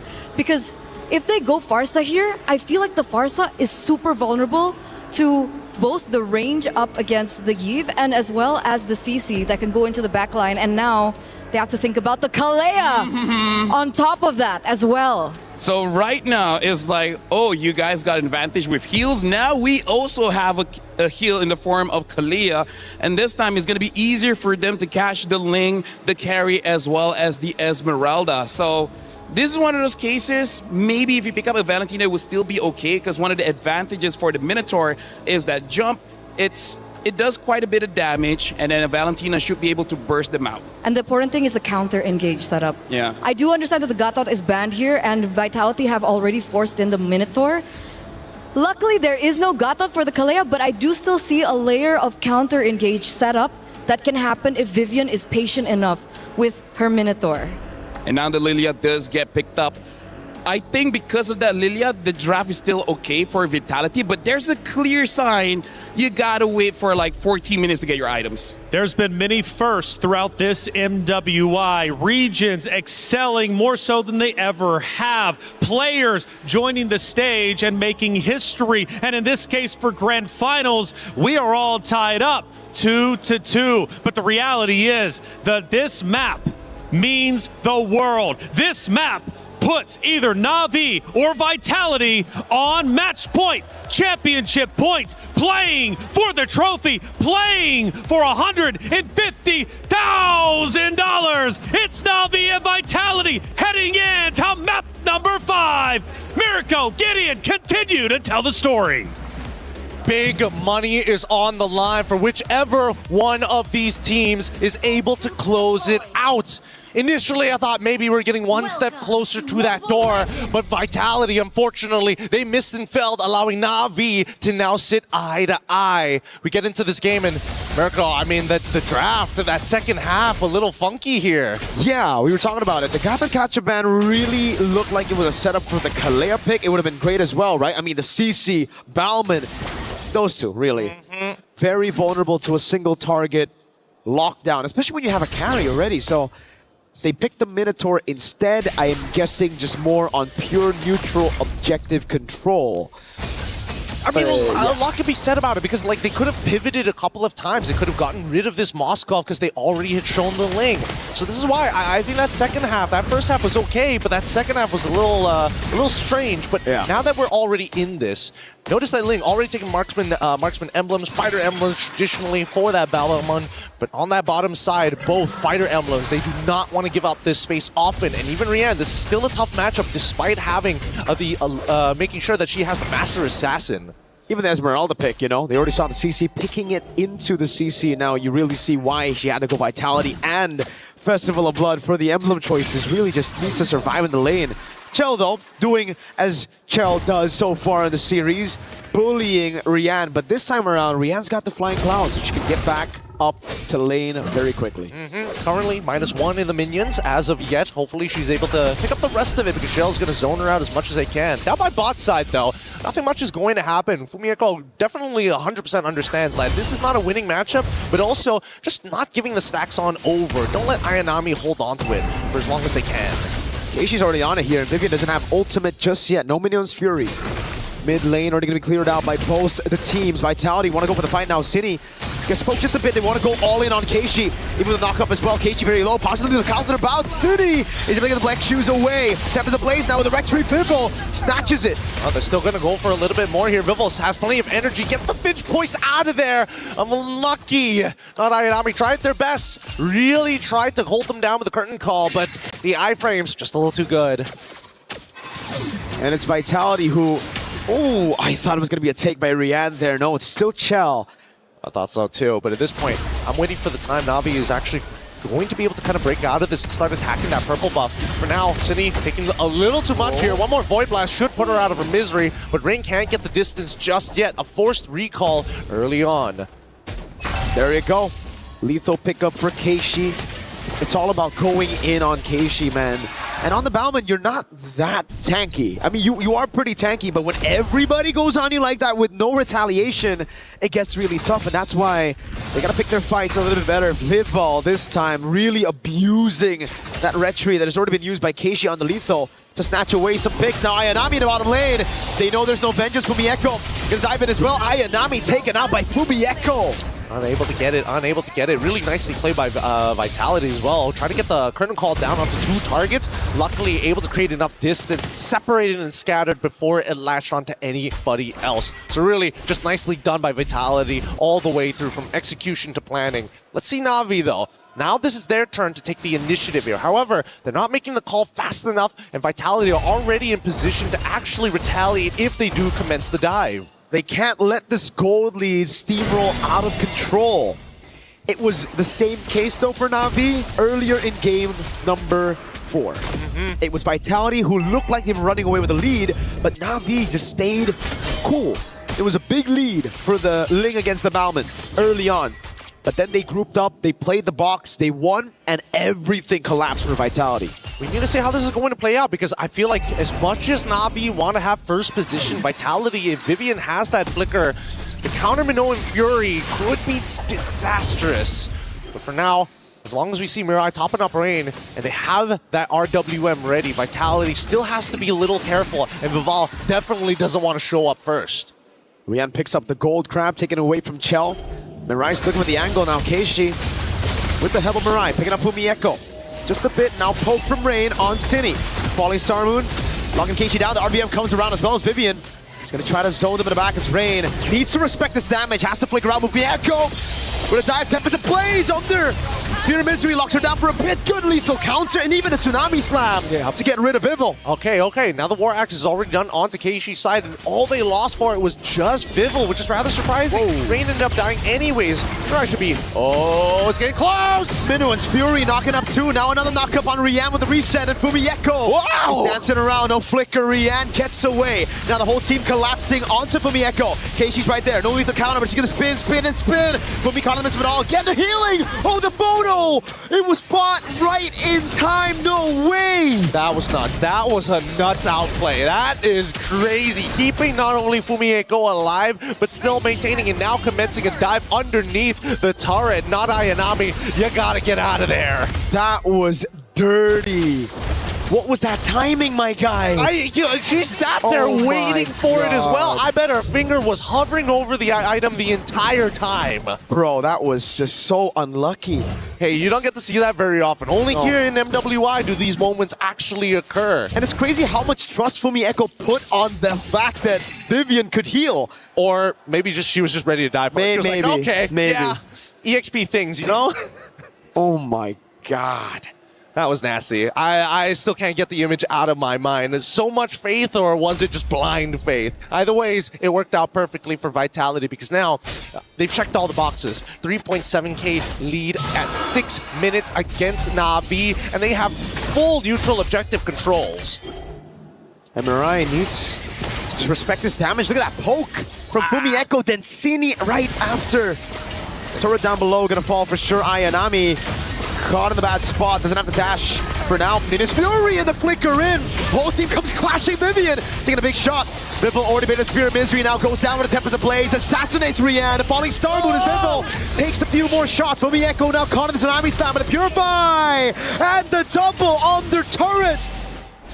This is the comfort. This is the Vitality comfort. If we're talking about a lead and running away with it, this is their moment that Vitality has been waiting for from what has been seemingly cursed. They give up one game, but now they've given up two. Vitality, they are looking for revenge. They want to close this out quick. Chell clearing out that tier 2. Vivol respecting the Moskov, going back at it, learning from the mistakes of game number 4. Not really wanting to replicate that. Now they go on to the XP grab. It's all about building these small leads again. All these small leads eventually build up, and to be specific, it's about a 5.8k lead, which is honestly pretty good. A lot of their cores are one full component ahead of their opponents. Not a full item, a full component. And that makes the difference here for the stats. Overall, when we are... What? Oh my god. That... What? Zipper! You know what to do! Whip up the replay on that one! Oh god, but first, maybe. the fight! Was that a flicker? It was a flicker, burnt out already. Vivian on the Minotaur. Now we know why they went for the Minotaur instead of the Kalea. I'm rather surprised that they got away with it. Wait, hold Same. on. There's still an opportunity here. We'll get the replay in just a little bit, but that's really unfortunate. I wouldn't have imagined the Kalea would have gone down as quickly as they did. Exactly, that's why I'm like wondering, that was just Chell alone, right? There was no one else. Yeah, so I guess just didn't notice it until it was too late, maybe, or maybe Chell's already at 3 items at this point. I mean, it's a 7.3k at 27, and no, not even 3. Not even 3 items. It's just Radiant Armor just isn't enough. Equipment already. Into the bottom lane they go to take this turret down. Chell gonna come with SOD for me. Echo doing a good job zoning right now as they get caught with the RWM, and the Black Juice comes around for Cine, and Vivian's right there to provide heals over to the rest of the girls. Tier 2 falling in the bottom lane. Now just one more tier 2. Oh, they actually keep it alive. Minions was cleared out. Okay, that's still fine, because that means Na'Vi has to commit somebody here to actually deal with the wave if they really want to save it. And in that case, Vitality has time to kind of do other things. And in this case, for Ling, it's going up to that top side for Vitality. Oh, we just saw the Retribution come out. Okay, not bad. That means purple buff should be pretty free for Vivol later on once she pushes this wave. There you go. Wave bot dealt with as well by Ayanami. Seems like Vitality really wanted to take that orange buff, and that's why they didn't want to go for just that one hit on the turret. Vivol, though, does she know the retry is off? I think they saw it for sure. It would be really cruel if the rest of Vitality didn't tell Vivol that the retry is down. Oh my god. Oh, with a flicker as well. Now the follow-up. Boom, Tempest ablaze. And all the blades for Vivol. Holy shield gets around, and it's a Finch poise. You can't tell me that wasn't beautifully done. You can't tell me that wasn't beautifully executed, knowing that even if she took and lost 90% of her HP, once that Holy Shielding breaks, they go out. RWM's already in. Falling Star move for me Echo, but this shouldn't net to anything. She's gonna walk out of there. Real quick on the Esmeralda. Walking out of it. Na'Vi still have good clear. We have to talk about that, right? It's Yves and a Moskov. But that's a 10,000 gold lead in 10 minutes. That's the GG angle we always talk about. They are getting... Oh, yeah, thank you. Thanks, Zipper. A crazy gold difference like this is really hard to come back from. It's a full item, not just a component anymore. If you are already struggling with dealing with a component, full items are just ridiculous to deal with overall. Look at how fat that lead is for Vivol. 3,000 gold lead. I believe that's a BOD. If they want to play it normal, it's a Melfic Roar. But with a 10,000 gold lead, I'd lean more into a BOD. I mean, might as well at this point, right? They just don't have the items for it, and I don't think anybody has dedicated armor items as well. Dude, it's 11,000. Vitality don't want to just beat Na'Vi in this game. They want to beat the clock. RWM onto Cindy. Black Shoe's going to be used up again. Minus Fury knocking up too. Okay, she's going to be very low. Again, Tsunami's time to peel in the backline. Swimmy Echo's going to be locked down. Under turret. Shut down as well. Yes, so Chell stays on to the Crystal. 11 minutes. And they take match point. Crazy. Crazy stuff in Vitality. And one thing to say, they get to cheer even louder for Team Vitality taking their 3rd map win. With that being said, though, it's match point, baby. This is all or nothing. The big money is on the line. Na'Vi have got to figure out how exactly they want to play this next draft. The Golden Hornets are chill. And it is up to Na'Vi to figure things out right now. Like you said, what do they do to try to decipher this because it almost seems like they were prepared up against the first 4 games of Vitality. They had answers to that, but here with the Minotaur, they were left confused. Even I'm left confused of what else they can do if even skipping out on the Gaton netted them the win. We'll throw it over to our panel. Reflections, please help us break this down. This game is just too much for the casting desk.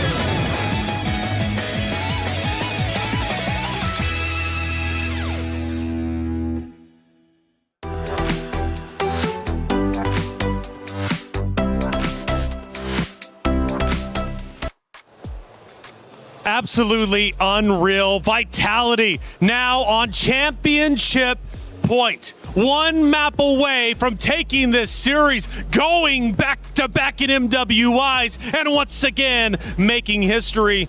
We take a look at the dugout of Na'Vi for the first time sitting in their vault, and they do not look happy. I mean, like, here's the thing, man. Vivian really redeemed herself. Like, in the previous game with the Atlas, there's many times she dove, but then nothing happened. This time, Vitality played like a team. Whenever Vivian using the Minotaur goes in, everyone follows. It's like, you know what? Even if we die, we just fight properly, and they did. And with that being said, I think it was very wishful thinking of Team Na'Vi to not bring Purify. Because I think most of them went for Flicker, and then of course the jungler brings Retribution. But because of the lack of Purifies, there was no way to get out of those engages coming in from Vivian. And speaking of engagements, I thought for sure, based off the hero selection, it was going to be the aggressors of Na'Vi fighting early game and winning early game. However, I'm looking at turtle after turtle after turtle get taken from the side of Vitality. Before I knew it, there's a 10K gold lead. This was our fastest map so far in our grand finals. Oh yeah, for sure. Part of the reason why the aggression was not there is it's supposed to be Mirai, the roamer, to start things off, but there was never an opportunity where she could go in. And honestly, even I'm not so sure what happened, because there were moments where she just randomly died as she's patrolling the map. And then we're like, wait, hold on, what's going on? You're supposed to be one starting the fight. Why are you dying randomly?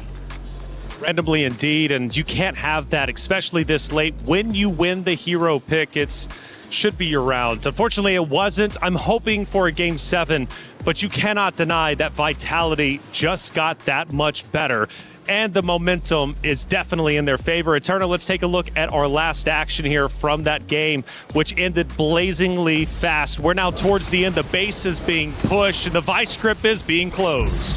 It was all in favor. Wait a second. Yeah, I know.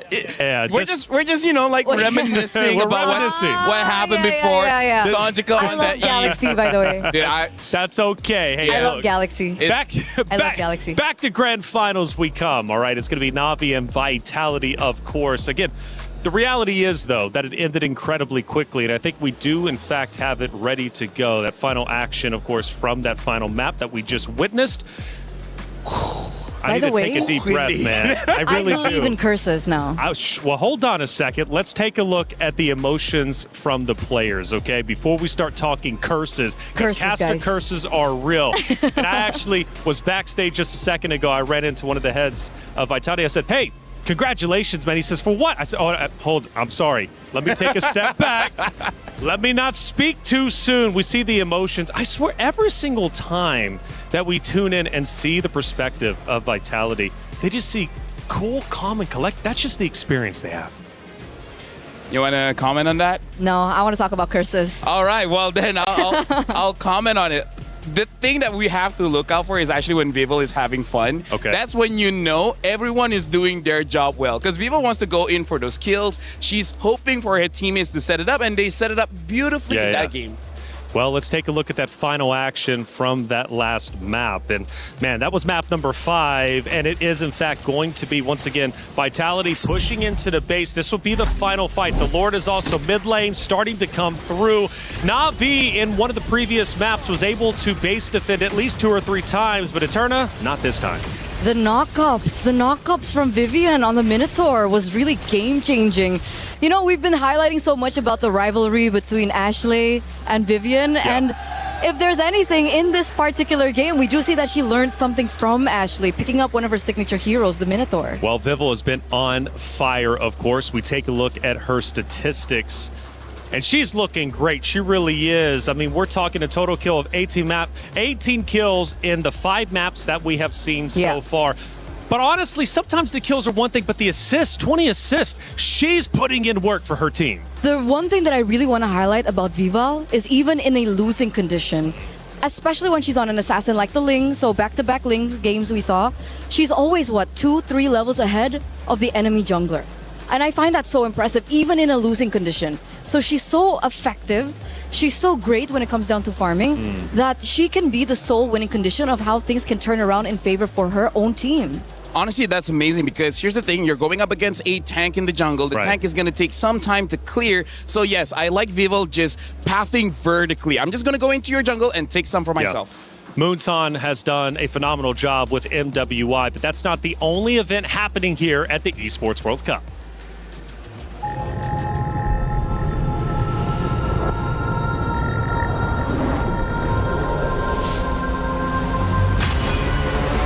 In the past, we were always in Asia.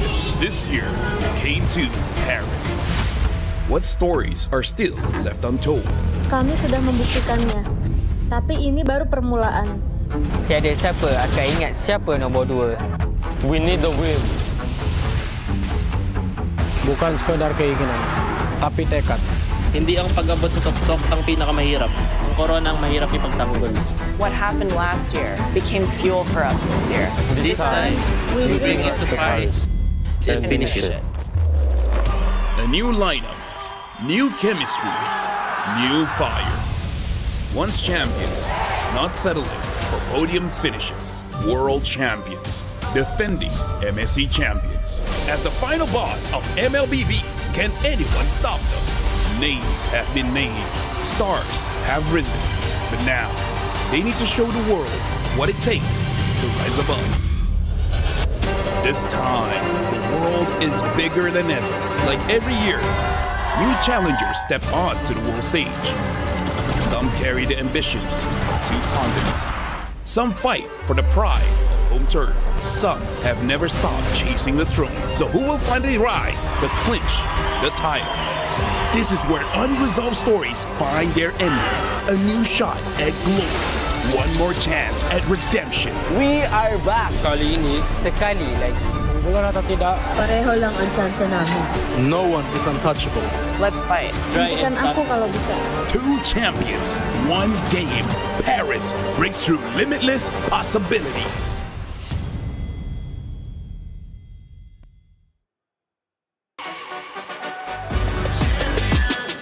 This ain't no regular thing. I came for the ring, you know what I mean. You see my name in the lights, better get right, I'm champion.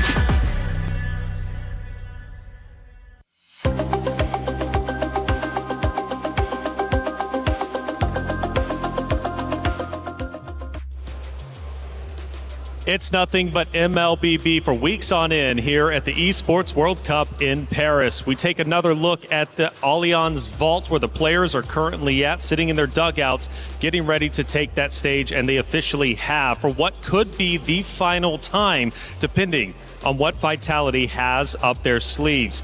After that win, I feel like this is where Vitality becomes at their strongest. They've already won grand finals. They've already been champions. And now that they're 1 map away, you can't argue that they know how to close out series.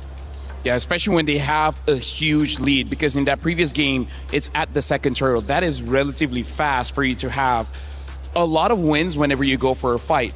I thought it was going to go bad when Vival died early, but then they just keep on continuing to fight. That Minotaur really paid dividends because able to get that Flash of the Oasis quite early and made it so that they can basically fight forever.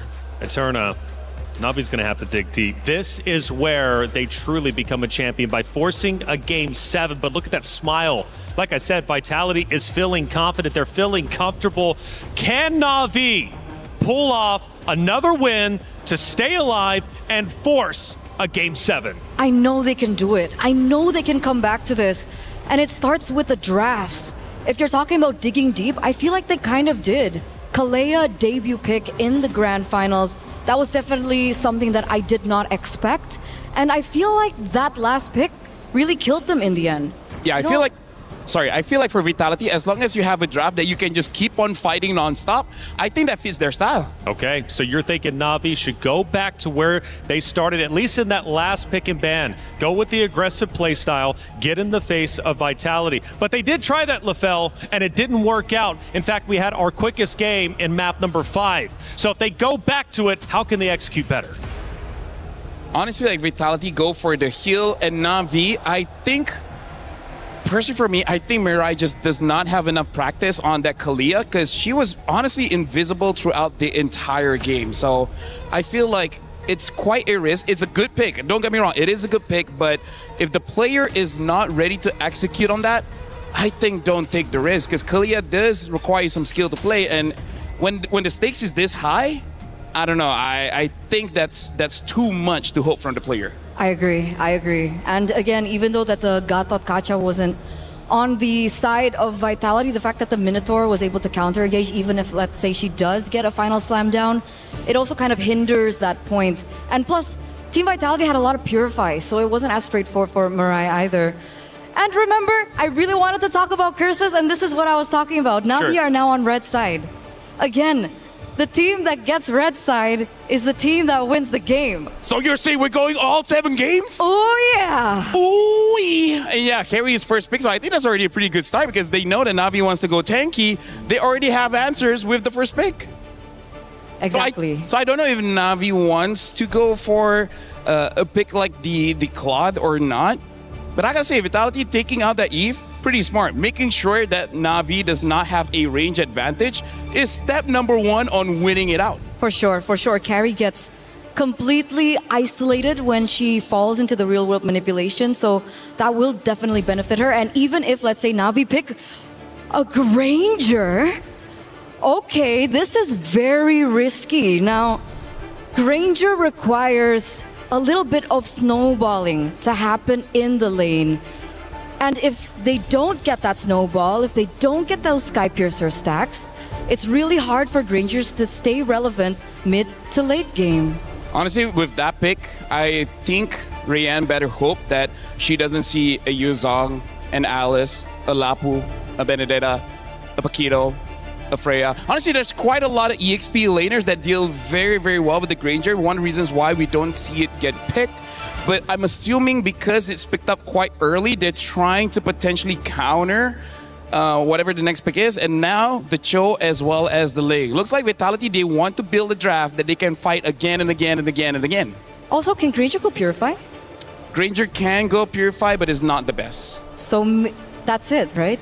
You don't get to be aggressive in lane, and you can't be aggressive during turtle fights, lord fights, and etc. So among all the other things, with all the picks on the board that can definitely counter the Granger, the fact that the Granger, it's not as great to go for Purify, makes it so that the mother of tanks on her signature Cho pick will definitely have a good time.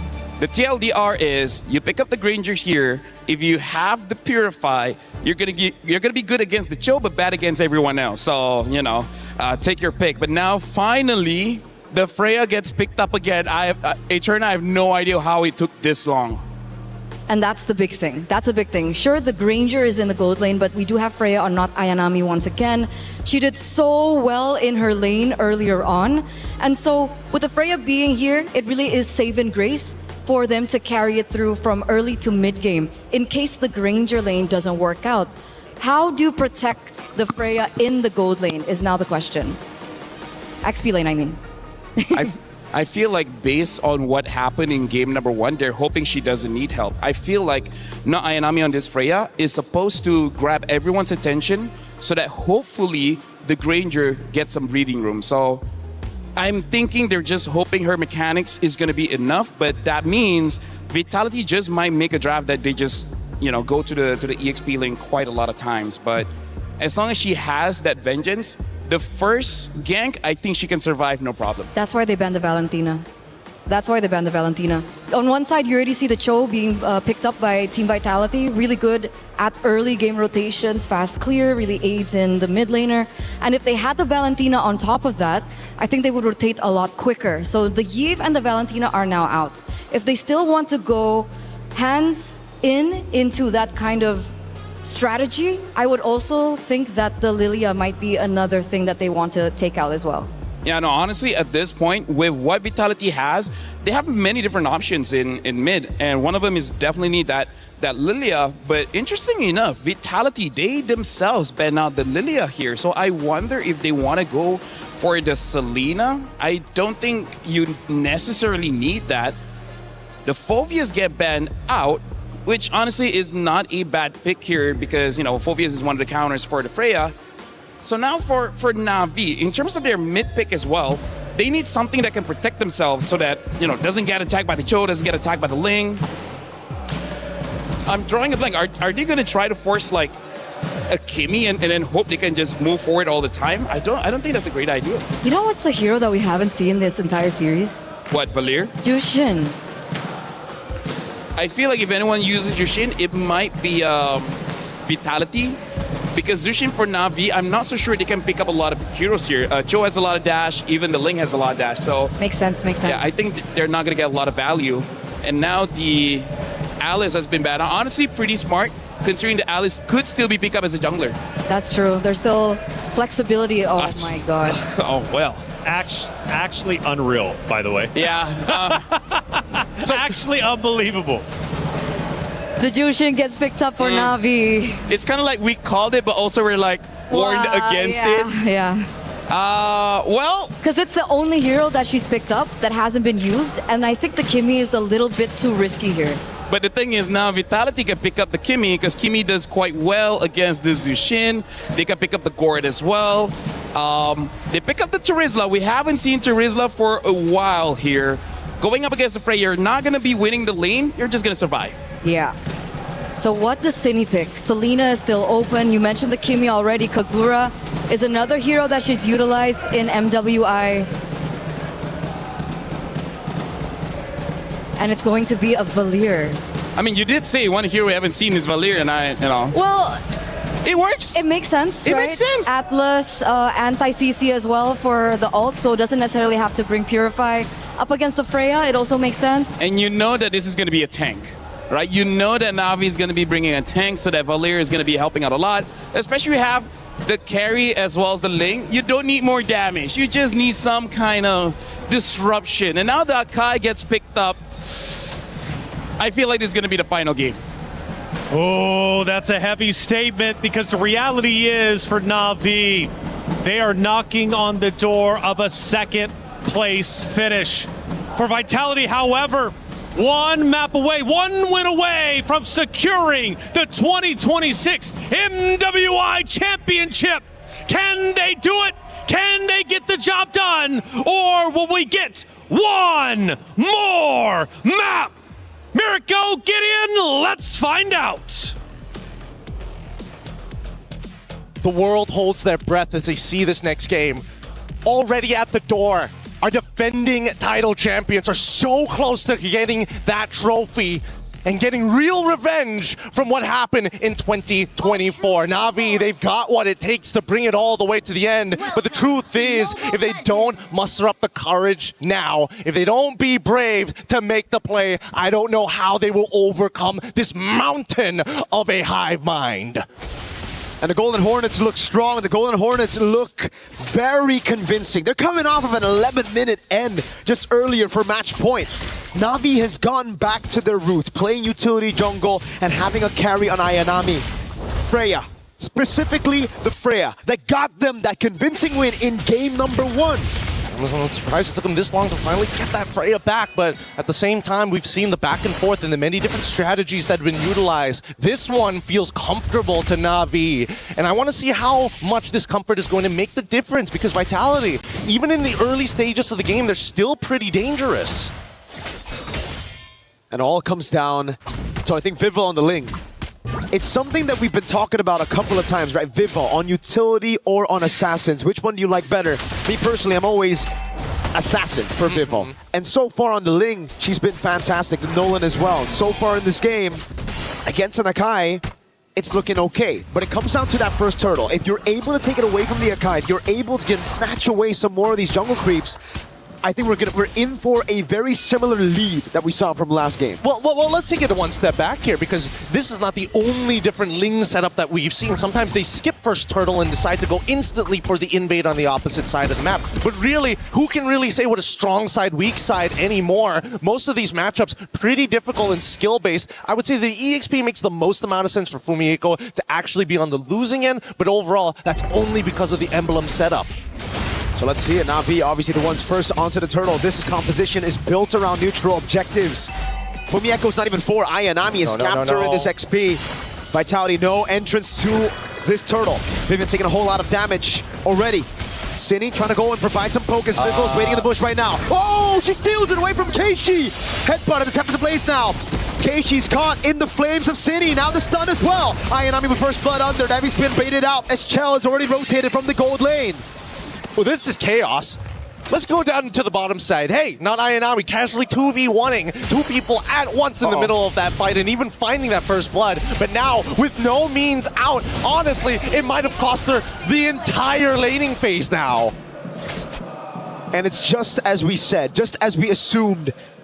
If Vival can somehow get a lead at the start of the game, this is going to be very dangerous, because it seems like Na'Vi, yes, they have Ayanami, but the main guy who they're looking to snowball in this game is Rihanna the Granger, and she's brought Purify. So that means the Ling's going to have a plenty of good space to dash around and outmaneuver the Granger. We'll see how long they're going to be able to do that here. I think Na'Vi, they're not completely out of this just yet, but Chell has consistently beaten Rian in lane. It's outside of the lane where things get a little dicey, and because of that, Vitality walk into enemy territory and they have an amazing read on the jungle path that Na'Vi have. Now it's oppression from this point onwards. And that's the clear speed diff. Something that we brought up a couple of times after the patch for the utility jungles, the Fredge and the Bakshas and the Akai, but in the group stage, even through the knockout stage, we've seen the Akai still get their hands on neutral objectives. That's the thing. Now that it's taken away from him, you can really see that gap for the Assassin in terms of clear, in terms of mobility. She's able to get into the purple buff, getting out of there as well, without using ultimate, without using any of that. I mean, Ling is just one of those heroes that's really hard to kind of like, to balance out because of how much is in that kit. It's just universally good. And now as they contest for the space at this stage of the game, for Vival, it's a pretty straightforward answer. All I gotta do is keep on stealing these camps and cleaning up bad trades across the map, and this game should be in the bag before I know it. Na'Vi hold control over it, but Vival has a 2-level lead, so it comes down to the red tree battle again. Vivian gonna provide some poke right now as Fumieko trying to zone Ayanami. It's Keishi holding onto the neutral objective. Vivian goes for the kick, but baits out the heavy spin. Now it's Vival looking for the opening, goes in again, and the rinse out the red tree. Morale with the Fatal Links over on Vival. She's gonna be able to dive in with the Defiant Blade. Tempest of Blaze now knocking him up, and oh, it's all the Blaze picked up by Vival. They have to kite together, unfortunately. Not Ayanami can only do so much now that the rest of her backline is already out. Rain as the anchor again. They have to understand who is the anchor of the composition. If you're not playing around your anchor and you're splitting away from them, I get it if it's a Tempest of Blades. I get it if it's a Fatal Links. But if not, why not? And I think that Ayanami at this point needs to communicate to the rest of the team. Look, I'm the only one who has the lead right now. If you want Rian to get these kills, we have to play traditional front to back. Good escape for Ayanami. They will have to do that, but it's so scattered. The way Na'Vi want this fight to be is pure front to back. Vitality are attacking from angles that Na'Vi are just not expecting. And it's really difficult for Rian to land those shots. I mean, I think what's worse is that now that they don't have to worry about their mid laner not having, well, inbuilt Purify, they have access to Flicker. It becomes that much more difficult, right? And not only do I have to get rid of your battle spell, but I also have to get rid of your ult on top of that. It's just a consistent level of problems that Na'Vi can't force out all at once, but over a period of time. In terms of the gold so far, Ling coming up big at 1,000 gold so far, and that's already pretty good. Again, you can see that even Vivian just man-to-man defense, making sure that they have plenty of information on what's going on. Giving up the waves, and Rian should die here, but doesn't get that last auto attack down. We see that Mirai, they want to, but they back away. I can't believe it. That amount of damage at 6 minutes for a carry with just 1 assist. I was questioning it as well. I was thinking that maybe the Rian would be able to get out or at least create enough distance, but I think just too many procs, right? Too many triggers, that passive. And you have to take a look at Vivo. She's been having a nasty game of Farm Simulator right now. I mean, she's taking away the bot wave, the mid wave as well. It's double aiding, but on the jungle. She's gonna go to the bottom lane now. Na'Vi set their sights on the turtle, and it seems like Vitality don't care. Can they drag this out? I mean, Sydney still hasn't used the Searing Torrent just yet. They don't mind. Have the second one. We're gonna walk away from this. We want to make sure that at least Vivil's in a disgustingly good position. 2-level advantage. Purple buff about to come back up here.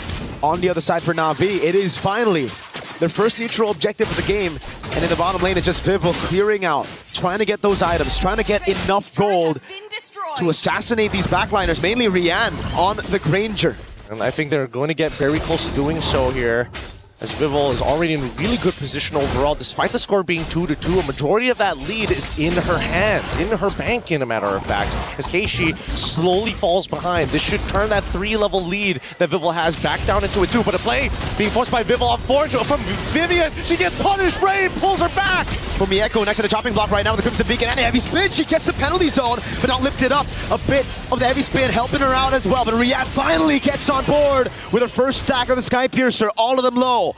Vival nowhere to be seen, just going to go for the safe turret down below.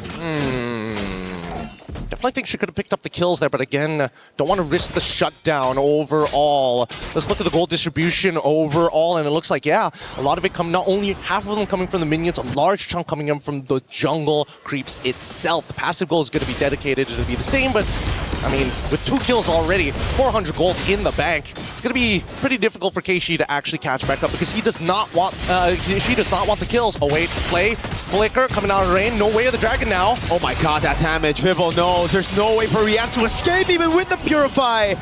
That's the killing spree for Vival. Rian unable to escape. I mean, there's nothing that she can do about it, right? If you have Flicker, you die anyways. You have that Purify despite the way of the dragon. You can reposition, I suppose, but not when 2 people are attacking you. At least not Ayanami was able to get the tier 1 down bottom side before this Lord spawn actually occurs. If you notice, you see that Shell is actually hovering around that top side. She doesn't see anybody. She's going to steal away the orange buff and maybe even farm another wave up top side. Oh my god, it just built up frustration. First it was the purple buff taken by Vival, now it's the orange buff taken by Chelsea. Deals with the wave up top, trying to build that slow push. And at the end of the day right now, Na'Vi are still going to have to play that front to back. They're going to have to play for Mrs. President, who's Rian right now, like Vivian. Opening up, wave up top, already shoved in by Vitality. I think you mean Madam President at that point, but Madame. I think at this stage, yeah, they don't really need this Lord. They can start taking away turrets kind of for free. Freya shows topside, and I think it's pretty free for Vitality. Whatever you want, you can take. That's the Lord secured by Vitality. Penalty zone by Fumieko. Now it's Vival just waiting for the heavy spin. She's such a patient killer. Yeah, they really, they haven't lost too much composure. At now, 9 minutes? Yeah, endless battle. Wait, Zipper, pull up the item list real quick. Is that second item or third item? I'm pretty sure it's third. It's third. Dang, that is fast. That is so fast. And now, usually you would expect at least towards, like, 10 minutes of the game, a couple of components, a Haskell on top of the Berserker's Fury, but now that he's got both, and triple items for Chell as well, like, this game is starting to look pretty good for Vitality if they want to hold up that trophy. 3,000 gold lead. Now add a bit more spice. It's an Ice Queen 1 against Na'Vi's composition. It was already... I mean, this Valir is already a big problem for them. Now you add that slow. it's going to be difficult for Mirai or not Ayanami. I think the only way is if not Ayanami and Mirai come in from two separate angles. Worst comes to worst, you gotta at least sacrifice the heavy spin. Now, they're just dealing with the waves. One by one, they're going to cut it down. Even Rain getting Ice Queen 1 for herself at this stage, but they can't walk out of their base comfortably. And the oppression from Vitality is going to make sure that, hey, this lead, this simple 3K lead is slowly going to develop into roughly, I would give 7 to 8K, depending on whether or not they find another fight. Shoutouts to chat, pointed it out. I just read it out, but Vivo got level 15 at 950 on the dot. Massive gold advantage, an even bigger XP advantage. Keishi's 3 whole levels down. This is a dangerous game to be around here. And Navi, they haven't been too proactive on the map. They've been waiting for the protocols, and worse yet, they have no real answer to Vival because they can't force anything out of her. They have to attack other members and force Vival to come to them, and even then, might not be enough resources. That big snowball we were hoping for Rian on that Sky Piercer has not come into fruition. And yet, we are still hoping that not Ayanami can somehow clutch a fight somewhere, somehow get him low, and let Rian finish them off. I'm just worried whether or not Keishi will be able to withstand the raw damage, not only from Just City, but Chell, because she is clutching these fights. And the fact that Rian, the only Sky Piercer stack she got, it was instantly cut down by Vival. I mean, Vival's having a fantastic series. Another fantastic game here on Ling. Really seems like she wants that finals MVP as well. She's able to close it out. Last time she got it was MWI 2022, the very first one. There's one hell of an argument to be made here, honestly. But considering the team lineups, it makes so much sense. And even then, when we look at the item list so far, it's only going to get worse. Nearly done with the BOD as well. If this game could not be more brutal to show how undisputedly good Vitality is, Na'Vi, we need to hear that answer sooner or later because this Lord could be a make it or break it already. And look at this. In the previous games, they've had a Moskov to deal with the wave up top, but now they have a composition that is built for pure team fights. A composition that needed the neutral objectives. Fatal Links lands, but it's only onto Fumieko, not a penalty zone. Gets a Purify out, and that should be everybody going in. Fumieko taking it low, able to break around in safety. Vivian gets away the dragon out with Vivo.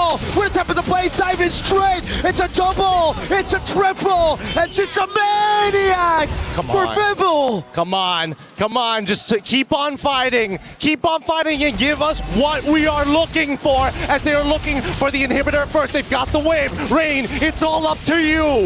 11-minute game for match point. Now in 13 minutes with no Crimson Beacon, Rain's gonna be shredded to pieces. We're better to defend a kingdom than upon its own sacred ground. Paris belongs to the Golden Hornets tonight. The nightmare of 2024 has finally been laid to rest. Empires rise, rivals return, but Team Vitality are your undisputed back-to-back champions!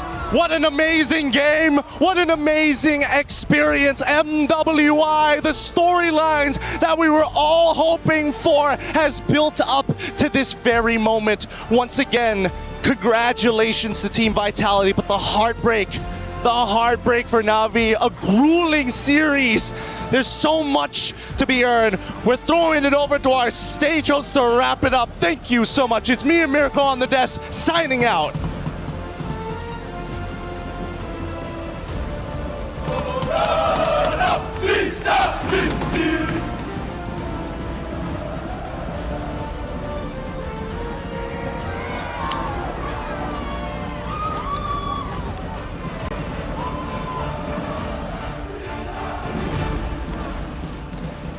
Ladies and gentlemen, we officially have, of course, our tradition, our key handoff.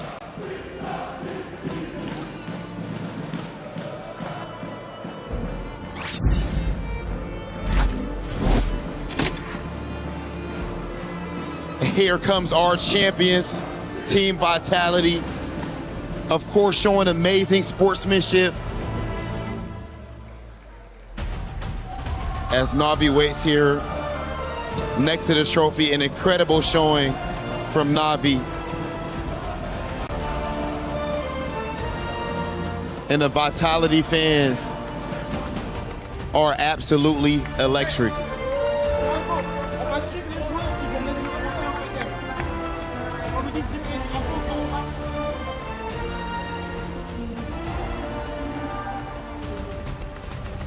Philippines, you fought valiantly, but your journey ends here. Yo, great performance. Great job. Ladies and gentlemen, we are going to take things over to the Key Crusher. Team Vitality, your back-to-back MWI champions. And now, of course, they have to complete their tradition, which is, of course, what we do right here at EWC as they crush their foes, Key. And, of course, right their wrongs from 2024. That's absolutely right. And of course, in the midst of the hive, who is currently buzzing right now, the foes that has taken them down in 2024, and their keys now crushed on the home turf right here in France. This is the perfect ending to Team Vitality's reign. Congratulations. Oh my goodness. You actually could join us up there on the stage so that you can grab your trophy with the rest of your team. Team Vitality, dominant, inevitable, unstoppable. Team Vitality, claim what is rightfully yours. Let's go, our champions of MWI 2026, Team Vitality.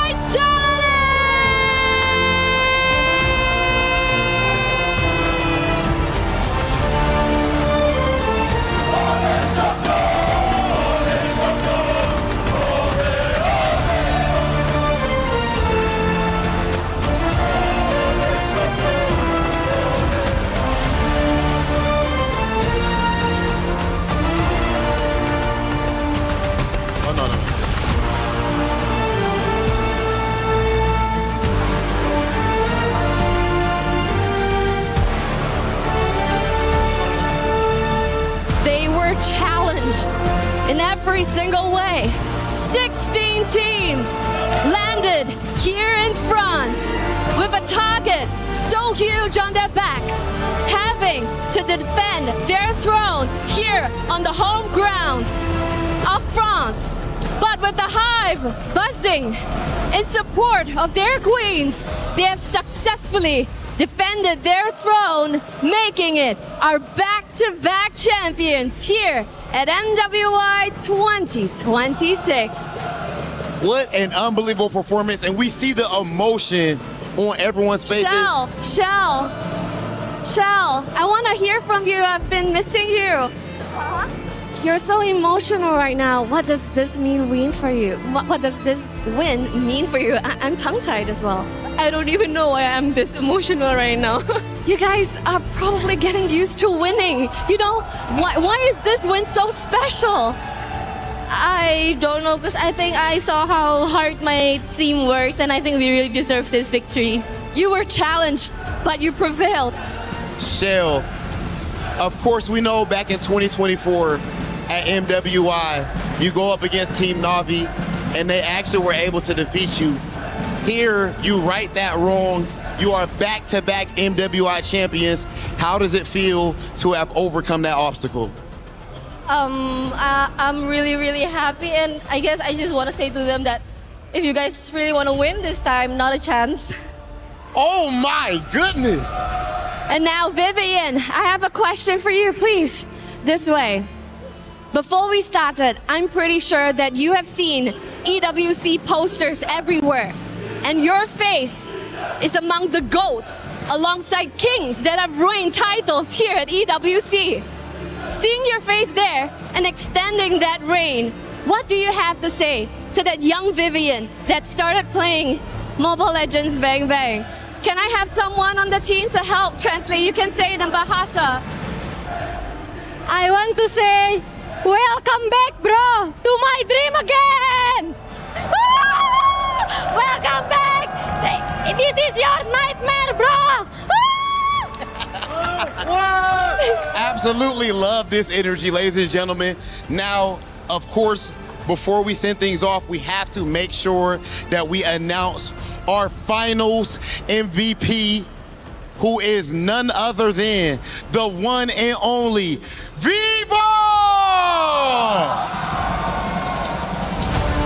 The queen of the jungle. This isn't her first rodeo. She has gotten MVP in 2022. And it is about time, here on home ground, the queen of the jungle gets recognized for finals MVP. I'm gonna come this way. Let's check in. Vivo, it was 2022, a long time coming. How does it feel here in the midst, of home ground, Team Vitality supporting you guys and you clutching that FMVP award here in your arms? MVP!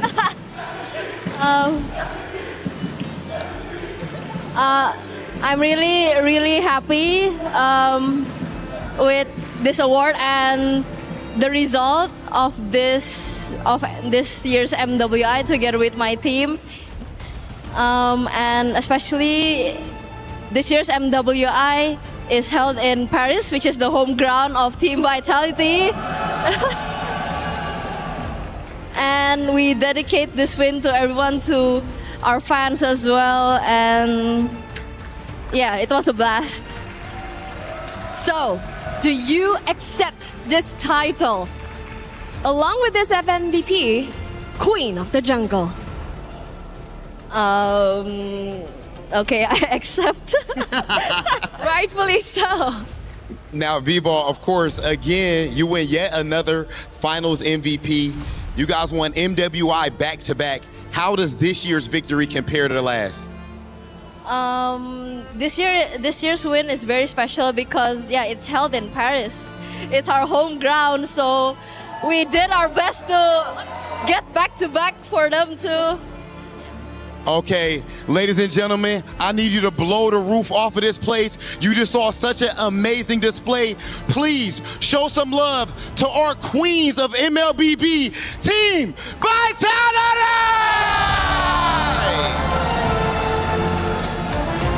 Team Vitality, please go ahead and etch your names in history. Walk on over to the totem. Take your walk of victory now as the official queens of MWI 2026.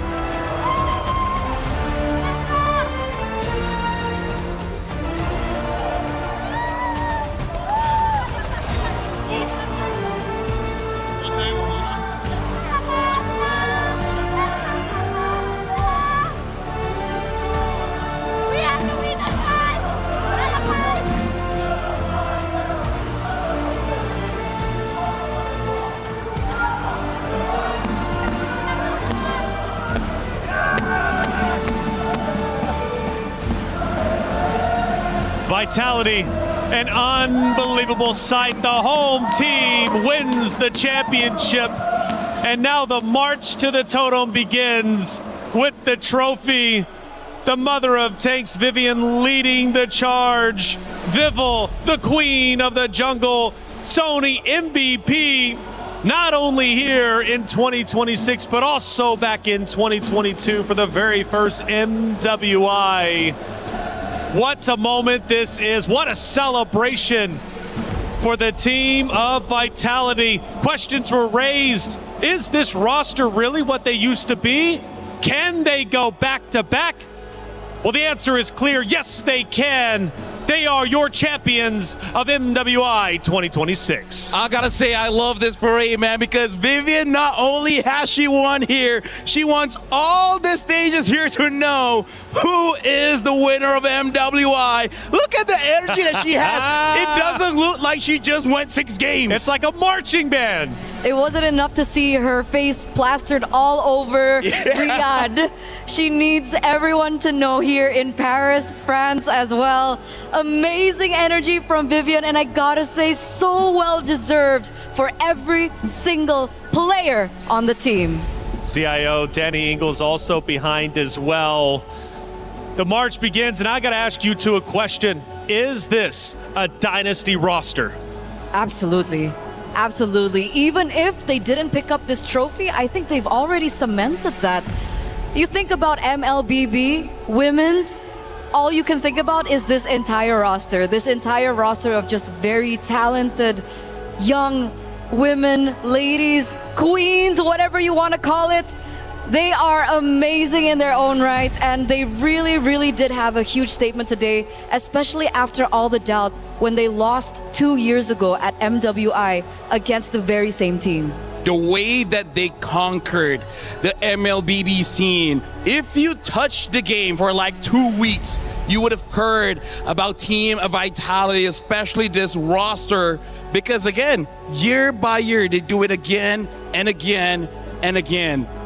You can't escape them, because again, Riyadh, Vivian's face is all over the place now in Paris as well.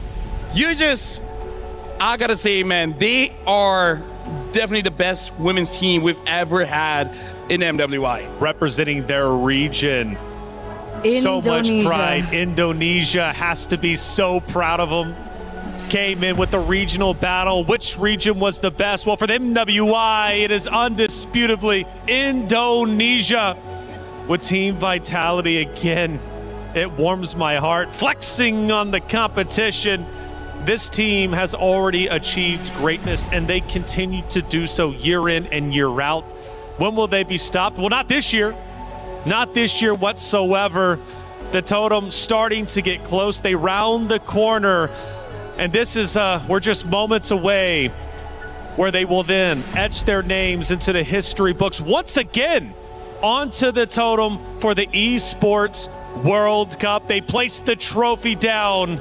That is theirs, hard-earned, and back-to-back years. And as you see, the totem area starts to light up as they go forward. I do wonder what is going through their mind. Obviously, they said, welcome to my dream. And for the competitors, welcome to my nightmare. And this is where reality sits. This is where it hits home. They start to go forward, they will be lifted up, and they will put their names onto the totem. Such a beautiful moment. And this is theirs. This was another moment that they claimed that this is theirs. This time around, Fumi Echo will be the one to place that key onto the wall with the help of everyone, as they are the undisputed, they are the inevitable, they are Team Vitality.